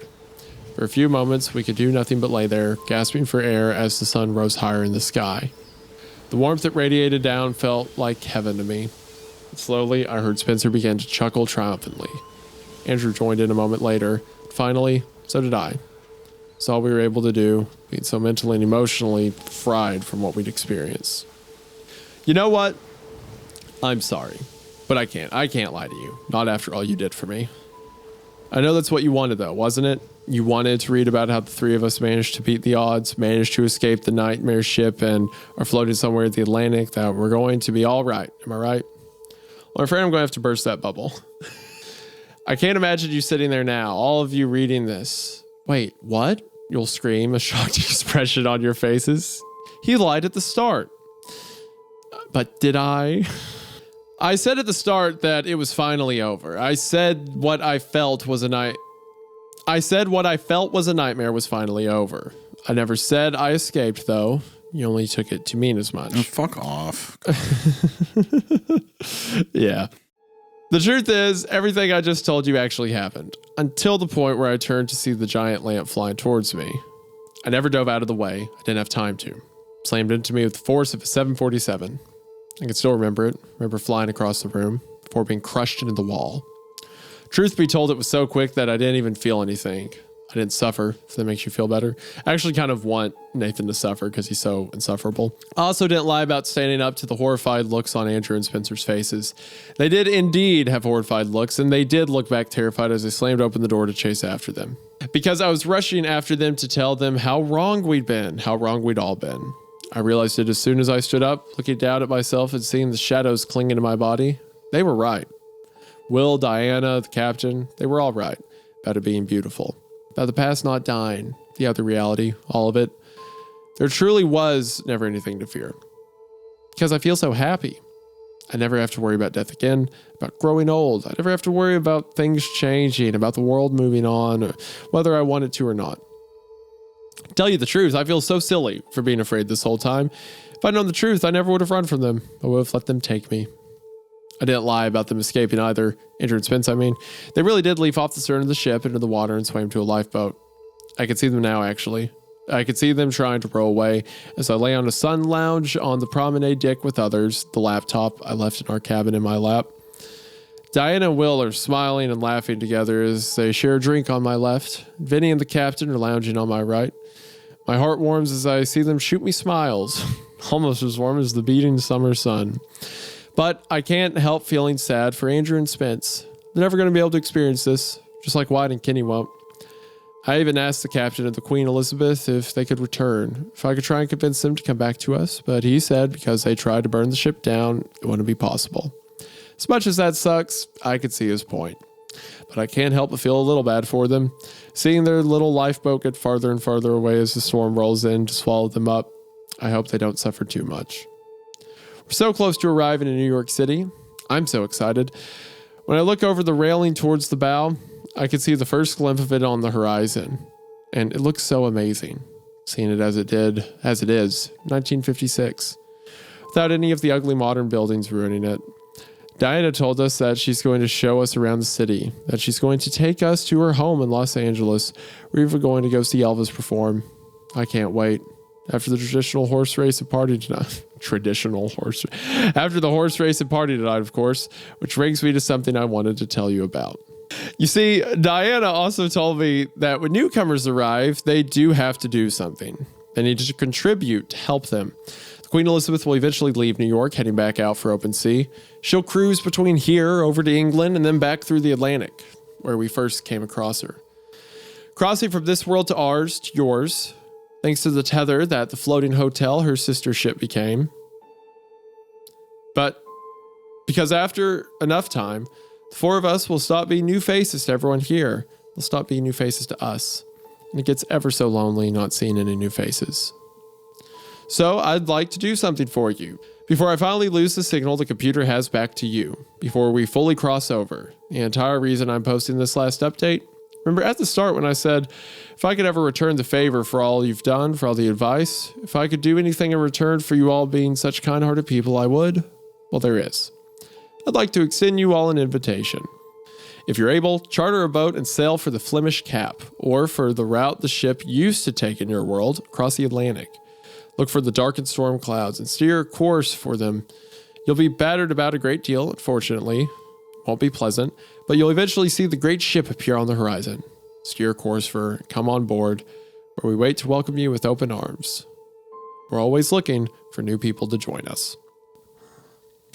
And that finishes off our story of my crew and I are stuck aboard an abandoned ship. There it is. There it is. Okay, so I still thought it was fun. I still like it. It's good. It needs a second draft, but the author has talked about that in some of his posts and whatnot, where he's like, I'm going to rework it for a book. I think if you shorten it, condense it down, cut out some of the filler, change the verbiage a bit to where there's not as many repeating words.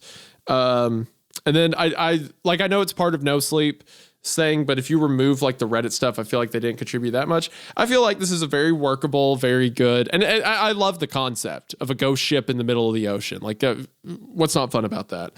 So I enjoyed it. I thought it was good. It just bogged down a bit, and I don't like the "it was all a dream" ending. However, I will add that is my ultimate pick for how it ends. That the guys who hated him, Spence and Andrew, they make it out, and Nathan dies. So I am happy about that part. I think having it be a ghost ship and everything is fine. I think like even the thing of like a crew that's I think if I had any, I think all the critique that you gave is good. I think that if you were going to do another draft, I think building out the character Nathan Moore to resemble somebody who's maybe like how do you tie in the idea of like basically wanting to be complacent forever as a character arc is basically what you're saying here by being stuck on this thing where now everything is beautiful and he doesn't have to worry about anything anymore. How do you parallel that with who he is at the beginning of the story? You know, I think his solution at the end, even if this isn't Nathan at the ending and it's like his spirit that's been altered or whatever, at least play that off some way with him. Because the only real mentions we get of Nathan's like he talks about the horror of his family around a cross that's made for him and stuff. So maybe like a return to his family, and then at the end there's like a rejection of it. But well, even if it wasn't that, if it was him looking for family the whole time, and at the end he could find it in this new crew, and it could be like a bittersweet ending, I think is fine. But I think establishing those core values, and I think just like the general theme of like how do the other people on the ship also contribute to that theme, and how do they play off of it as well.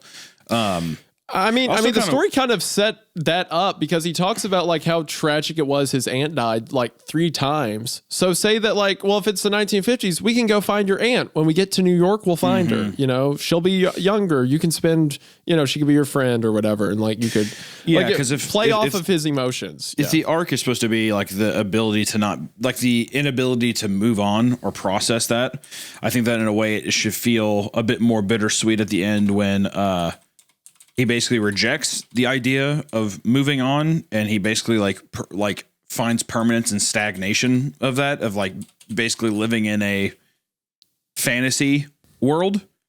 I think that's got to feel, I think, kind of bad, right?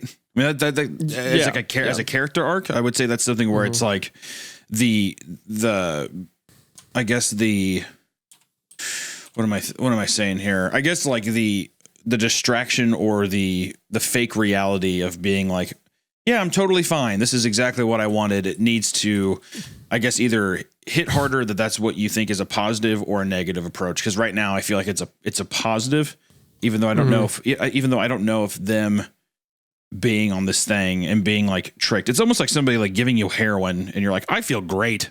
And it's like, but do you want to be on heroin? You know what I mean? It's like, maybe what? So, I don't know. I mean, all in all, like I said, I think that like as a fun Scooby-Doo kind of story, I think it's cool. Takes elements of The Shining, and it reminds me a bit of Welcome to Dead House by the Goosebumps story. Yeah. A little bit about like, you know, a town of people being like, yo, we just have to eat you, and then you can be one of us, and we're super stoked that you get to stay here forever with us or whatever. I think that there's that. Some fun psychological stuff, but yeah, I mean, all in all, I think that it's a fun place. And like, you know, and if you put into a book, get rid of the no sleep filter stuff at the beginning, like you were saying, Isaiah. And I think if anything, if you do that as well, maybe just explore the characters a bit more. So we just get more who they are, to where whenever people get picked off or they do that, it feels like, I don't know, the domino effect feels a bit crazier. So all in all, I thought it was fun. Yeah, and also reach out to us if you hear this, or we'll try to reach out to you as well. And we'll also try to get something set up to see what you think for your cover, and we'll make sure and help you get that funded for sure. Yeah, we got you covered. It was fun, and you certainly have a talent. As if you watch this, you certainly have a talent as an author. Keep working at it. You keep making stories. That's all you can do, baby. That's all I can do. All right, guys. Thank you so much. Thank you for all the people who listened on Spotify or Apple Podcasts as well. Be sure to leave us a good rating there. It does help. Until next time, guys, we will see you in the next one. See you next one. Don't get stuck in a 1950 grocery. You know what? Actually, don't scream. Yeah, that's unless you really want to, or it's cold.